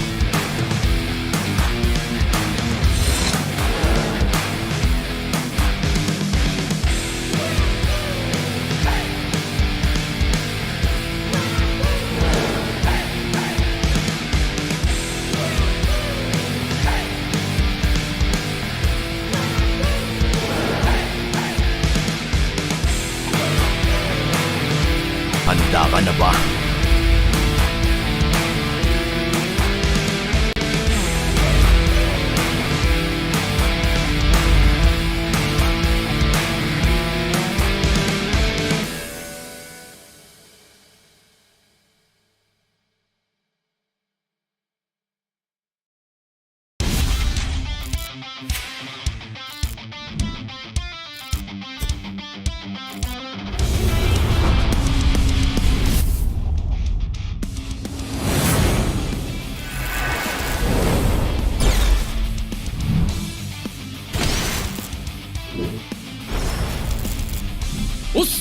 張ってこうぜ。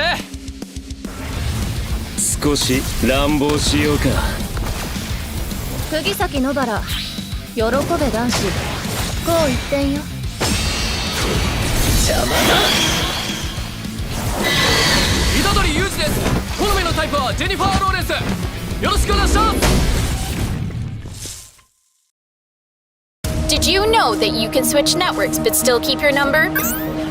Now you can go with the Philippines' fastest and best mobile network. All it takes are 3 easy steps. First, secure your unique subscriber code from your current provider. Visit our website or any smart store near you. Lastly, activate your smart MNP SIM and you're ready to go. Unleash the power of the Philippines' best mobile network. Switch to the power of smart. When you're in moments that matter most. At last, we time. Live them fully with Smart Power All 99. For 99 pesos, get 8 gigabytes of all-access power. To play. To laugh. To love. Plus, unleash TikTok. And only text. Live in the moments that matter most. Today, with Smart Power All 99. Sa 8 gigabytes, ang dami mong masashare. Daming kontenta. Ganyan pagsikat. TNT Double Giga Stories Plus. 8 gig, 50 pesos lang. Load na!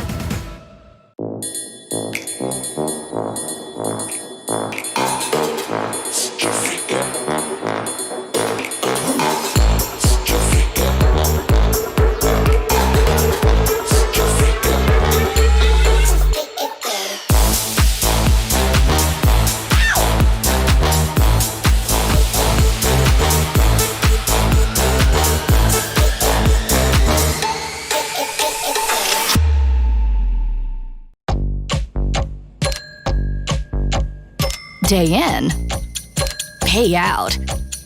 Choose the bank that gives you interest every day with Maya.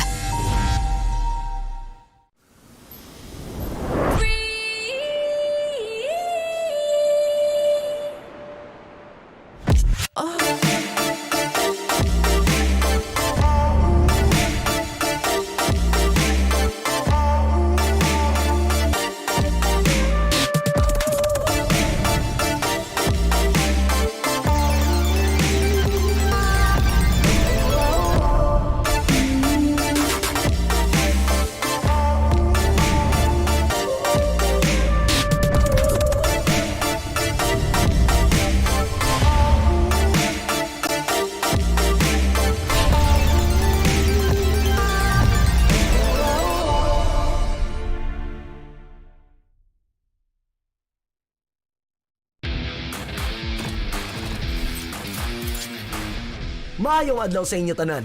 Ako nga pala si Santi at ito ang top 5 plays for week 1. On the 5th spot is our rookie spotlight of the week. Brusco DR gamit ang kanyang Ruby I Am Offended play nung day 1 laban sa TNC. 6 minutes in the game, nag-switch lane si Innocent at Jesu.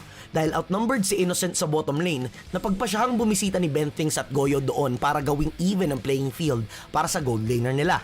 Nagkakapaan ang dalawang kupunan na parehong nasa mga bush at naghihintay para sa inaasam na kill. Sino nga ba ang unang lilitaw? Ang gagawin dito ni Innocent ay susubukan niya magpa-bait pero agad naman tong kinagat ni Brusco DR with a flicker I Am Offended play at hinatak pati ang dalawang nakatago sa bush na damay pa nga. May follow-up din dito si Goyong DR para nga tunawin ng mga kalaban. Napalangoy sila sa swimming pool. On our 4th spot is Nats from RSG Philippines. Nasa Lord Pit ang dalawang kupunan at kailangang makuha ng RSG ang 17-minute Lord. Pumasok si Nats, kasama si Light para i-zone out ang mga members ng Onyx. Matapos guluhin ang makunat na si Sensui ay nag-switch target agad sila na makita nila si Super Friends. Matapos sipain pabalik ni Super Friends si Light ay agad na nag-split-split si Nats para sa planong turret dive gamit ang grab-grab at nagtagumpay siya sa pag-pick off kay Super Friends. At this time, nasa disadvantage na ang RSG in terms of minion wave management at sa nangyaring clash sa mid lane, pumasok si Nats for backup at napunta ito sa 3v1 one-on-one situation. Gamit ang split-split at grab-grab, na sustain niya ang damage ni Nader, Nets at Sensui, forcing them to retreat and successfully buying some time for the teammates to recuperate. On our third spot is Super Red of Blacklist International. 9 minutes in the game, na-pick off si Wise dahil na-outnumber sila ni Yue sa mid lane. Agad na tumakbo for backup si Umay Venus at Super Red, pero hindi enough ang blessing of the Moon Goddess niya para iligtas si Yue. Outnumbered, napilitang pumalag ang 2 sa 4. Flickering out, nakaiwas si Red sa basic attacks ni Ninja Killa at nagpakawala ito ng torn apart memory at ilang basic attacks na tumunaw kina Riku at Ninja Killa, turning the tables. On our second spot is Eman of RSG Philippines. With a 5k gold lead, 19 minutes in the game, gusto nang i-end ng RSG-PH ang match. With a 615 KDA, ready na rin si Eman sa massacre na magaganap sa kanilang final siege sa base ng Onyx-PH. Habang tinatangkin ni Nats H2O at Light ang damage ng Onyx, nagpakawala si Eman ng Eyes on You sa gitna ng clash. Matatamaan siya ng penalty zone ni Der pero magka-counter go siya gamit ng go away.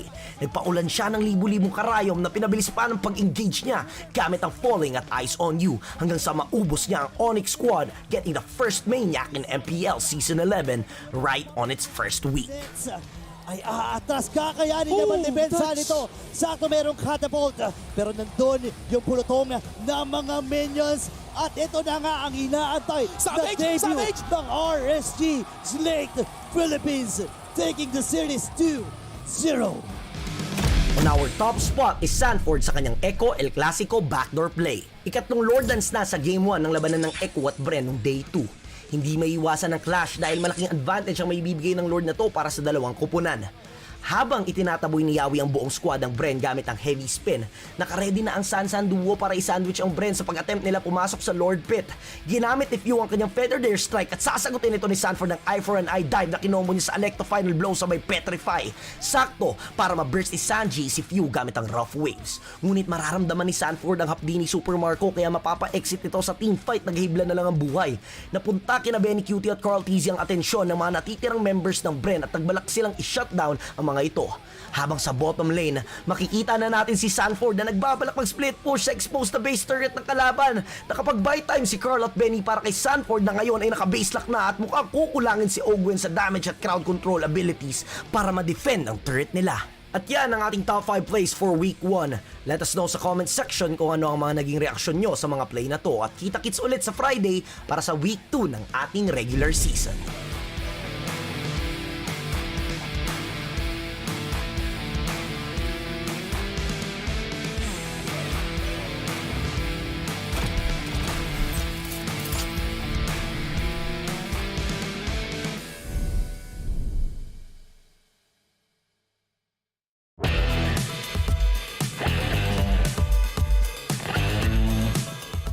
Naramdaman ko po pagkagawa ko po ng play nun. Sobrang tuwa po kasi sobrang laking luwag po nun, tapos makakabasag po kami ng tower.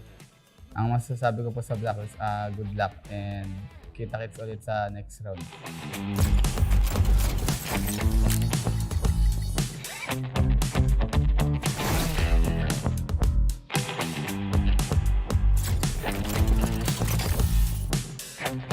Ako pala si Yawi, ang tank ng Echo Philippines. At ngayon, i-breakdown ko yung ginawa kong play ng game na. It's the third turtle na hindi nakasilip ang Blacklist International and Echo right now. Talaga naman mas pinalakapan nila ang kalamangan nila against Blacklist. Dito mo masasabi na in the zone. Ay na naman! Yung M4, eto na naman sa naman. Fatal Links! The combo is real! Walang namatay dahil sa Cold Altar pero mukhang ubusin na nila. Dalawa lang. Pero nakita mo naman yung highlights. Combo, routine, todo. The Echo Express is here once again. So yung nasa isip ko sa paggawa ng play na to, actually ang usapan yan, pagka-clear ng mid, babasag kami ng bot. Sakto, pagka-clear namin, tingin na lang, tapos yun. Sabi ko, dikit-dikit to. Nag-NB ako, tapos pabot dapat. Kaso nakita ko mag-clear sila lahat sa mid. So sabi ko po, huli-huli. Tapos nung pagkatas po nun, sabi ko after, basag tayo, basag. Tapos naka-conceal din po ako. So feel ko mabibigla po sila. So yun, nahuli naman po. Yung naramdaman ko po pagkagawa ko po ng play na yun, sobrang tuwa po kasi sobrang laking luwag po nun, tapos nakakabasag po kami ng tower. Yung sabi ko po sa teammates ko, good job din po kasi ang bilis po nila mag-react po sa akin. Kasi kung di po siya napag-react, di po mamamatay yung iba po. Ang masasabi ko po sa Blacklist, good luck and kita-kits ulit sa next round. Siguro ngayon yung season po, mas naging patient po. Parang hindi po ako pwede basta mag-go ng go kung di po ready yung teammates ko. Sa next round sa Blacklist, sana po maglaro si Renegade. Tapos ngayong dalawang round sa LSD, PH2 po. Sa mga fans and supporters namin, thank you pala sa mga nanood and sumuporta ngayon sa laban namin sa Blacklist. And sana supportahan nyo pa kami sa mga upcoming games namin.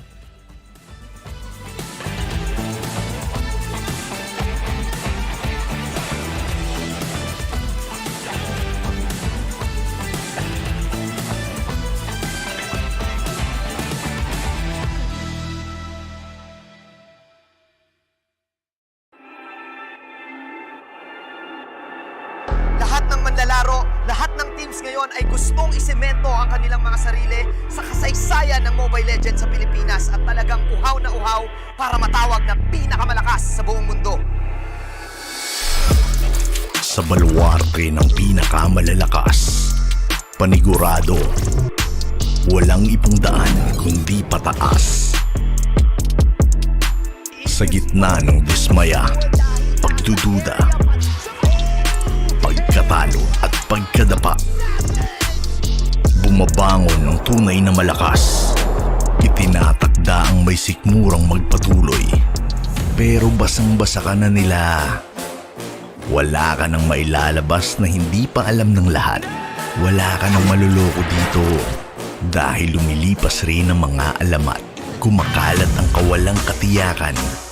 Ito na ang katapusan ng mga nagbabalat kayong Diyos. Umuusbong ang bagong dugo para ibagsak ang nagmamataas. Kaya mo bang sumabay dahil walang naglalakad ng paatras at walang ibang daan kundi pataas?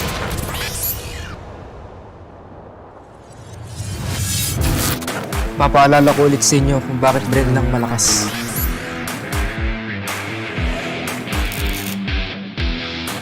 Hindi tatalab sa akin mga bala nyo.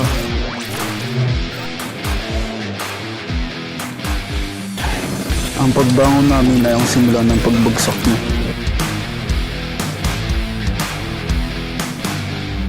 Takbo habang may lupa.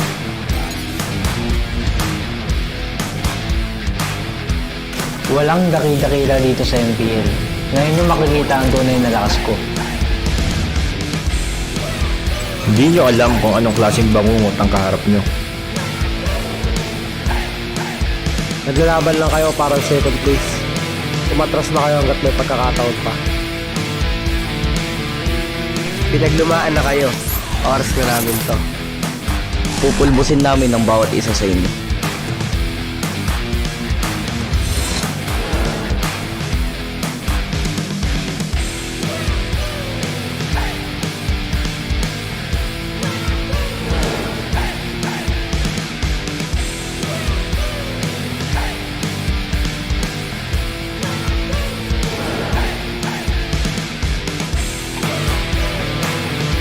Handa ka na ba?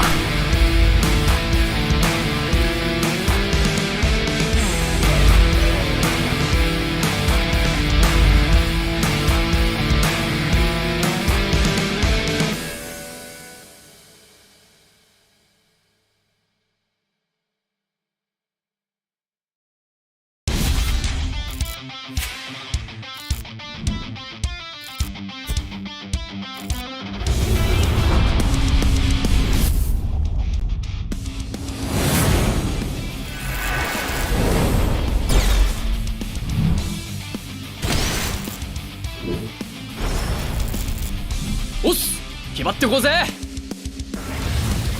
少し乱暴しようか。釘崎野原喜べ男子こう一点よ。邪魔だ。虎杖裕二です。好みのタイプはジェニファー・ローレンス。よろしくお願いします。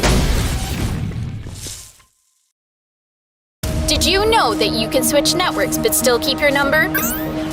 Now you can go with the Philippines' fastest and best mobile network. All it takes are 3 easy steps. First, secure your unique subscriber code from your current provider. Visit our website or any smart store near you.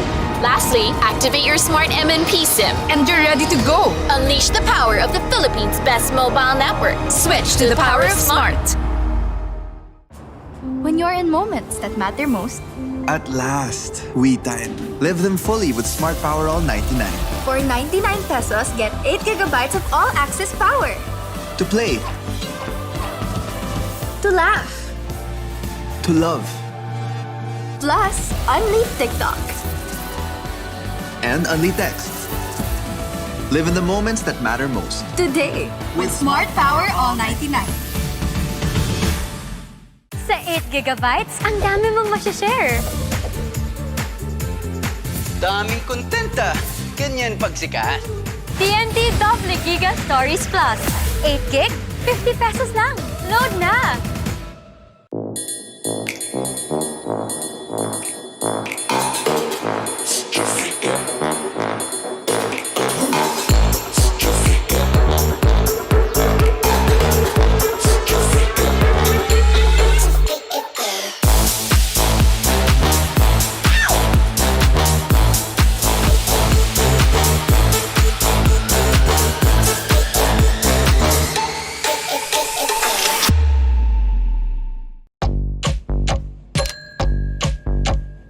Day in, pay out.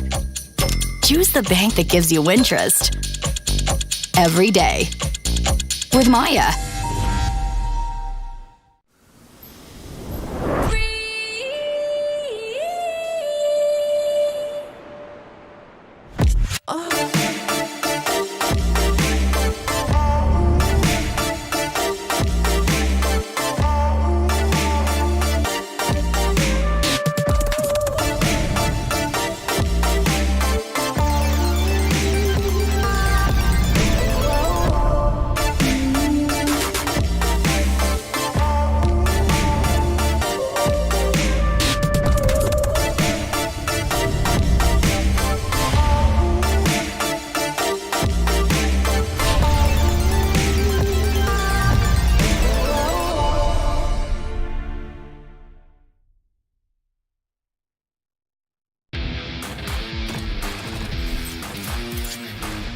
Maayong adlaw sa inyo tanan. Ako nga pala si Santi at ito ang top 5 plays for week 1. On the 5th spot is our rookie spotlight of the week. Brusco DR gamit ang kanyang Ruby I Am Offended play nung day 1 laban sa TNC. 6 minutes in the game, nag-switch lane si Innocent at Jesu. Dahil outnumbered si Innocent sa bottom lane, napagpasyahang bumisita ni Bentings at Goyo doon para gawing even ang playing field para sa gold laner nila. Nagkakapaan ng dalawang kupunan na parehong nasa mga bush at naghihintay para sa inaasam na kill. Sino nga ba ang unang lilitaw? Ang gagawin dito ni Innocent ay susubukan niya magpa-bait pero agad naman tong kinagat ni Brusco DR with a flicker I Am Offended play at hinatak pati ang dalawang nakatago sa bush na damay pa nga. May follow-up din dito si Goyong DR para nga tunawin ng mga kalaban. Napalangoy sila sa swimming pool. On our 4th spot is Nats from RSG Philippines. Nasa Lord Pit ang dalawang kupunan at kailangang makuha ng RSG ang 17-minute Lord. Pumasok si Nats, kasama si Light para i-zone out ang mga members ng Onyx. Matapos guluhin ang makunat na si Sensui ay nag-switch target agad sila na makita nila si Super Friends. Matapos si Paen pabalik ni Super Friends si Light ay agad na nag-split-split si Nats para sa planong turret dive gamit ang grab-grab at nagtagumpay siya sa pag-pick off kay Super Friends. At this time, nasa disadvantage na ang RSG in terms of minion wave management at sa nangyaring clash sa mid lane, pumasok si Nats for backup at napunta ito sa 3v1 situation. Gamit ang split-split at grab-grab, na-sustain niya ang damage ni Nader, Nets at Sensui, forcing them to retreat and successfully buying some time for the teammates to recuperate. On our 3rd spot is Super Red of Blacklist International. 9 minutes in the game, na-pick off si Wise dahil na-outnumber sila ni Yue sa mid lane. Agad na tumakbo for backup si Umay Venus at Super Red pero hindi enough ang blessing of the Moon Goddess niya para iligtas si Yue. Outnumbered, napilitang pumalag ang dalawa sa 4. Flickering out, nakaiwas si Red sa basic attacks ni Ninja Killa at nagpakawala ito ng torn apart memory at ilang basic attacks na tumunaw kina Riku at Ninja Killa, turning the tables. On our 2nd spot is Eman of RSG Philippines. With a 5k goal lead, 19 minutes in the game, gusto nang i-end ng RSGPH ang match. With a 6-1-5 KDA, ready na rin si Eman sa massacre na magaganap sa kanilang final siege sa base ng NXPE. Habang tinatangkin ni na Nats H2O at Light ang damage ng Onyx, nagpakawala si Eman ng eyes on you sa gitna ng clash. Matatamaan siya ng penalty zone ni Der pero magka-counter go siya gamit ng go away.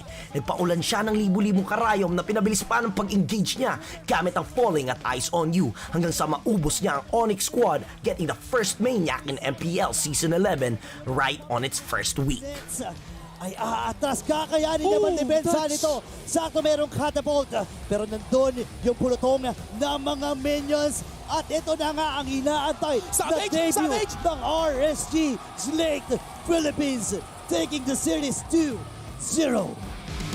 On our top spot is Sanford sa kanyang Echo El Clasico backdoor play. Ikatlong Lord Dance na sa Game 1 ng labanan ng Echo at Bren noong Day 2. Hindi maiiwasan ng clash dahil malaking advantage ang maibibigay ng Lord na to para sa dalawang kupunan.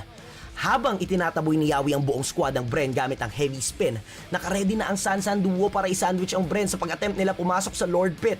Ginamit ni Few ang kanyang Feather Dare Strike at sasagutin ito ni Sanford ng Eye for an Eye dive na kinombo niya sa Alecto final blow sabay Petrify. Sakto para ma-burst ni Sanji si Few gamit ang Rough Waves. Ngunit mararamdaman ni Sanford ang hapdi ni Super Marco kaya mapapa-exit ito sa team fight, naghihibla na lang ang buhay. Napunta kina Benny Cutie at Carl Tizzy ang atensyon ng mga natitirang members ng Bren at nagbalak silang i-shutdown ang mga ito. Habang sa bottom lane, makikita na natin si Sanford na nagbabalak mag-split push sa exposed na base turret ng kalaban. Nakapag-buy time si Carl at Benny para kay Sanford na ngayon ay naka-base lock na at mukhang kukulangin si Ogwen sa damage at crowd control abilities para ma-defend ang turret nila. At yan ang ating top 5 plays for week 1. Let us know sa comment section kung ano ang mga naging reaksyon nyo sa mga play na to at kita-kits ulit sa Friday para sa week 2 ng ating regular season.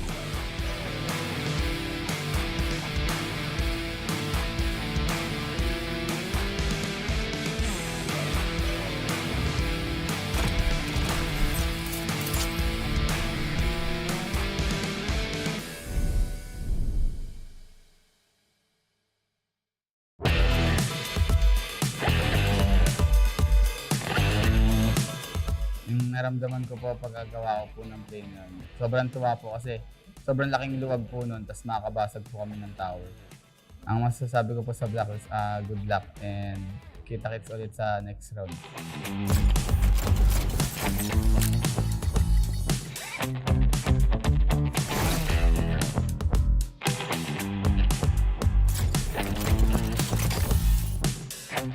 Ako pala si Yawi, ang tank ng Echo Philippines. At ngayon, i-breakdown ko yung ginawa kong play ng game na.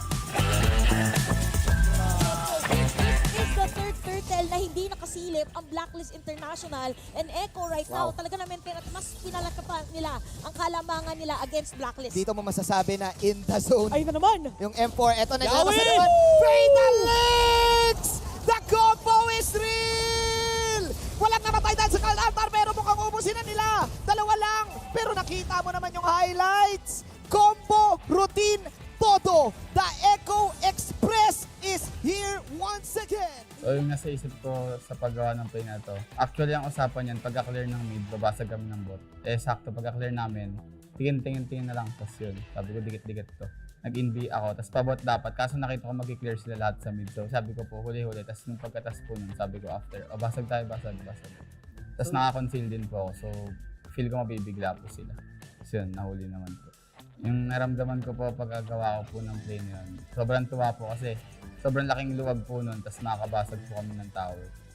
Yung sabi ko po sa teammates ko, good job din po kasi ang bilis po nila mag-react po sa akin. Kasi kung di po sila napag-react, di po mamamatay yung iba po. Ang masasabi ko po sa Blacklist, good luck and kita-kits ulit sa next round. Siguro ngayon yung season po, mas naging patient po. Parang hindi po ako pwede basta mag-go ng go kung hindi po ready yung teammates ko. Sa next round sa Blacklist, sana po maglaro si Renegade. Tapos ngayong dalawang round sa RSG, PH2 po. Sa mga fans and supporters namin, thank you pala sa mga nanood and sumuporta ngayon sa laban namin sa Blacklist. And sana supportahan nyo pa kami sa mga upcoming games namin.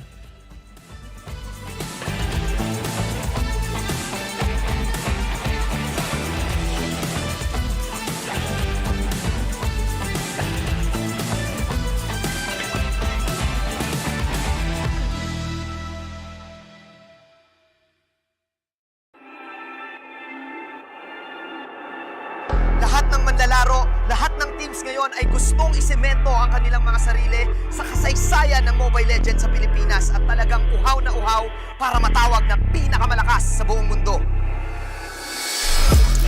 Sa baluarte ng pinakamalalakas, panigurado, walang ibang daan kundi pataas. Sa gitna ng dismaya, pagdududa, pagkatalo at pagkadapa, bumabangon ng tunay na malakas. Itinatakda ang may sikmurang magpatuloy, pero basang-basa ka na nila. Wala ka nang mailalabas na hindi pa alam ng lahat. Wala ka nang maluloko dito dahil lumilipas rin ang mga alamat. Kumakalat ang kawalang katiyakan. Ito na ang katapusan ng mga nagbabalat kayong Diyos. Umuusbong ang bagong dugo para ibagsak ang nagmamataas. Kaya mo bang sumabay dahil walang naglalakad ng paatras at walang ibang daan kundi pataas?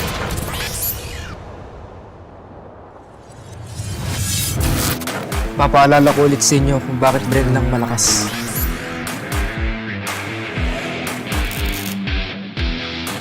Hindi tatalab sa akin mga bala nyo.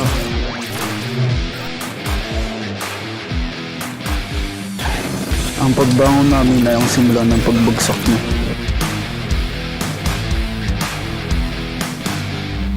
Takbo habang may lupa.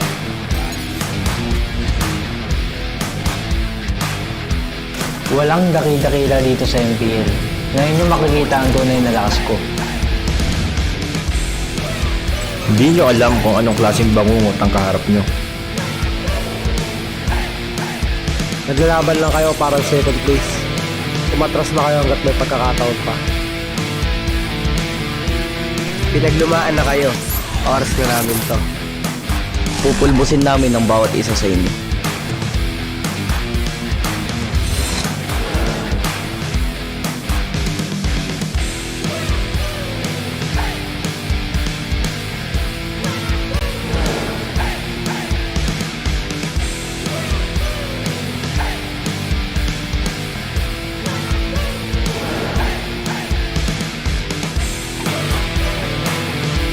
Handa ka na ba?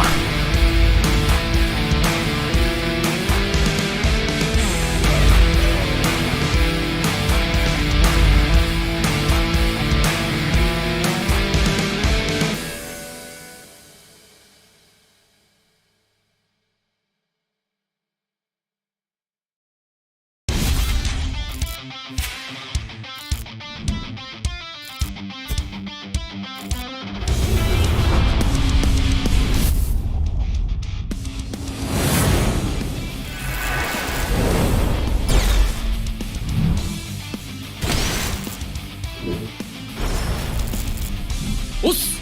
決まってこうぜ。少し乱暴しようか。釘崎野原、喜べ男子、こう一点よ。邪魔だ。虎杖裕二です。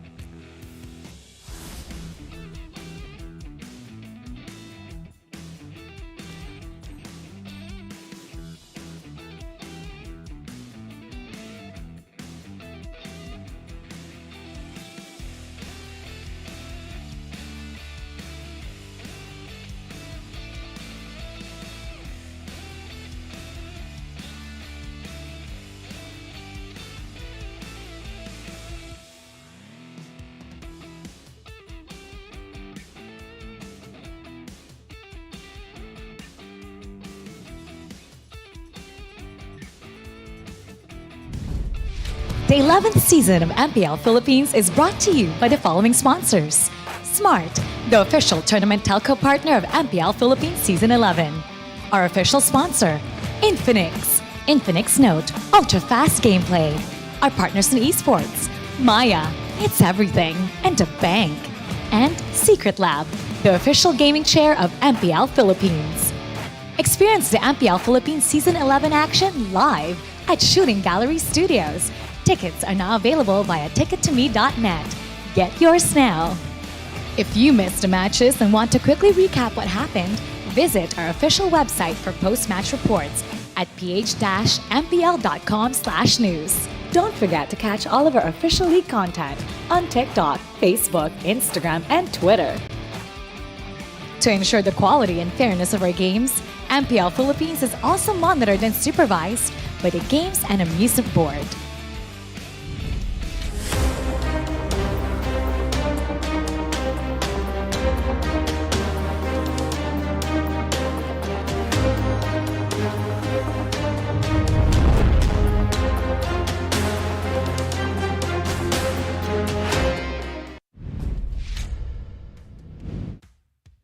You're still watching MPL Philippines Season 11.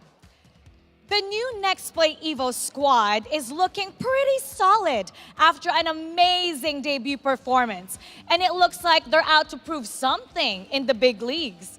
Meanwhile, this Bren squad wants to show that they are true contenders this season. Now here's a question. Will Nexplay EVOS put Bren in their defeated list? Or will Bren lean on their pro experience and shut down the upstarts?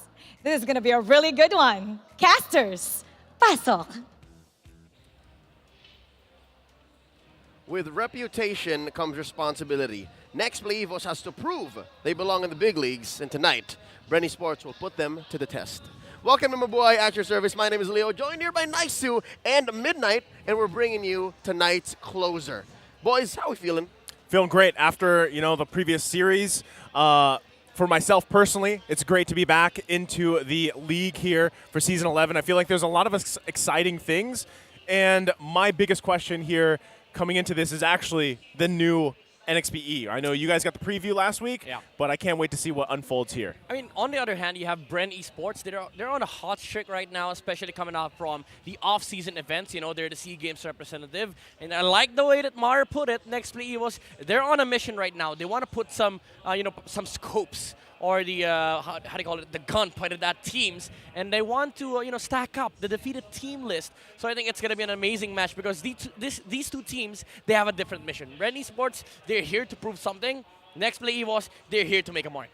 And the fact is, it's not the first time these two teams are meeting, right? It's in that same tournament that allowed Bren Esports to qualify to become the national team, wherein they actually stomped over what would become this lineup, what would become Nexplay EVOS in Season 11. More on this in just a bit. Well, first off, for you guys watching, we would like to invite y'all to enjoy the power of Smart when you switch to Smart without changing your number via Mobile Number Portability, or MNP. Visit smart.ph/switch to Smart to know more. Now, you see that name up in front of the jersey, right, for Nexplay EVOS this season, Minana.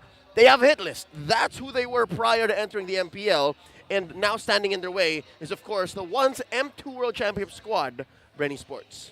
I feel like that's a heavy thing on the shoulders, right, of this squad. Rather, yes, they made waves through the amateur scene, Minana, and now they're here for NXPE. And there's a lot that I feel like they have to prove. But, any time, even previous season, we saw this, right, where a team comes in to the league, and a lot of people are waiting to see, do they have what it takes to match up, to stack up against these other teams, to get against these veteran names even. And a lot of the times, when it does happen, we as casters, fans alike, we're all surprised, right? And it's great to see because it allows the new blood, these new players to make a statement for themselves. And you see it unfold throughout the season. And again, even though it's only week 2, this is really where things start to fall in place for a lot of these teams here. You know what's beautiful here is that Bren Esports, they also have a lot of rookie players on their side. And speaking about that rookie player, we saw a lot of clips earlier. Ogwin, on his first season, Season 10, he's had a fantastic performance. Even though some might say that he was overshadowed by the likes of Kyle TZ, Few, he has shown to perform alongside the veterans. He has been an amazing roamer for Bren Esports and also a detrimental factor as to how great this roster is. Coming out with the stats, we saw the game against, the series against Omega, 8 assists. He's very consistent with a lot of this participation with Bren Esports because he's the main guy. He is the guy that starts everything for Bren. He's the main supporter of Few and Kyle TZ. That's why these amazing plays are allowed on the M2 winning roster. Yep, and now Season 11, it's Ogwin's sophomore season. So don't even think of beating Bren. Nexplay EVOS has to go through Ogwin. Now let's hear from our courtside reporter, Sona, to set up more of this matchup.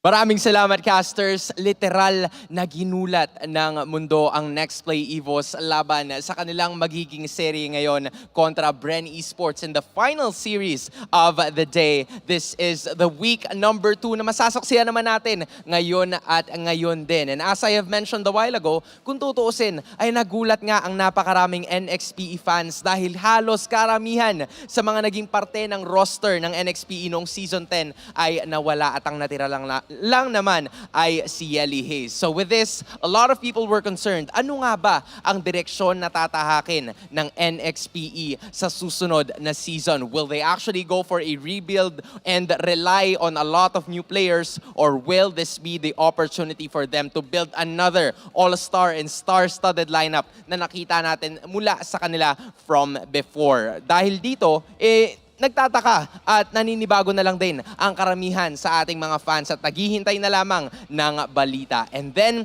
5 shooting stars came into play na hindi na kinailangan pa ng kahit ano pang introduction because of their achievements and current reputation na nakuha nila sa kanilang amateur scene run with 11 consecutive wins and 19 straight championships na na-verify, and it was fact-based from what we've seen before from their previous interviews. Naging malaking bagay at naging malaking focus and mental fortitude para sa team na ito na makuha ang kanilang kampyonato this time around para maging parte ng big leagues. The question is, kung magiging parte nga ba sila ng panibagong season ng MPL, because from before, a lot of MPL fans were wondering, dapat sana Season 10 pa lang kasama na ang 5 manlalaro na ito para makapasok dito mismo at makipagsabayan sa mga talagang todo at palo kung mag-ML kung tutuusin. But this time, they waited for the right opportunity. Yes, they had the ability to get a lot of wins, to get a lot of championships,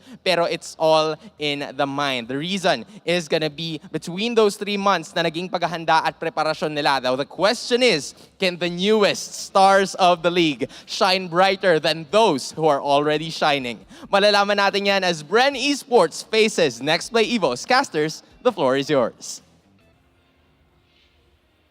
Sona, the floor is ours.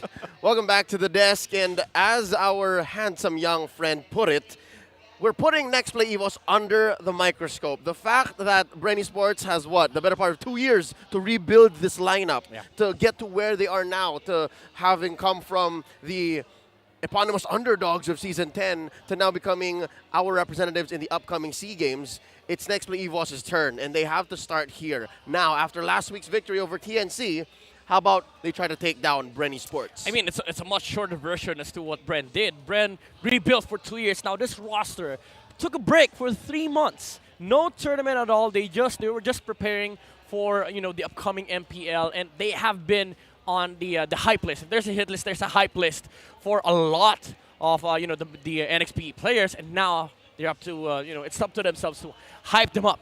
I'd like to admit, put me on top of that hype list, because after last week's impressive debut, I'd like to think this is their next stop, all right? So with that being said, let's welcome him on stage, Nexplay EVOS and Bren Esports.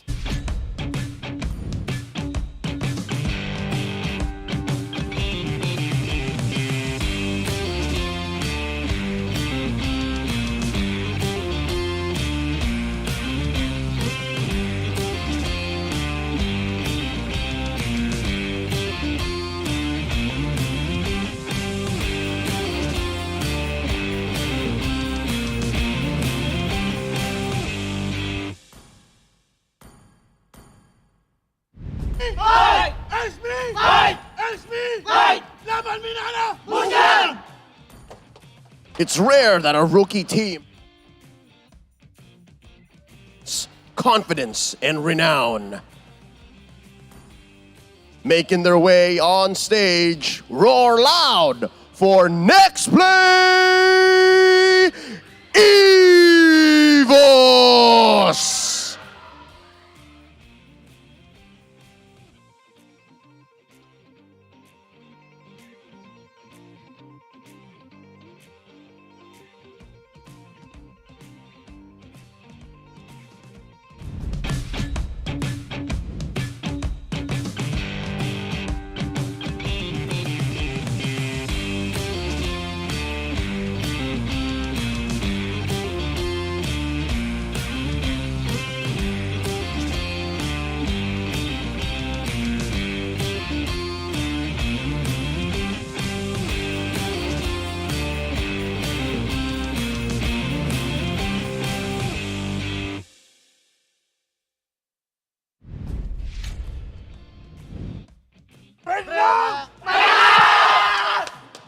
This World Championship franchise has been working tirelessly over the past year to reinvent itself, to much success. Buzz loud for Bren Esports!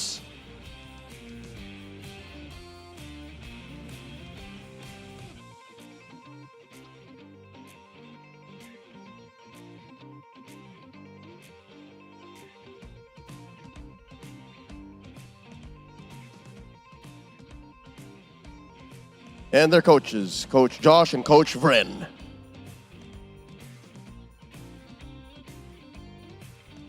We renew a budding rivalry tonight in a best of 3.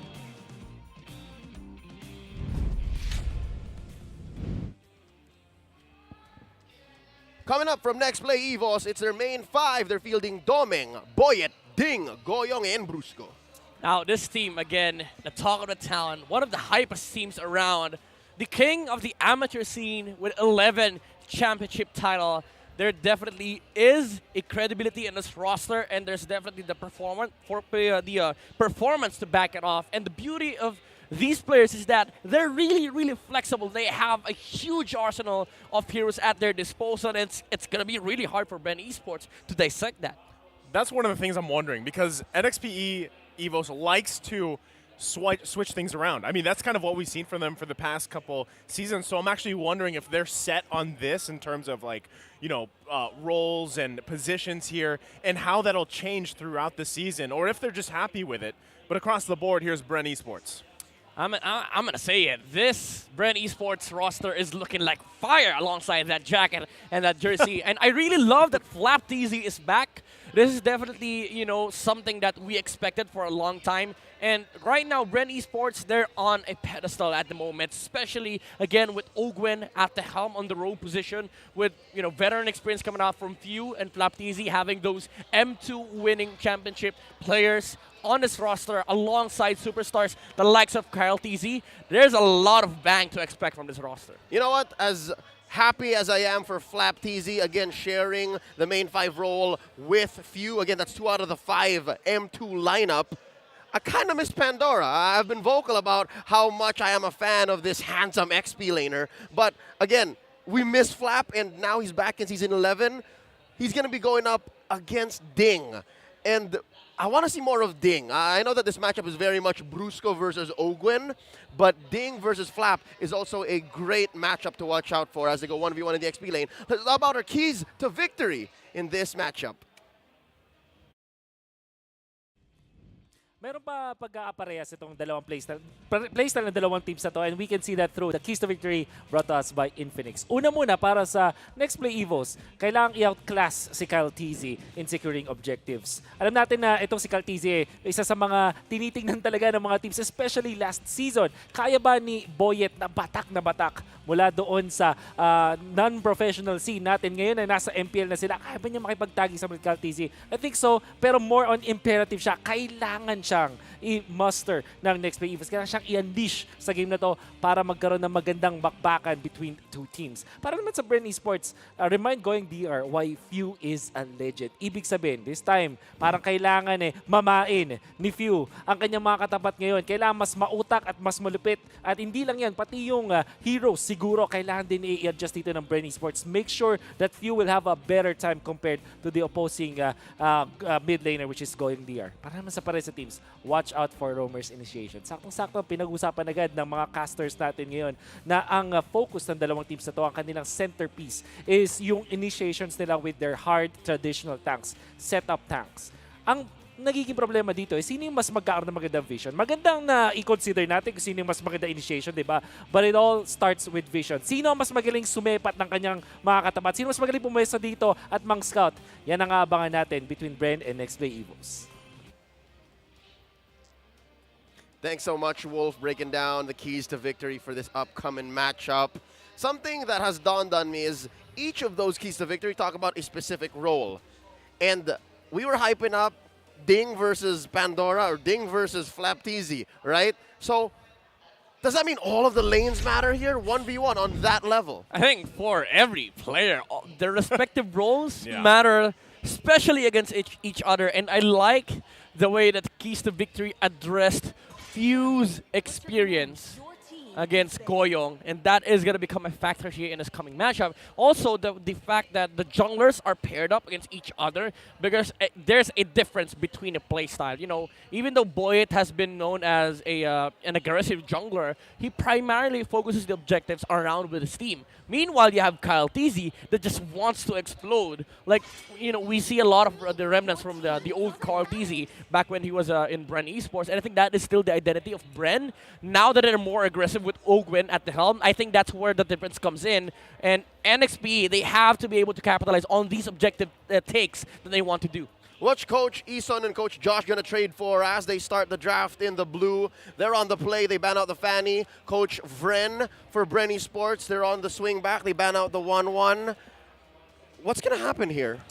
Well, I mean, specifically what's going to happen, there is obviously the priority heroes and everything, but going back to, I just want to real quick say, you know, with Bren from, yes, some of these guys are in their sophomore year, right? But specifically even that jungle matchup where a lot of the games start here, Kyle TZ, like last season, he had to prove something of himself, and he did exactly that throughout Season 10.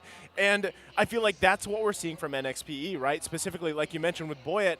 And if he is going to be focusing on those objectives, or if he decides to go toe-to-toe with Kyle TZ as an assassin pick, there's a lot here on the table that NXPE can actually take because they're their first pick priority. Yeah, but I like Brent's positioning right now. They're on the second pick, and most people don't notice, but there is a familiarity between the coaches.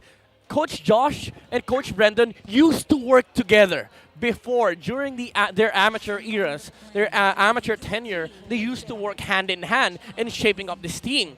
So that, you know, for Bren Esports, there is that certain mentality where Coach Brendan knows what Coach Josh is thinking, and that puts him at a better position because their second pick, they know how to react to whatever NXP throws at them at first pick. Most likely we'll see still Fredrin, or either they go for the Valentina, but Bren Esports answers up with a Forza combo themselves. Okay, Glue is taken out, so Fredrin Valentina is definitely on the table. But whatever happens, Bren Esports will get a bit. Oh, never mind. Actually, Paramis was let go of both teams. So, you know, NXPE pick it up. Valentina, I think, is a requirement at this point. You don't want to be giving up both on the side of NXPE. So, Valentina, either Valentina Lapu-Lapu or Valentina Claude, I dare say. This is becoming a trend, at least for week 2, right? I'm noticing that instead of picking up the problems and then banning out the solutions, the teams in the MPL are just picking up the solutions regardless. Like, there, if you will, and there's half of the prediction, Midnight. There's the Valentina, but then they say, you know what, maybe we can pick up the Fredrin. That's fine, right? I mean, how many times have we seen the Faramis-Valentina matchup? It's kind of aged So many times. up to this point, right? Season 11. And you can just expect that interaction, the relationship between those two heroes alone to have an impact on this game. Now, how do you get the upper hand? I feel like that is what not only these teams, but the coaches have to decide, right? How do we solidify ourselves that minor advantage, if it be it that, to secure, especially those objectives that later on, the Lords that we saw even from the previous series where it came down to those very extended Lord Dance fights, right? And now that you have these two heroes alone that even bring that extension further, you have to be able to secure those objectives. And I love how this started, right? There's the Martiz locked in, but then you get a flashy Benedetta pick as well. Yeah, I love this answer from NXPE. Both heroes deal with the Fredrin well, and also Benedetta. Usually, if you have a Valentina and Promise matchup, the ideology behind these two teams is that you need to pick up a hero, either from XP or Roam, that can deal with the Cult Altar, because both of you will have that ultimate at one point in time. Now, Benedetta is a great asset when it comes to just completely removing that equation on the other side, because you do have that Petrify like the final blow equation that you can provide. And again, it's a hero that deals with Fredrin and also sets up a faster pace for NXP during the early game. And they lock in their gold laner, which Nexplay EVOS hasn't quite yet. Half of me was thinking this third slot for Bren Esports could have been the Kufra. That they could have done it there, and they could have disincentivized those Shadow Stampedes, the Sword Intent from the Benedetta. Hell, even stopped the Martis from dashing on around. But instead, it looks like they'll hold on to Ogwen's hero. Not quite yet, not here, not in the first phase. There's a lot of that, potential openings for Bren Esports. I mean, the Atlas and the Grok are still there for Bren. If NXP decides to go for the Claude route, even the Beatrix, it will fall to the trap of Bren Esports if they pick Ogwen's hero last. Well, I think you can hold on to that, right? Because so far from what we've seen from Ogun has been amazing, specifically. And, look at this. There's a lot of support here for NXPE in the crowd as well. Oh, definitely. Very popular faces here in the Philippines. But that's the thing, right? NXPE, there's a lot here for them to prove. They've started off with this first phase. Honestly, it's great for them. But what I'm wondering is, with this Melissa pick, will it work? Will it be that minor advantage that I was talking about earlier to help you at least save your gold laner? I mean, the way that Melissa's kit works is already kind of that, and then you pair it up with Valentina, who's going to extend your life a little bit longer if you get crashed down on. Yeah. But is this Melissa going to shine here the way Bren needs it to? I think that definitely is a concern, considering that we haven't seen yet if the Faramis will go to the roam or support, because usually this is what they do against the Faramis, right? You either pick up a Claude or you pick up a Melissa. These two heroes are really good in dealing with the teamfight capability of the opposition. But I do get the point where the Melissa is kind of in a spot where, are you enough? Because the threat are still there. If NXP decides to go for either a Kagura of Goyong or the Farsa, which both are good against the Melissa and the Valentina. So it's still kind of a Hail Mary answer from Bren Esports, because NXP could react to that gold laner pick. I'm not so sure if there's room for a burst hero, like you mentioned, because more of the successful Faramai, from recent memory. Plural form of Faramis is Faramai. Yeah. He's a cactus. They've been in mid. I'm not sure if there's room for a roam Faramai in this matchup. So I think we're looking at we're looking at Goyong as hero. So they're gonna have to find another way to burst down Supermarket. Yeah, either that or you go for the classic counters against these group up type of compositions. Like, again, as I mentioned earlier, the Atlas, even the Lolita is open for both sides. So I think Bren Esports, they do definitely have the advantage, because they're going to see if NXPE gets one of the... Okay, Atlas gets removed. So Bren Esports, either you pick up the room right now and potentially reveal the role of the Fredrin. Because the thing about Fredrin is, currently, we don't know if it's going to go XP or jungler. Yeah, that's a Flaptease hero, Fredrin. Yeah, but definitely it's going to be revealed in this phase. It's just a matter of questioning whether or not we pick up the XP laner now or we pick up the roam. Grog's still sound, honestly. Not only Gronk, I mean, Kufra too, like we were talking about earlier. Oh, yeah. You still have that option, but like you said, do you lock in that roam option here for Bren, or do you want to go with the other pick? Because for NXPE, right, I mean, across the board, holding on to those two picks here, I'm sure they're going to round it out, right? The objective gaming is already going to be crucial for NXPE, like we mentioned, even in the K2V, the keys to victory. And there it is on the other side. Bren's going to go ahead and just show the Lapu Lapu, and immediately NXP answers, showing that carry here. They do want to shred down, even if possibly that Kufra does pop up. They have a shredder here now for them. What's Lolita looking like? I mean, for NXP, it sounds awesome, Right? honestly. Like the setups, even though there's a Lapu Lapu, you don't really mind playing into heroes that can deal with you as long as you shut down the gold laner of Bren Esports. You're fine. And I think Lolita and Carry sounds like a hell of a hard gold lane matchup for Super Marco to deal with, because the shields will be up. And, you know, it is a kind of a soft counter against what Melissa does in team fights, but it definitely is something that can be switched up. I mean, the Grok and Cho is still open for NXP. Oh! Oh! Different flavor, I guess. It's not the safest, but it might work. Yeah, it's risky. It's you're playing on that burst, right? Not only that, but so this also means double petrify that Bren has to work around, because you know, you have this Benedetta here who's most likely going to have that, and then you have now the Kadita, right? So something definitely that Bren wants to work around here. And whatever this last pick is going to be, still you have to. I don't know if Melissa's ultimate alone is enough to keep him alive here against this burst. Maybe get some Cho on the hands of Ogwin. Either that, because Ruby's banned out. Nothing is going to stop Cho from roaming around the map. Even though there's a lot of burst damage coming off from NXPE, you need that catch. You need that frontline vision. Either that or you go for the Grok route. Oh! Neither. This looks good. I'm actually with it. There's a lot that Nexplay EVOS has to play around with, and as a first impression, right, you want to go really fast, but Bren Esports just won't allow it. I thought Bren didn't like Diggy. Well, Ducky's not there. Okay. Ducky took a break, you know, and Coach Brennan was like, let's maximize this opportunity. Let's embrace it. And, you know, the beauty of this Diggy pick, not a lot of people, you know, actually think about this, but it's such a huge counter against a carry. The marks, it's like a 1-1, you know. Yeah. And remember, the reverse time, it's such a huge nuisance, especially with carry, having to use that to output more damage. If you're caught in an area wherein you don't have the dash, and you're forced to dash away, mind you, it's hard to play this type of carry gameplay wherein you want to be in the front lines. And I think the way this might go once we enter the Land of Dawn is Bren Esports did not want to play a usual roamer, at least the roamers that Nexplay EVOS were expecting, right? The Kufra was open, the Cho was open, even the Lolita was open.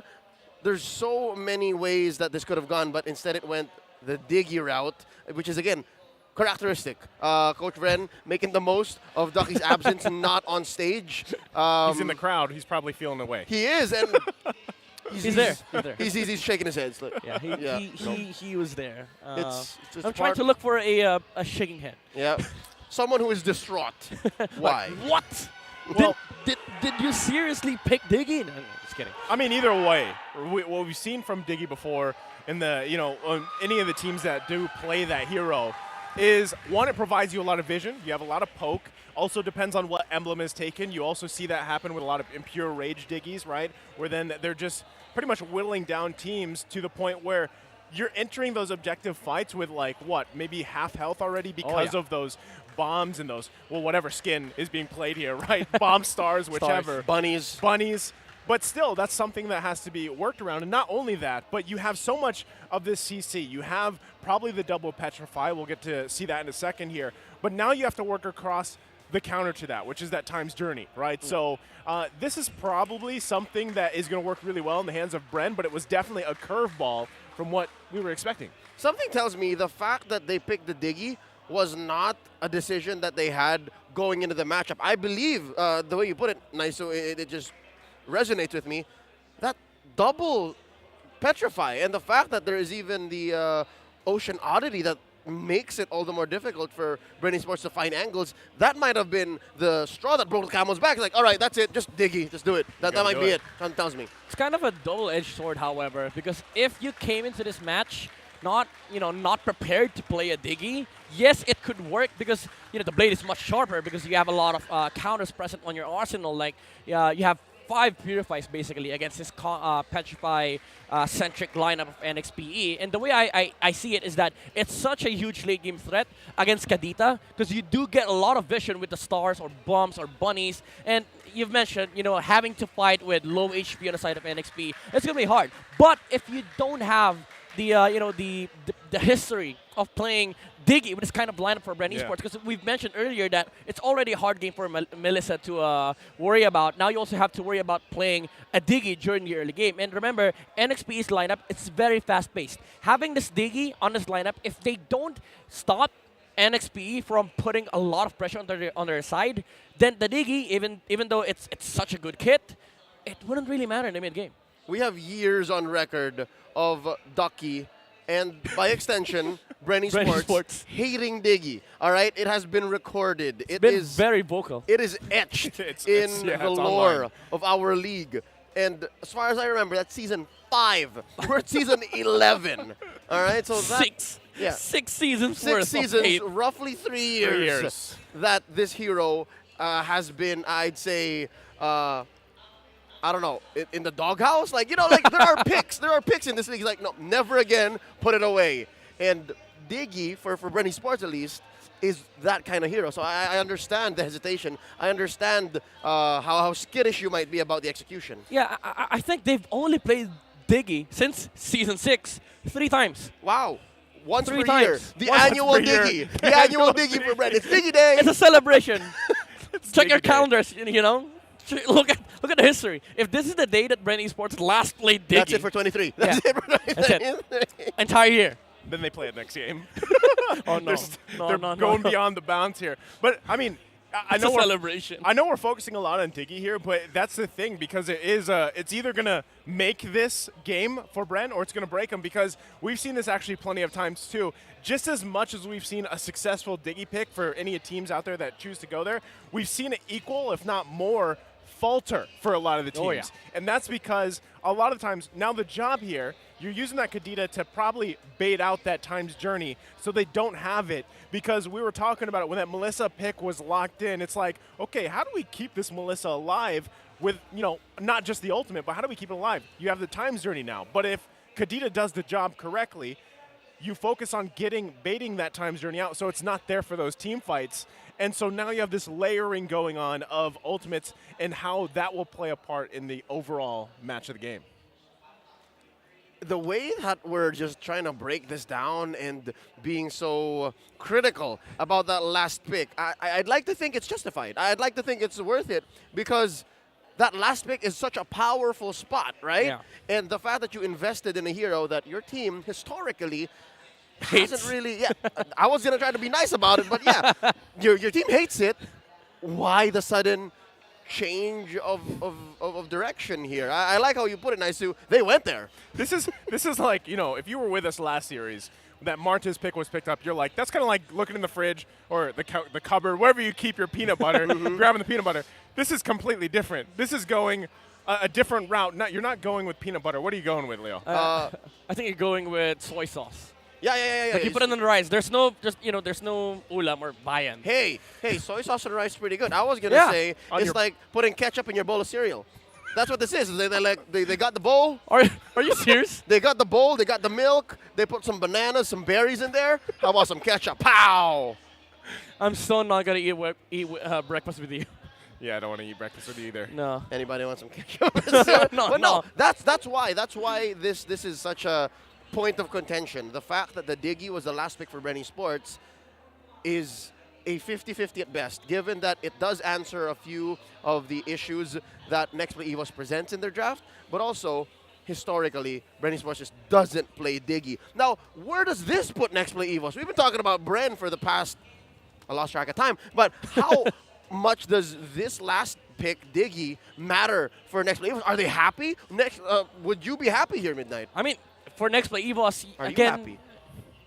For Bren, no, because again, history tells us a different story. But for NXP, again, this is a much faster lineup compared to what Bren has. And Nice was mentioned earlier that it's going to become problematic if NXP suddenly is able to force the times journey, because there's a lot of ways for them to capitalize on the fact that one attempt from the Kadita will force that times journey out. Yeah. What happens if Ding shows up with a different petrify angle against Bren Esports, and suddenly you find yourselves without a catch, without a decent roamer, without a natural tank, and without times journey? That's actually a question. Like, who goes where? I'm not sure if we confirmed who is going into which role. It's a toss-up between Goyong and Brusco. Who's playing the Kadira? Who's playing the Faramis? I think you go Faramis Pos 4 support, because Kadita, well, trends to be a roamer right now, because you can buy the roam boots, and the beauty about Faramis is that he deals so much damage with natural item build-up.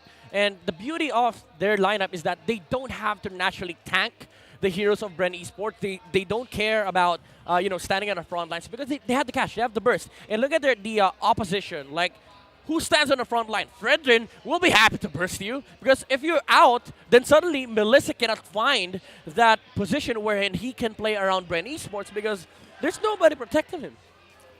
So it's likely Goyong on the Faramis then. Yeah. Not only that, but I think Faramis can probably just have a better time at clearing that lane and then being where he needs to be, right, with that having that ultimate available to him, the Cult Altar and everything else. But I like that you pointed out that Midnight, that NXPE, the biggest advantage that they have is their entrance for angles is going to be prevalent through this entire game, right? And that's not only because of the Petrifies, but also because of the fact that you have Benedetta there. Benedetta, Martis, we've seen this so many times. Just displacement, basically, with these types of heroes. So, when you are playing around a Diggy specifically, and you want to kind of clump up a little bit around that times journey, it's going to be difficult to deal with. Well, we no longer have to speculate nor talk about how these teams might feel about this specific Diggy pick as we go into game number 1. Oh, phew! Well, off to a great start already, as we're at the split screen there, and that's already a kill going to the hands of Ding on that Benedetta. Excuse me. Whoa, that was... Again, level 1. There's not much that you could have done to save you. Yeah, I mean, who would think that the Benedetta would go mid first? Just to try and catch people off guard. And it forced out the flicker, but he still died. That's a very big commitment for Bren Esports, because right now, mid lane is really, really weak. This is where NXPE can capitalize on the fact that few, for the next 2 minutes, cannot be aggressive.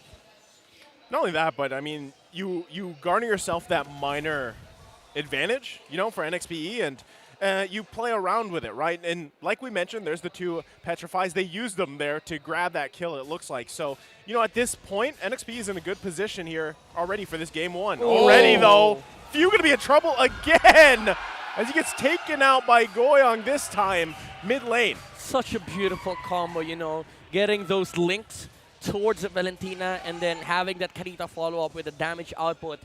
This is a Valentina, the first Valentina I've seen shot off this hard in the early game. And here we were talking about how life might be hard for Super Marco and who's going to play in which role. Apparently, it was as simple as just burst down Few. Not only that, I think NXPE was kind of offended by that key to victory, with Few. Remind him why he's a legend. Well, right now, they're reminding Few here. He's 0-2 already 2 minutes into the game. Say what you will about the accolades and the long tenure, the career, the legend that is Few, but hey, in-game, you're still just a hero, much like all of us, and look at this immaculate pull set in by Boyet. Right now, NXPE in a good position to secure themselves the first turtle of the game. 2 members of Bren are down on the bottom side, so this is just going to go freely in the hands of NXPE. Commitment from Ding, just to zone away the XP laner and the jungler of Bren Esports. Kind of like what FlopDZ used to do with his Benedetta, but now he can't even do anything because, it's hard to catch a Benedetta, especially with a lot of the mobilities on the side of NXPE. And there's also the threat that you don't see both the, the Paramis and the Kadida. So Bren Esports kind of have to be safe on the early game, and that netted an objective for NXPE. And it looks like Nexplay EVOS are coming to play. They're answering over to Bren Esports' pressure. In the past 2 minutes, Super Marco did nothing but chip away at that gold lane turret shield. And oh, there's a pull on Ogwin. Yeah, Ogwin, you know, he's going to be the focus here a lot because still they're trying to focus him down, possibly even get that ultimate out here. They want to waste that time's journey. But the poke potential from Super Marco, obviously it's apparent here, even this early on. So there's going to be a lot of, I feel like, just babysitting right now for Super Marco to let him transition well into mid to late game. Love the commitment from Doming. I don't want to fight you. I just want to be able to get the gold cannon just so that I can farm, you know. He knows his job. He knows that he needs to get his items. But, oh, look at this. Brusco. Just like that. That's what we're talking about. The burst is there. Brusco, possibly, not even sure if he had to use the Petrify, but Time Journey was committed. They get the kill. Now they have the numbers advantage here on the bottom side. Still looking for more. Ogwin respawning there as well in the bush. Should be fine, and they back them off here. NXPE happy with a kill. It's a different answer that we're seeing here from NXPE. If there's a times journey, then we just take out the Diggy. And this is a problem for Ogwin because right now, if you're the Diggy, what route do you choose to go? Do I go for damage or do I go for tank? Because I think Athena Shield is a requirement in this game. Yep, if you're looking at a mid lane of Doming and Brusco, rather, Goyong and Brusco, Faramis and Kadira, again, in the first 2 minutes, few suffered so much. Turtle already started up by Nexplay EVOS. All right, well, Bren wants to contest this one. They're going to force going back, but Boyet able to secure the turtle here. And everyone's just going to back off at that. Right now, NXPE in a great position so far into the game. Really, really hard for Bren Esports to fight. Again, they don't have natural roam tank. They do have the Fredrin. However, NXPE, they're more than happy to commit to kill down the, to take down the jungler of Bren Esports because he is such an important factor in participating around these objective spots, especially around the turtle and Lord later on because he does have the retribution. So it's kind of hard and awkward for Bren Esports in choosing how they want to fight and what fights to take because NXPE, when it comes to just putting them out the pressure against Bren Esports, they have the power to dictate that because they're a much faster lineup and remember they still have the carry. So even if even if the early game goes south for NXPE, they have that fallback plan. Look at how Goyong was putting himself up there earlier, about a second ago. He was down there bottom looking for a kill, and I guess even a simple Shadow Stampede, might be enough to force out the time. Oh, well, that could have been bad here. Brusco not able to get the kill he wanted, but the burst is already there, right? And you can see it. But here, top side, still focusing. Flap Teasy gonna have to secure himself. This turret still up, but can't do it as he falls top side in a 2v1. Ding should have died. Yeah. Ding should have died, but he didn't. That was such a beautiful juggle between these two players. And also, very good timing on the eye for an eye by Ding. And again, they get everything while Bren Esports, they try to take to make a move on the bottom lane. Didn't work out, however, because they don't have the kit. Melissa is not a threat onto the tower right now. And even if you rotate the Fredrin towards the bottom lane, like what do you do? How do you face against the carry with the protection of both the Faramis and the Kadira? Oh, well, I mean, you can see just how much focus is going here on this gold lane by both teams. I mean, now it's 4 members of NXPE here. Meanwhile, the turtle's going to be worked on, it looks like, by Bren, as it's a 3 versus 1 top side. Boyet going to get focused out here. Turtle secured by Kyle TZ, but the turret goes in the hands of NXPE at the bottom side. That was a conscious trade for Nexplay EVOS. They understood that best case scenario, we extend the turtle, we don't lose mid lane, and we push down bottom. Where do you go now, Super Marco? Yep. That's what I'm seeing. That's what the thought process is so far. Instead of the objectives, they went for the gold lane because they know they need to shut down this Melissa, and that was the willing choice of NXPE. That was the will, basically, of the Tigers. And Bren Esports, like Super Marco, is having a hard time on this gold lane. And NXPE, they're making Boyet the sacrificial lamb. He is the dead lane hero right now. It's a Martis, How do you deal with a hero that can, bypass the CCs of Bren Esports and has enough mobility to get away? And understand this concept. The dead lane is the jungle. All he needs are little camps and then just walk away. Just as long as I don't die, I'm good. Flap. Well, Flap going to take the brunt of the burst here, but ultimately going to survive this one. Kyle TZ gets the knockups, and the taunts of Prazer's Wrath wasn't going to connect, though. Bottom side, though. Ding with a lethal final blow, but Bren finally grabbing that tier 1 bottom side, looking for anything that they can to get that small step forward. That's what I was going to say, man. Small steps, just get there, make sure Super Marco doesn't die too much, and find a place for him to farm. Looks like next spot for him going to be mid. Yep. Focus here still. Quite a few members, both sides here. Ding going to look for an angle, gets backed off as he was spotted out by FlapTZ. And still, both teams holding on to those tier 1s in mid lane. It's really going to come down to who gets that down first as that Lord is up here shortly. Ooh, few footsies with Brusco. Yeah, he's going to go ahead and just get that health back and back off for now. Like I said, a lot of poke and pull, push and pull between both teams. Lord going to be up in about 10 seconds. You can see both XP laners as well, just trying to manage the waves here before the next big objective comes up. I mean, this is really ideal for Bren Esports, considering that they're now putting the pressure up against NXPE while Super Marco is farming. They have to choose their lanes, however, because Doming DR has been farming on this carry for a good 8 minutes. It's such a huge threat, even though we're just transitioning towards the mid game. Okay, they get the flicker out from Ogwin. That was the conceal play coming out as well. Kyle TZ going to the backside, looking for anything he can find. Rough Waves comes out too. A lot here expended by both teams. Ding, though, going to take the brunt of the damage, has to back off as well. Keep an eye on FlapTZ. He enters the backside, looking for Goyong. He finds him. Able to grab the kill. Goyong down. And this could be a Lord in the hands of Bren. Interesting. Something tells me Goyong did that on purpose. He respawned just about 2 or 3 seconds after. He has an ult. He has a flicker. He's still looking for it. He's going to be making his way there. Just a couple seconds away. Lord going to reset here for a little bit. Again, Bren has to be careful how they approach this one.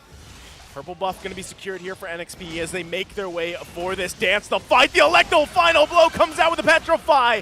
Ding takes quite a bit of damage. The Lord still less than half health. Colt Altar already committed here. Brandon with a minor upper hand. Who's going to be able to secure this Lord? Flap goes in. Super Marco with grab the kill. Still on the focus. Quite low here. There's the Colt Altar response from Pew. It's going to come down to the Red 3 battle, and it's Boya that grabs it.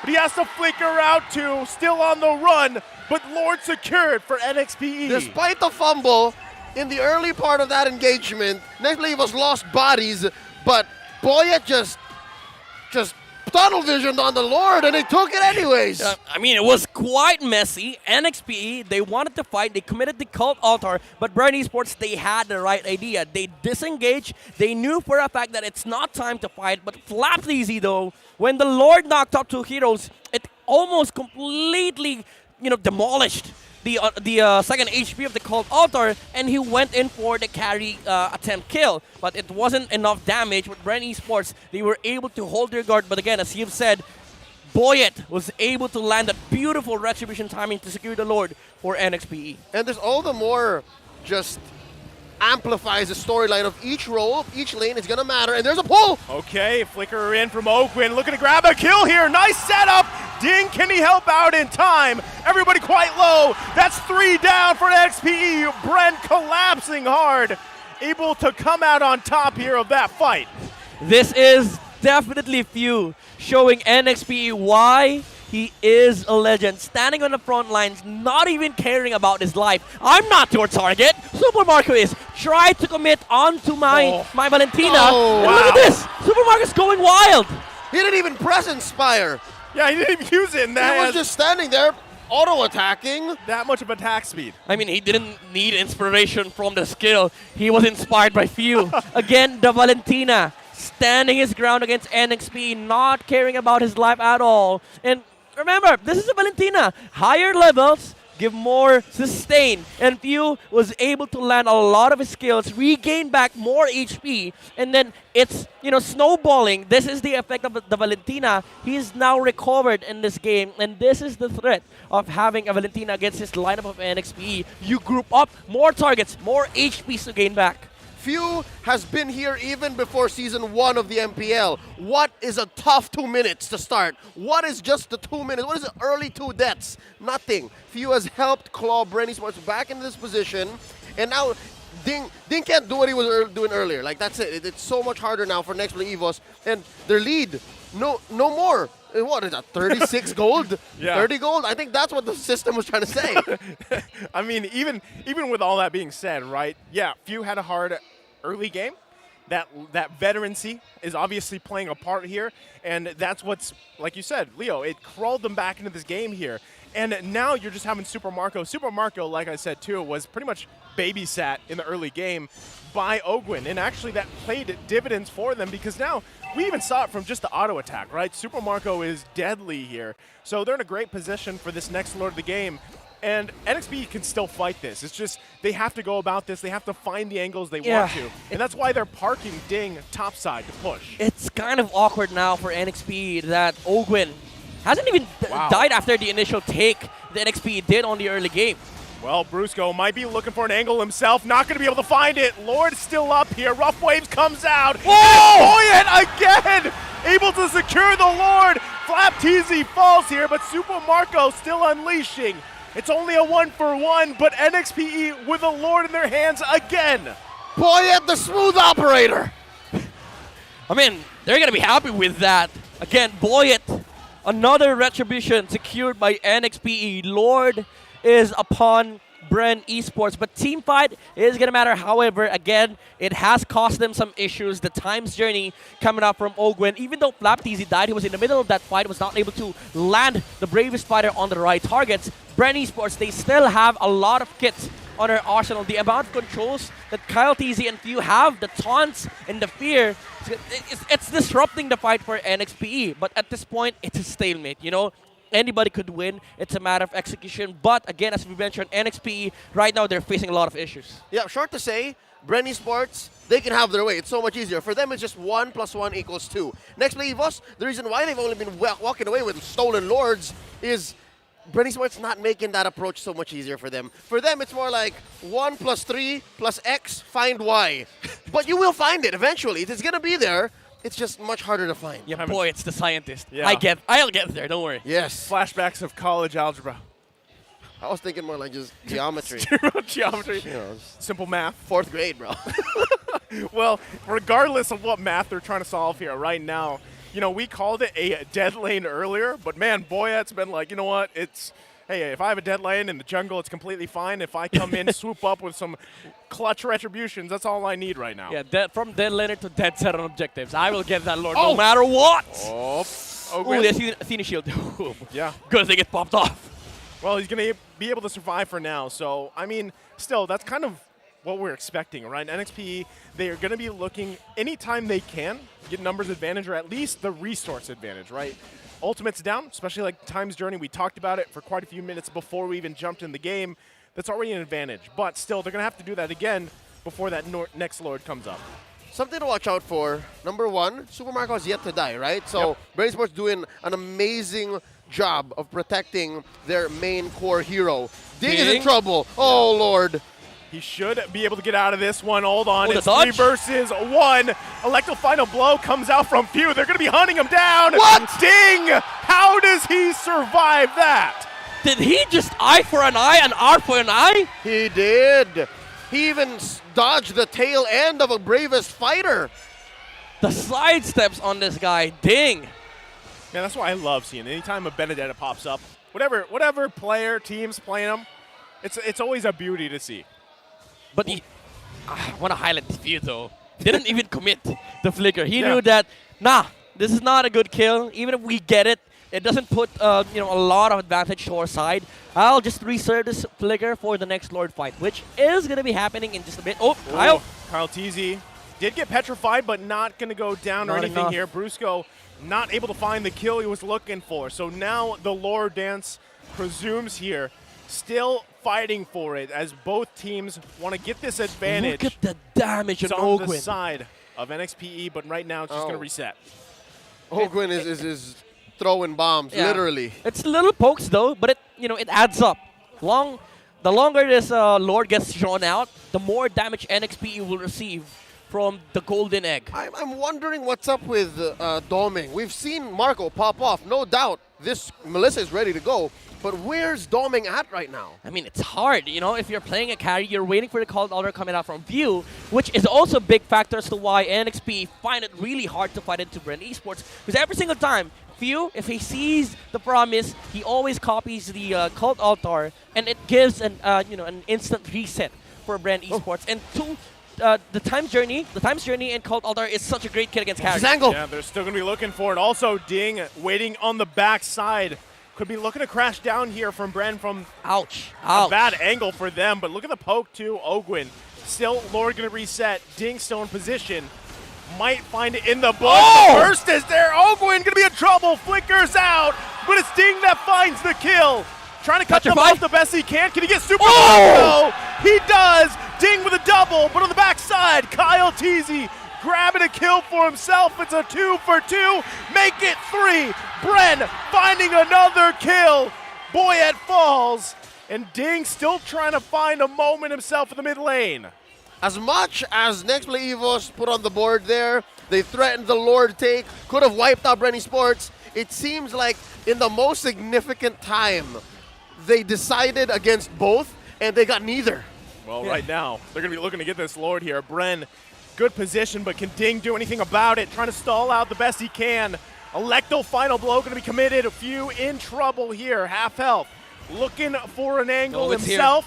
Lord now a fourth of the health here. Still going to be focused. Kyle Teasy should be able to get it. He does. Securing the Lord here for Bren.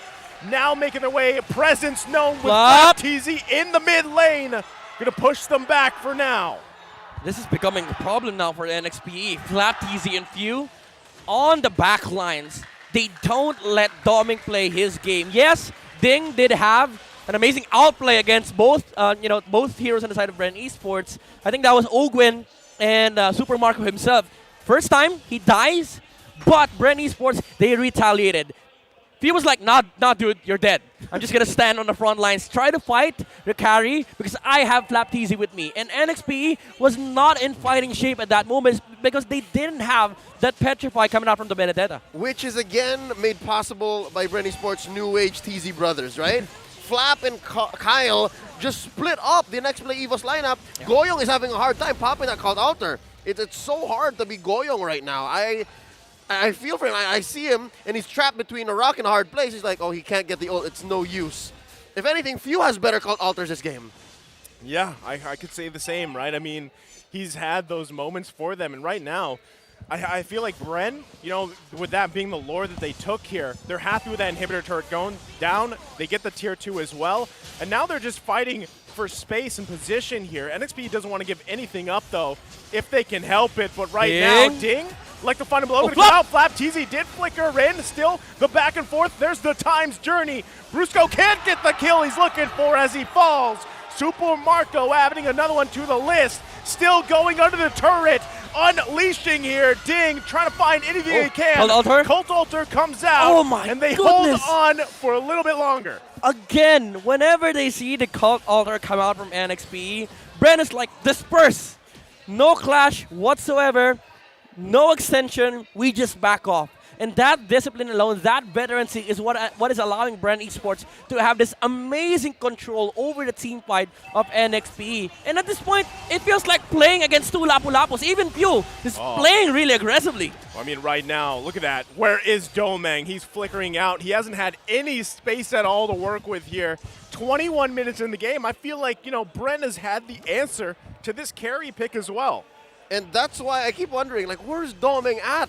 Most carries that are successful in the MPL shred more than a Melissa. The Melissa holds on to that Inspire. That's the only reason why she would match up in damage output. But the way Bren has played and cornered Doming in this position, it's masterful. Yeah, I mean, we did see Doming dominate with a carry last week, but at Bren Esports, they're playing a different ball game right now. Again, the frontliners are just disrespecting the carry at this moment. Few walking over the front lines, having that Cult Altar as backup. NXPE, they don't want to commit, they don't want to fight, because if they do fight Few, imagine playing into a hero that regains his HP back and also has his own Cult Altar. You're not gonna commit into that.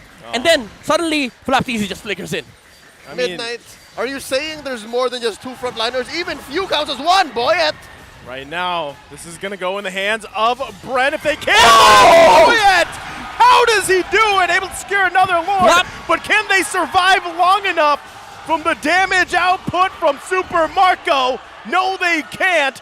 So despite getting the Lord again, Bren might push this one in for a win. One cannon, though, for Bren Esports. one minion cannon. Oh, and Lord comes out. So that's at least some deterrence. Yeah, but 40 seconds. That's a long That's too time much. here. 40 That's too seconds. much. They're going to push him back. The Lord's going to go down here Look in at just Kyle. a second. Kyle TZ doing exactly what he needs to do. What a move. Able to get the kill with the Appraisal's Wrath. And that's going to be it there as Bren Esports takes game one.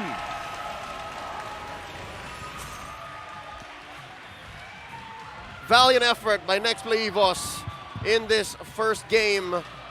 But Bren Esports had it figured out. Never let go, despite Lords being stolen away by the smooth operator, Boyet. Just wasn't going to be enough to beat Bren. Coach Ducky smiling right now. They won with a diggy. But man, oh man, what a masterful performance, masterclass even, performance coming out from, Few and Kyle TZ. This is why, Flap TZ, this is why they're M2 champions. They know their respective jobs. Again, I mentioned earlier, it felt like playing against two Lapu-Lapus. Both of them were frontliners. Yeah, not only that, but, yeah, NXPE had a great start. They pretty much shut down Few in the early game, at least, where Bren kind of had to take that back seat, like approach things in a smoother manner, or a slower manner, actually, because when you have that deficit for Few, he had to work around that, and they did that, exactly. And they also played around the Kadita and the double Petrify that they had to work around. And again, with the babysitting of Super Marco, he was able to just freely hit later on, pop off. The damage was there with the auto attacks. And that's what made Bren Esports' approach and Nexplay EVOS' comeback all the more impossible, because there was so much that they were trying to do, and Bren just had the solution to any sort of retaliation at any point. Midnight Breakdown, game one for us.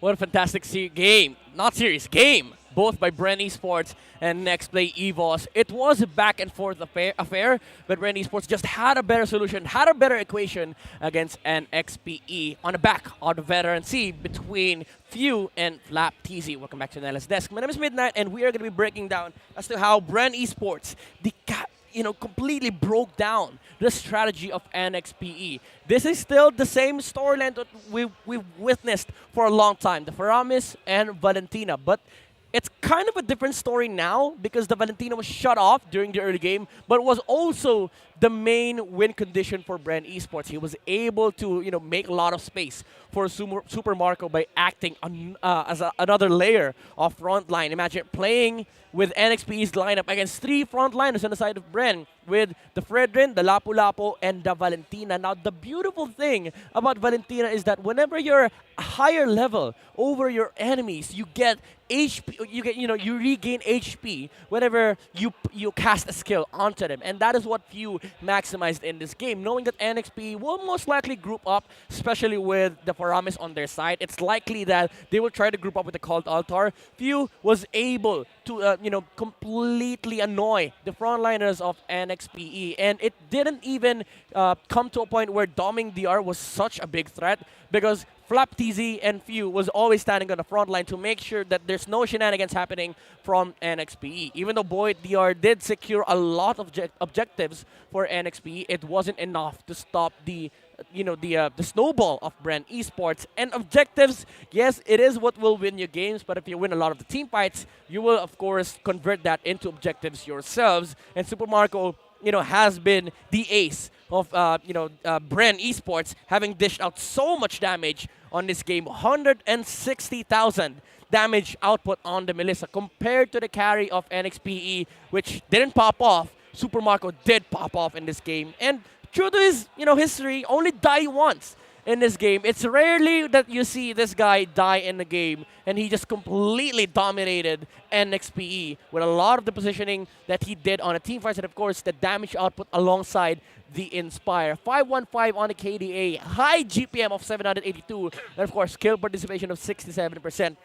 was always standing on the back line and, you know, minding his position, making sure that he doesn't die because he was one of the main damage dealers if ever NXPE comes to, comes to the back line. Like if Ding and Boyet has an access towards the back line, he was the primary damage dealer, supported by the fact that FlapTZ and Few was willing to commit themselves towards the front line, making sure that Domeng had no access against the gold laner of Bren Esports, alongside Kyle TZ as well. You know, there's a lot of interactions going on in this lineup. There's a lot of taunts. There's a lot of displacements, as Nizos mentioned earlier. Like, if you're NXPE, even if you have CC immunity, if you don't have access to those, it's hard to play against the lineup of Bren Esports, especially if you want to, threaten Bren Esports with your own kits. The time journey just pops out. And Ogwin has been actually phenomenal on the Stiggy with the bombs, getting the vision, and getting the damage onto NXPE, making sure that the team fight is awkward on the Tiger side. And Bren Esports, they just took control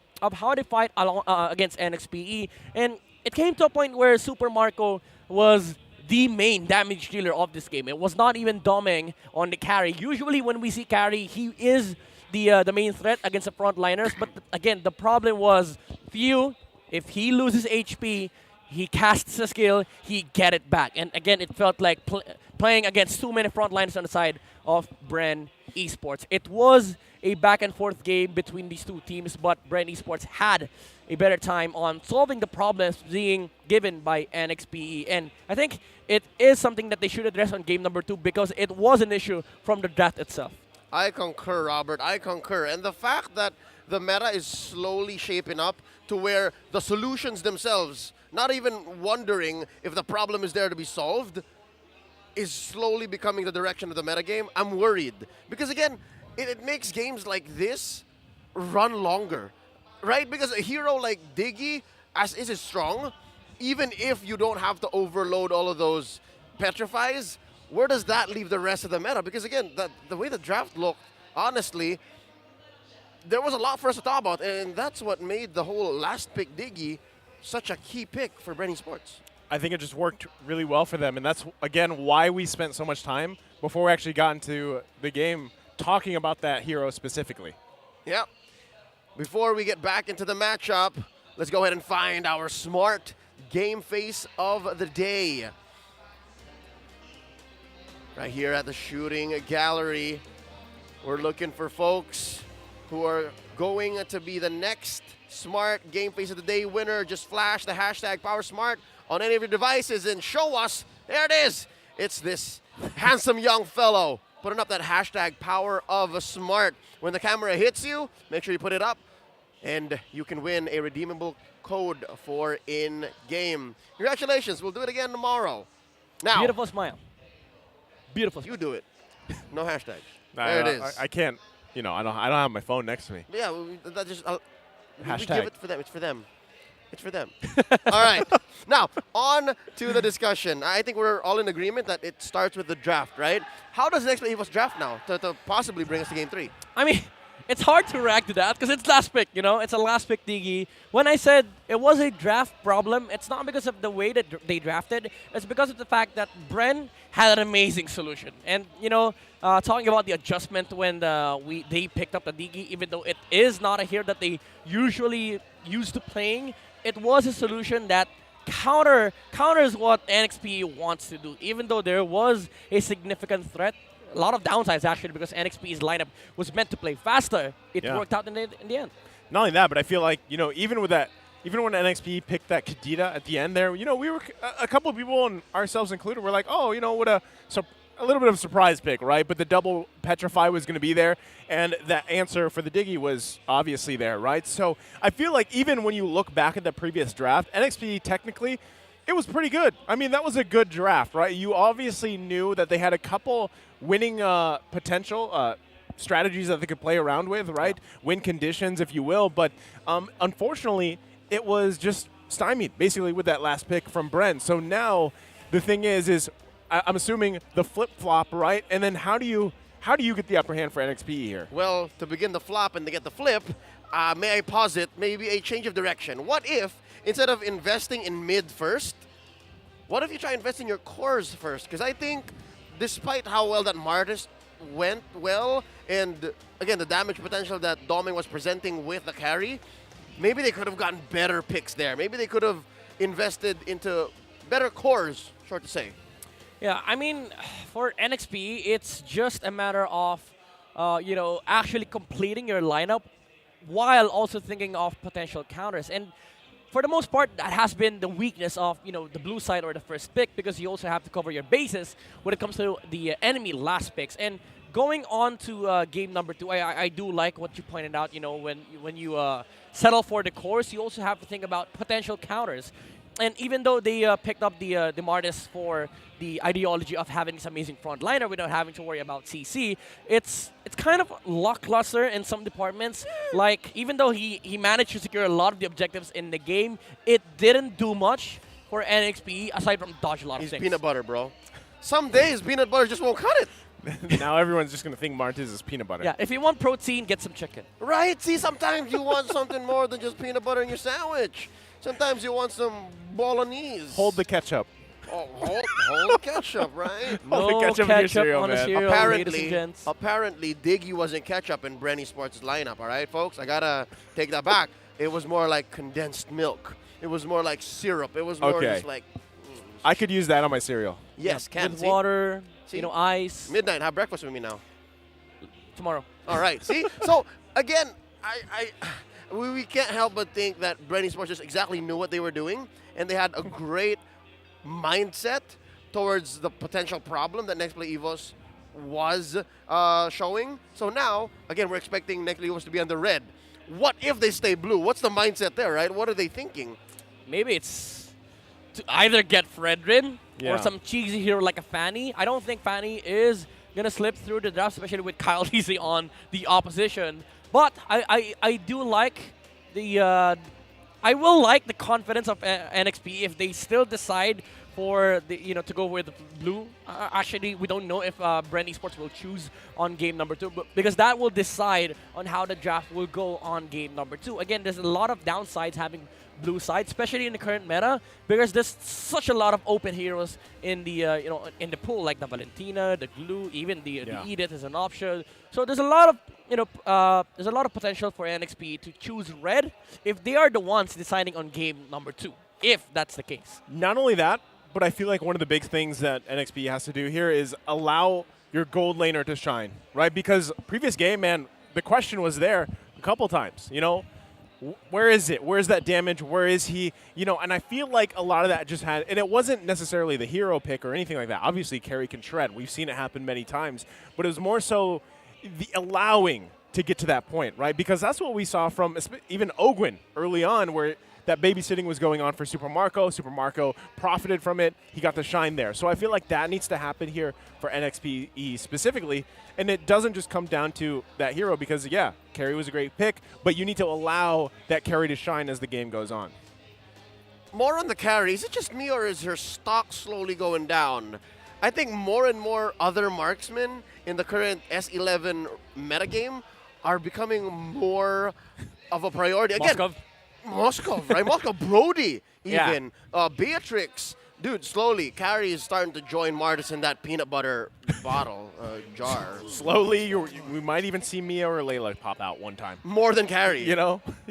Hopefully not. Maybe a Leslie, right? I wouldn't mind a Leslie. I mean, we already saw Zelong, so... Yeah, there's more surprises.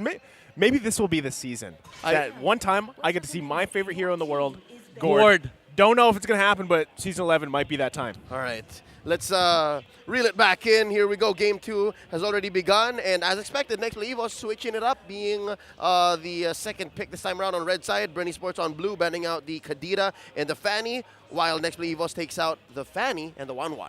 Yep, again, you don't want to be giving the Fanny towards Kyle Teasy. We saw what he was capable of when he's given the heroes like this. And now Glue is out of the option, Joy as well, Valentina again is open, but also Paramis. But I think Bren Esports will likely go for the Valentina route while giving both Fredrin and, Paramis on the other side.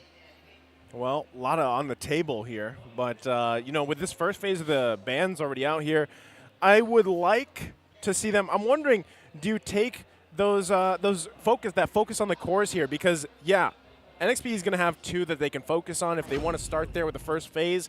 There's the Fermis. Yeah. Pops up. So Valentina's open. Do we see that? Exactly. They can go Valentina X, Valentina Fredrin, Valentina Claude, Valentina Brody. Oh. Actually, Brody sounds awesome. Valentina Fred sounds better. Oh, it wasn't Faramis first pick. Oh. No, sorry. It was a Valentina first pick. It was a Valentina first pick for Bren Esports. For Bren Esports, yeah. There you go. We're confirming that now. All right. Came from the phone itself, straight up. Yeah. Okay, well, still, I mean, so that leaves, I think we saw the switch there possibly, and we're going to know in just a couple seconds here, but that was a Fredrin that was switched up, I believe. Yeah. I think you would expect a Fredrin alongside a Faramis for NXPE. Could be. Wait, that was a Yuzong. That was a Fredrin and a Yuzhong. First pick for Nexplay EVOS, Fredrin Yuzhong. There you go. All right. Did you just give Faramis Valentina to Bren Esports? This is the correct timeline.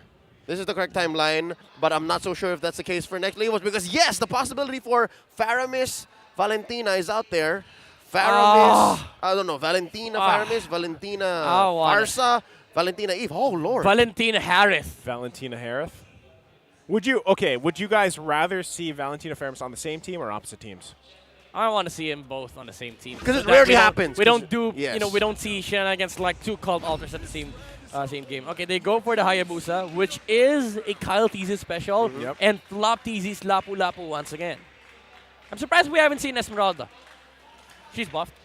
Yeah, and she's one of the few heroes who actually do well against Lapu Lapu. Yeah. Because homie gets a lot of shields. But now you're stuck with, Fredrin Yuzong for NXPE, which also is, although they're on the same both here, both sides, you know what the heroes will be going to. Like, you know what the roles are. Jungle Fredrin, Jungle Hayabusa. Gold laner might be picked up here by NXPE EVOS. Either that or they go for the Farsa. I think you go for a gold laner. Yeah, same. Okay, there's the Brody. High five. You mentioned it earlier. That's the sound of the high five. There it is. Can you do it again? Can you do it again? One more time. Nice. Oh, wait, there you go.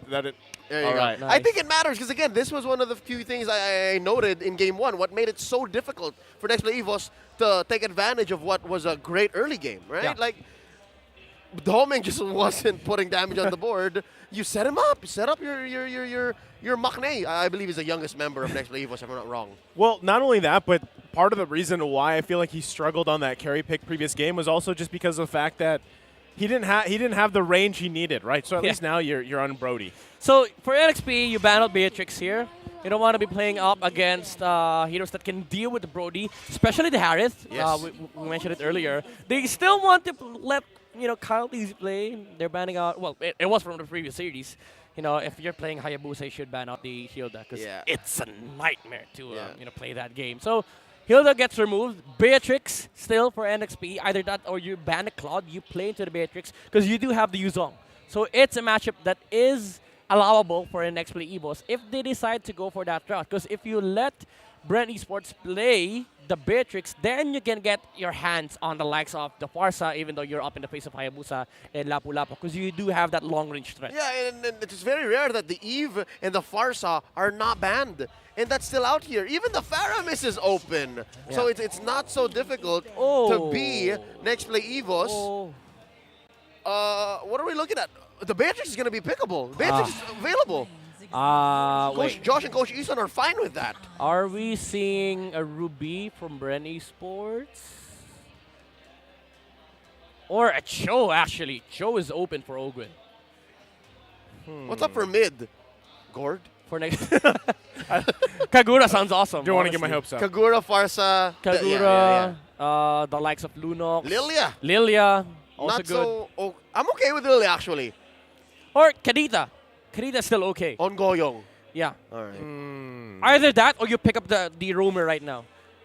Because you already see the the mage matchup. It's the Valentina for Bren Esports. So you pick up either Ruby or Atlas or Cho, whatever. There you go. Cho gets snatched up by Nexplay EVOS. That puts Ruby up there for Bren Esports, honestly. Well, I think Ogwen. Yeah, Ruby would be a great choice. I feel like, too, with NXPE, they already, pretty much the boxes are checked for them for the most part. They could actually just go with a lot of the top picks for mid lane, and then just that will work, right? Whatever they want to draft whatever's here. left. Yeah, whatever's left, whatever they feel like playing. But so far, in terms of, you've got your front line solidified, you've got great pick potential, you've got a solid, stable jungler, and you can work around this, right? Now, for Bren, on the other hand, this could be difficult. A Hayabusa game like we saw previously in the previous series, but knowing that it's going to be the hands of Kyle Teasy, you still have to be aware of that. There's the Ruby, and they take the carry to round out the draft here for Bren Esports. This is Super Marco special. The carry on the hands of Super Marco, touted as one of the best carry players. I mean, alongside Benecutie. He has a history of not dying with his hero. Has a clear history. Now, for NXPE, again, Kagura is an option. Good against the matchup against the Valentina. Also decent against the Ruby. Could use the umbrella to look for the bushes, get some vision for Bren Esports, for Nexplay EVOS. And it's not a hero that can be easily bursted down by Bren. So I think it's an option. Either that or you go for the Farsa routes. Okay, there you go. All right, so they've literally minimized the amount of ults that few can get. It's like literally just the way the dragon or bust. This is the first time we've seen Paramis completely negated in the game. Like, nobody touched it at all. Nothing. Yeah. Well, I guess, and this is something that I feel like NXP is probably like, you know what, let's just go with a bursty mage. Not only that, but also that's, in a way, it's mobile enough that you can actually either bait things out or you have that burst potential. That's the thing about Kagura, right? She really is one of those heroes that you don't know what to expect. Because of the way that the combination works, her burst potential is there. The fact that she can get away from a lot of things, it just works out so well. You know what's scary? Umbrellas. No. Oh. There's 2 dragons in this game. Yeah. I'm actually curious if you will go for the Flicker or he will go for the Petrify. Yeah. There is the Wei and there is the Black Dragon. And there's also a dragon on the other side. If Valentina copies one. Yes, all right. So it's gonna be a lot of dragons. It can get wild. Yeah. It can get crazy. Like 2 dragons just roaming around the map. Yeah, no, they're both CCMU, so they just bump into each other. There would be 0 collision there. Yeah. That's why I'm actually curious as to what the battle spell for few would be. Because Petrify would sound awesome in this game. Oh, I'm thinking Flicker. It's gonna be either Flicker or Purify, one or the other. I mean, I don't mind having a Valentina play a Petrify battle spell because that's blasphemy, Midnight. We did see a tank Lancelot earlier on. He's gonna die a lot. I was gonna say there's a precedent. There was a precedent. There's 2 years in working that tank Lancelot. Not only that, but you want to be able to flicker, terrify people, right? Yeah. But you also want to be able to copy the dragon, the Black Dragon form, and then petrify everybody on side of NXPE. Started to sound like ketchup on cereal. Joseph, you were saying? No, I mean, I am expecting the No, not the petrify. We get lost in Midnight's. It's on the same boat. Midnight's world. Midnight's world. I'm expecting the flicker here, right? Yeah. But yeah, there's going to be a lot of just dragons everywhere, I feel like. And not only that, but crucial is also the way of the dragon, working around that or utilizing it. And then at the same time, like I said with the Kagura pick, I am a fan of Kagura as a hero in general. And I feel like it's not often that we get to actually see her played, right? So that burst potential is going to be there. It's scary. And even before that was locked in, that's why I said the boxes are all checked here, right? And then you just round it out even more. It's like the cherry on top. You have now this burst mage, the Kaguras here, and you can actually get a lot of outplay potential as well from it. Yeah, now that we have eyes on this Kagura, Midnight, what's the scouting report on Goyong's Kagura? Have you seen this in action? One of the best, I would say. One of the best Kagura players I've seen.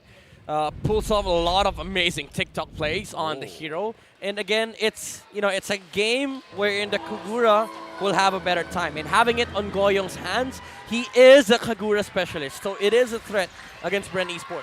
All right, let's see if this is going to be enough to bring us into Game 3 in tonight's final series. It's Bren Esports versus Nexplay EVOS. Well, already middle lane, right? The focus here for both of these. A little poke back and forth, but still, it's actually few this time that's poking down Goyong here. But still, they pretty much win that little skirmish, and they're going to set up for that first Lethal Wander. It's a flicker of Valentina.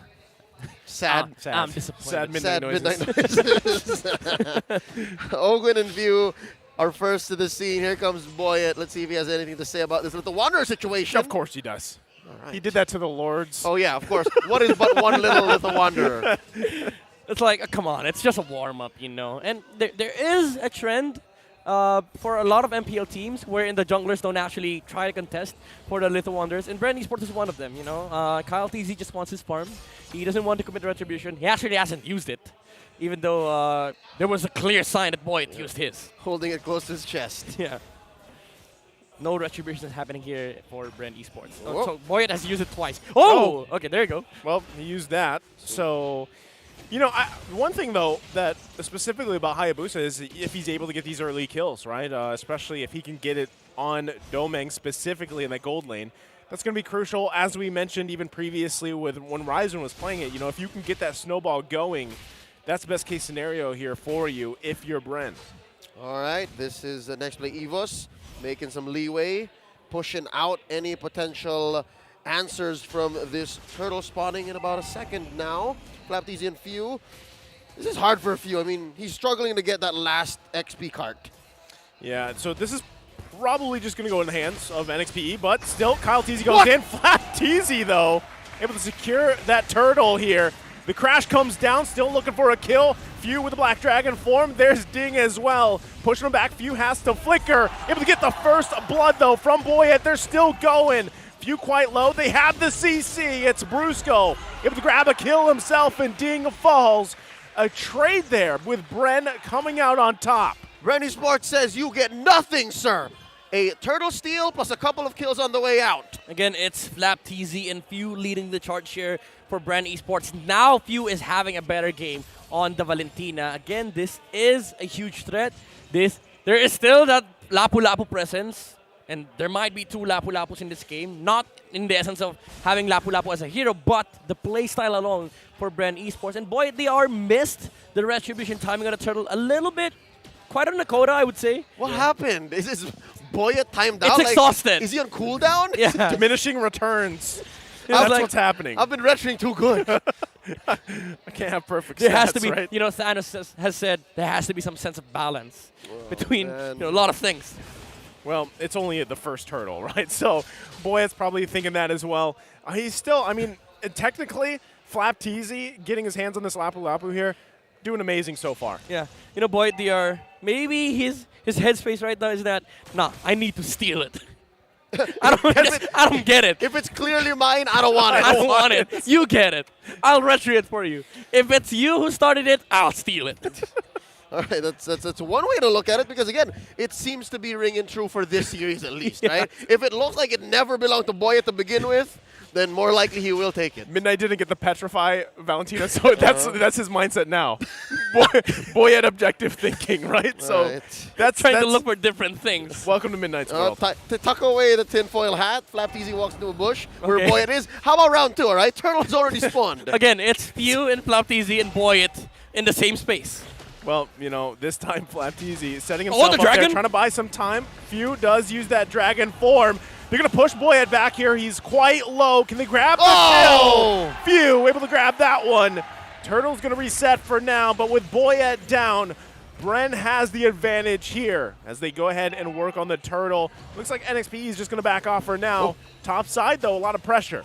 I can't say I've never been in that situation where I thought my dash as a Fredrin would work, and then I just end up bumping into a wall. That's what happened to Boyet here, and it does happen. It does happen. Fredrin has one of those weirder dashes. Yeah. Yeah, you feel like it's a long dash, but it's not. And this is becoming a problem here for NXPE. There's just too much layer of control on Few, Ogwen, especially with Few, you know, having that Black Dragon form. And there's also a lot of damage coming out from both Flaptizi and Few, which is scary considering that these two heroes are momentum-based. They deal a lot of damage, and mind you, you're not even forced to fight into the carry now. One more come the late game. Yeah, because I mean, so far it's been vacation mode for Super Marco. You know, he's just able to farm up, have a good time here. And that's why you see some focus up here at top side, right? They don't want to allow Domeng to have that same kind of advantage, right? Just farm up, Goyang here too, Brusco there to help him out, but still, the damage has been done to that turret.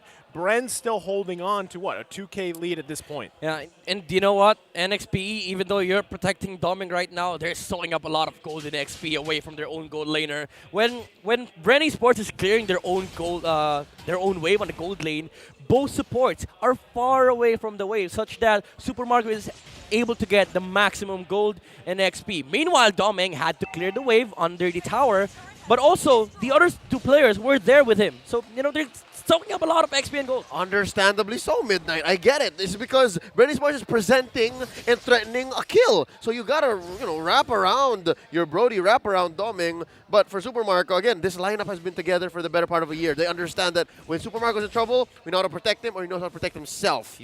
Look at mid though. Oh! Wow, what a reaction there. Anime moment. If only we had slow-mo, right? But I'm pretty sure we have a replay of that. we probably do, but we can appreciate it in real time. And we just did, because what a play there, but still able to avoid that, and now leading all into the third turtle of the game. Let it live in my heart for, I'd say, a couple of months. I'll remember that. Yeah, that highlight would be played a lot of times. I mean, myself included, I would clip that. I have so many questions, like, who dashed in first? Did Few see it? Did Brusco see it? Well, right now it's going to be the turtle, the focus here. Ding making his way Play there. it once Turtle again. 1/4, Flap Teasy jumping in, going to flicker in though. Trying to stun him if he can. They go in. It's Flap Teasy getting the turtle again. Brusco falls here to Kyle Teasy, and Ding's in trouble as he falls in the jungle as Super Marco grabs himself a kill. And it's a Bren again coming out massive with the trade. Bren Esports, you know, at this point, you're going to have to worry about Boyet. He's been controlled the entirety of that turtle take. You know, with just you, Ogren, taking the front line and using their skills to lock down Boyet, he didn't have the chance to try and take the turtle away from Bren Esports. And look at this. Now you have to deal with the carry. Now the carry is online. And again, as mentioned earlier, Super Marco is having a cakewalk. It's so difficult. Oh, there's a kick. Brusco going to go in with Way of the Dragon. Can they find the kill they're looking for? Ogwin going to get taken out by Domeng. They're still looking for more. Ding ain't going to be in trouble here as Few grabs a kill. Flap Teasy was looking for an angle, but not going to commit. Few, one hit away. Oh! Domeng can't get it. And now it's Super Marco, the focus. He can't withstand the damage. Few still there. The focus on Boyet. Flap Teasy now joining the party as well. Shadow Kill comes out looking for another. Kyle Teasy flexing on him. They avenge their fallen comrade, the gold laner, traded out for two, a jungler and a roam. I think that's worth it for Bren Esports. It definitely is. Now we're about to see a replay of what happened. Again, Few on this Valentina has been phenomenal. That take onto Ding, he was able to take the dragon away from NXPE, even slain the dragon himself. And after that, he didn't back off. He was like, 1% HP, okay, I see the Fred there, we'll try to take him out. And Bren Esports, they got one more. They're supposed to be happy with what they got, but Few was like, no, I want to take more. And that is controlled Asim, as we would like to call it here in the Philippines. Asim. It's a level of just greed that is controlled. It's a disciplined greed. It's a sweet Asim. Yeah, you should have been happy with what you got, but you said, I think I can go for more. It's ambition. It's misplaced, but if you can get away with it, why not? Well, it's working for them, right? And not only that, but that's the first turret that NXP has gotten almost at 10 minutes in the game. So this is going to be another objective going in the hands of Bren Esports here. Lord secured. But NXP gets a little bit of space to work with as they grab two turrets at this point in the game. That's a tier 1 and a tier 2 up top. So I think they've maxed out what they can give to Domeng in that lane. Expect him to find more elsewhere. What's his item game looking like? At least he has his damage output set. Yeah, I think this is a Demon Hunter Sword. To deal with probably the Lapu Lapu and Ruby. Either that or he's going for a Wind of Nature to deal with the carry. But Ding, again. Oh, look at the burst. Oh! You can't escape Super Marco there, even with the dragon form, as Ding falls topside. Few has kick. Yeah, Few has the kick. NXPE going to be in trouble here. They've got to defend at least as much as they can. Still having that normal Lord march on the bottom side. They're going to lose their tier 2 turret here in the mid lane as well. That's double jeopardy. Few has the push and then Ogwen has the pull, no matter where you go, you're in trouble. Yeah, right now you're going to see them, NXPE, in a dire situation. Inhibitor turret going to fall here in bottom side. As Bren takes the discipline route, they're going to be happy with that and back off unless an initiation is forced here. They do have the tools they need. Conceal comes out. They get a flicker out from Domeng. Going in! Ogwen, though. Brusco still able to survive. They still go in. Torn apart memory was committed too. Goyang as well, able to survive that one. That was like an anime fight. There's a lot of flickers going on. Ogwen found the right angle. Fortunately, didn't have the damage. And NXPE was able to get away. Now, looking at the items, it's hard for NXPE to itemize against this. There's a good mixture and balance between physical and magic damage from both the carry and Hayabusa with the physical and the Valentina with the burst damage that she has. And the beautiful thing about this is that she's running on a Claw of Destiny. She's even scaling towards that late game. And that damage coming out from the Lightning Truncheon, if it procs, that's gonna hurt. And as we say that, we're looking at how Nexplay EVOS is at least trying, right? They have a good spread, but it's mostly for physical. No one has built a full tier 3 defense item to deal with Few. So I guess that's why Few is able to make these calls. Like, I think we can go for more. I think we can go for more. And that has been what pushes Bren Esports over the edge. That's what puts them almost 8K ahead here, 12 minutes in. That is what allowed Bren Esports to just, punish Boyd on the early game. Having just that Molten Essence, not having any physical defense and magical defense up against both the Valentina and the Lapu Lapu, made it so that this game is really hard on NXP because you don't have the tempo on your side. And the frontliner on your side is not reliable enough. Both Brusco and Ding wants to be able to set up. If Boyd stands on the front line, he gets easily bursted down by Bren Esports.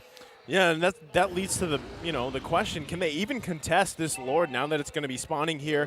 I would rather see NXP just defend again, and unless they can find some crazy pickoff here. But Joseph, their lineup isn't meant to defend inside the base. They're so mobile. They're so good at picking fights.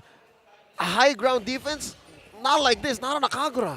But man, with 10K behind, 8K behind, your itemization is just, it's tough, right? It's not going to be in your favor here. So it looks like, look how fast this Lord gets taken out here. So now you're in a situation, NXP is forced to defend for their lives here. Yeah, again, this is awkward because if you think about how Bren Esports wants to knock on the doors of NXPE, there is that flicker play coming out from Ogwen, but also the potential of Few just to steal that Black Dragon form away from the Yuzong and go in himself. Yeah. And that's what makes this harder defense. Again, high ground defense, I believe it's only possible if Nexplay EVOS can punish Bren. If Bren somehow overcommits, right? So they're doing the right thing. They're staying inside their base. But this 10K goal lead now, nice to it's at 10K. What this is going to feel like when there's no turrets around is basically, I'd say, a medieval knight going up against a member of SWAT. There's a conceal play. Conceal play comes in. Few was looking for a moment himself. Ogwen pulls it, Ding. But so far, they just get that turret. They're going to be happy with that. The Lord has to be worked on from NXPE here. Bottom side, holding on to the last inhibitor turret of their base. But look at Bren, even with the lead, still patiently waiting here. Still working on it. Few going to bob and weave in. Divine Glaive picked up by going, will it be enough damage? Here comes Kyle TZ. He gets kicked into the base. The turret does fall. Kyle TZ taken out of the picture. NXP might give this a go unless they just decide to defend for now.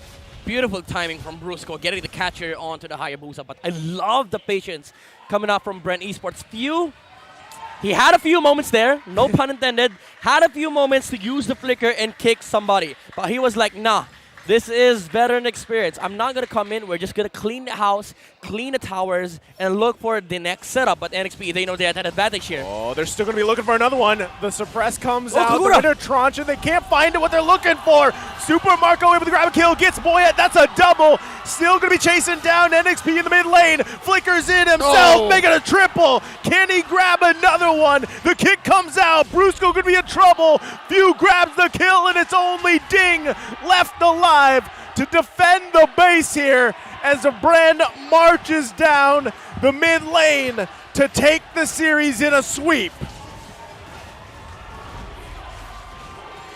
Bren Esports welcomes Nexplay EVOS into the big leagues with a dominant win. 2-0. About 15 minutes into game 2. Ends the game in traditional style. Recall behind the base. The Hive definitely is hype right now. They just took out the kings of the amateur, proving that this is definitely, indeed, the bigger leagues. Yeah, there's obviously, you know, this is, I don't know if I would say a wake-up call here for NXPE. It's obviously something that they can learn from. That's how I want to look at it, right? Because they can learn from every single time they play against one of these teams. Bren kind of went through this last season, and you can see this refined version of the Hive here tonight. But just the same, an awesome effort. And I love the vibe that Nexplay EVOS has, even upon losing. It's evident. You can see it in their faces that they're just happy to be here. Yeah, they're all smiles. Yeah, they went up against a team that has been on top of the world literally and has hit rock bottom and rebuilt themselves. And you see that Nexplay EVOS looks into Bren Esports' eyes and say, much respect. Thank you for being there before us. This was a good game. That's what I saw. It was an amazing game. Really did show a lot of the experience coming out from Bren Esports, but there was some promise for NXPE EVOS. You know, on game number 1, we saw the potential. Game number 2, however, was a different story. It was all about trying to recover from the massive disparity between Bren and NXPE, but few in the squad didn't allow that. It just, and you know, I said it before we got into the game. I love the Kogura pick, but I feel like it just didn't work there for them.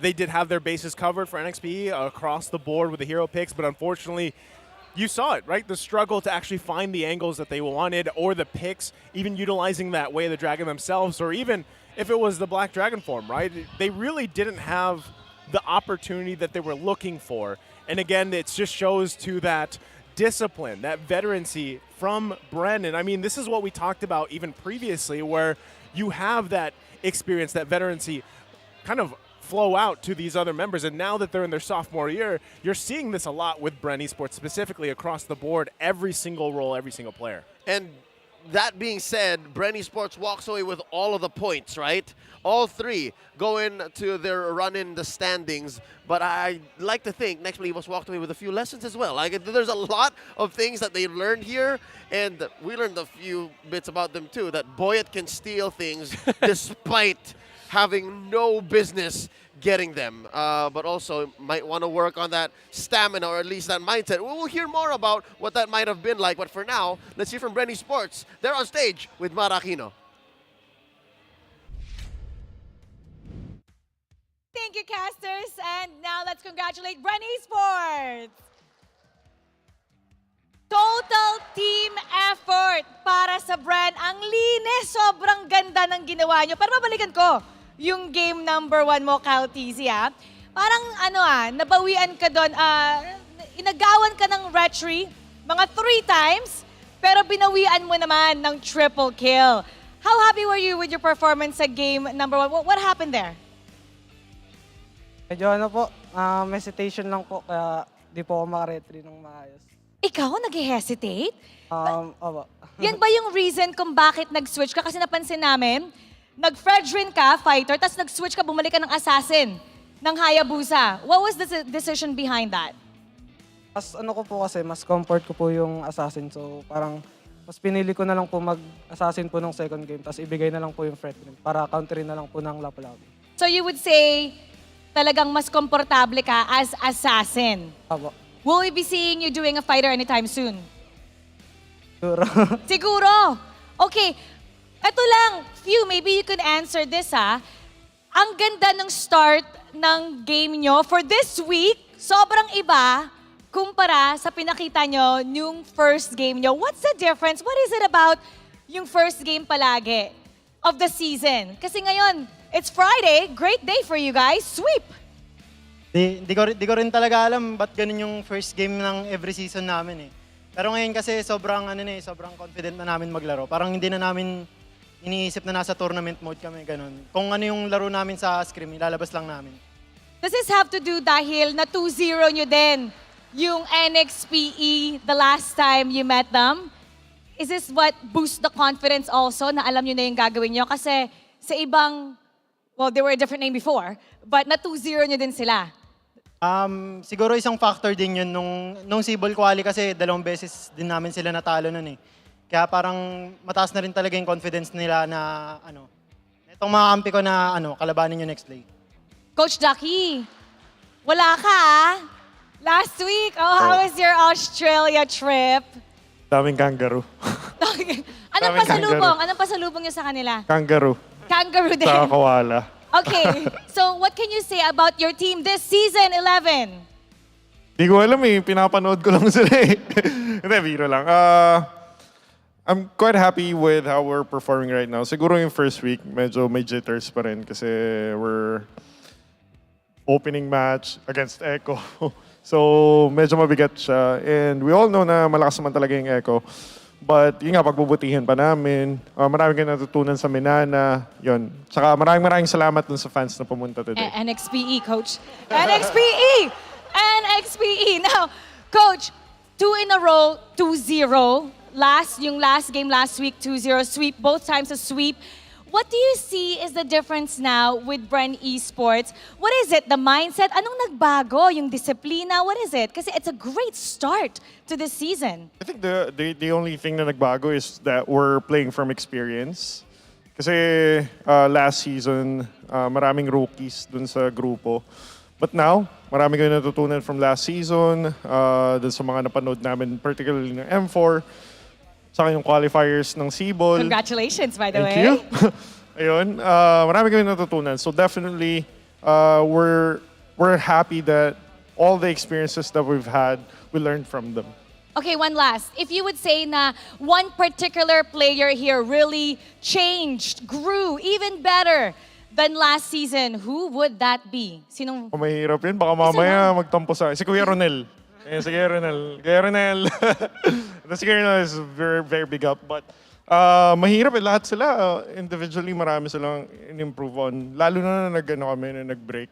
I mean, yung off-season break namin, ang dami nilang natutunan, I think, individually.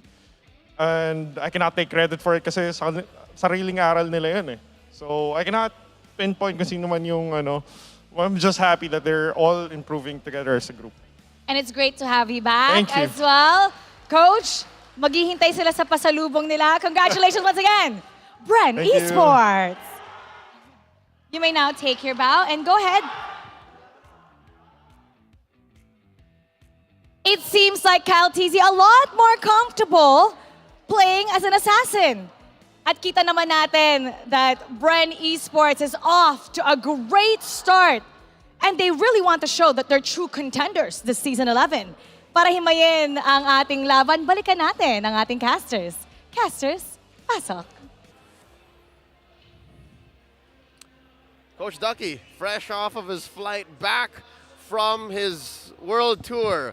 I mean, the off-season is always interesting, but it's great to hear from him and the rest of Bren Esports as they dominate. And again, as the headline stated, that was a red-hot Nexplay EVOS welcoming them into the big leagues. We're going to go ahead and throw it over to Midnight for him to break down Game 2 and see what lessons Nexplay EVOS might have learned in their defeat here in the hands of Bren Esports.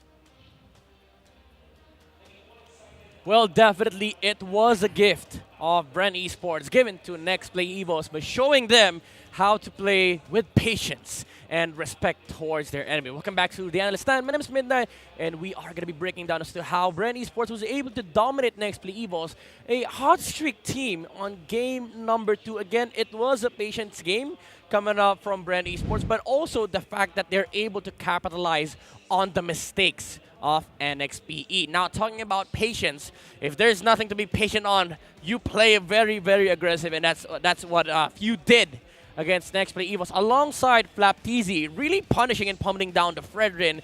in a way that in the early game, the Fredrin does not have physical and magic damage defense, they capitalize on that fact and they abused the fact that on the side of NXPE, nobody wants to fight yet. The burst damage isn't there from the Kagura, the Brody is farming, and you're also waiting on the levels coming out from the Yuzong. And even if he did participate again, the damage was an issue on the side of NXPE. And what we meant by patience is by waiting for proper timings. Bren Esports did not try to overextend in any single fights in this game. They always waited for the proper opportunities, the proper timings. Even with the battle spells, might I say, they waited it out. We saw Kyle TZ, hold on to that retribution in a way that when he saw Boyd was farming his own jungle, he was able to take one resource away from the Fredrin. And of course, a lot of them on the side of Bren Esports, especially Few, holding on to that flicker, sometimes dying for a cause, because he knows that he has to reserve that for a specific fight, and that is what allowed Bren Esports to always have this amazing presence on the engagements, because they always have everything that they need. Also, would want to point out Flap TZ did a ton of hero damage in this game. 43,707 damage dealt on the Lapu-Lapu. Again, making sure that the game of Boyet was sealed and done on the early game, really punishing and being the threat and counter against the Fredrin on the early game, capitalizing on the fact that there is no physical defense yet on the side of NXPE. And of course, what closed out the game is the presence of Super Marco on this carry. 6-1-4 on the hero. Again, really big presence in this game, shredding through the amount of HPs that NXPE has. And of course, being the tower damage taker, or tower taker for the side of Bren Esports, always converting every single teamfight victory by Bren Esports into an objective. Conversion is really, really important in a game of MLBB, and that is what they did. They get the momentum earlier on. They got the ball rolling for the side of Bren Esports. Even though Super Marco was farming for the majority of the early game, the foundation has been laid out. And what he needs to do is stay away from the potential threats on the side of NXPE, and he did just that. He was always standing away from the threats like Ding, specifically in this example of from the clip. He was always trying to look for better positions to engage into fights. And he knows that his presence in the team fight is really, really important. That's why avoiding death is an absolute necessity for the side of Bren Esports. Even though he did die once during the mid game, come the mid to late game, there was the threat of having that shred damage against NXPE. Nobody on their side can sustain the HP-based damage of Super Marco. And again, the usage of the flickers, it's always to that limit, that certain extent wherein he can push the boundaries of his hero. And again, every single victory that they have, it always converts and leads to an objective. And come the late game, NXP was not able to survive the onslaught of the damage output coming up from a lot of the heroes on the side of Bren Esports, but most importantly, their carry. The shred was there for Bren Esports, and it was necessary to get the victory for the Hive, and that is what happened on game number 2. Midnight, correct me if I'm wrong, was that 2 back-to-back Super Marco MVP nods and 2 sweeps back-to-back for Bren Esports? Oh yeah, it is. Strong start. On the upswing, Bren Esports. If you look back on pretty much like the past few months for Bren Esports specifically, even Coach Ducky mentioned it during the interview, everything that they've accomplished up to this point, it's kind of expected, right? I mean, they obviously are that refined version. It started in Season 10 for them, when a lot of that question was there for especially these new names. And I know you did mention, you missed Pandora, but right now, I think across the board, they have a lot to work with. All right. Well, that being said, congratulations to Bren Esports, and as well, GG well played. Nexplay EVOS on behalf of Midnight and Naisu. My name is Leo, always at your service. Let's throw it over to Mara to close up the show. Patuloy pa rin ang mission para i-define kung ano nga ba ang bumubuo sa Philippine meta ngayong second week of MPL Philippines Season 11.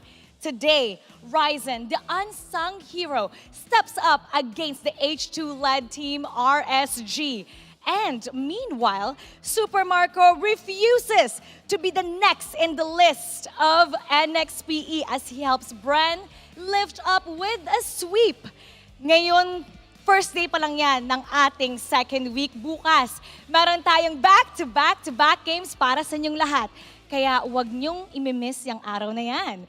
Now, I'd like to thank also John, Joseph Lyda for this beautiful outfit that we have. MPL fan and designer, thank you so much.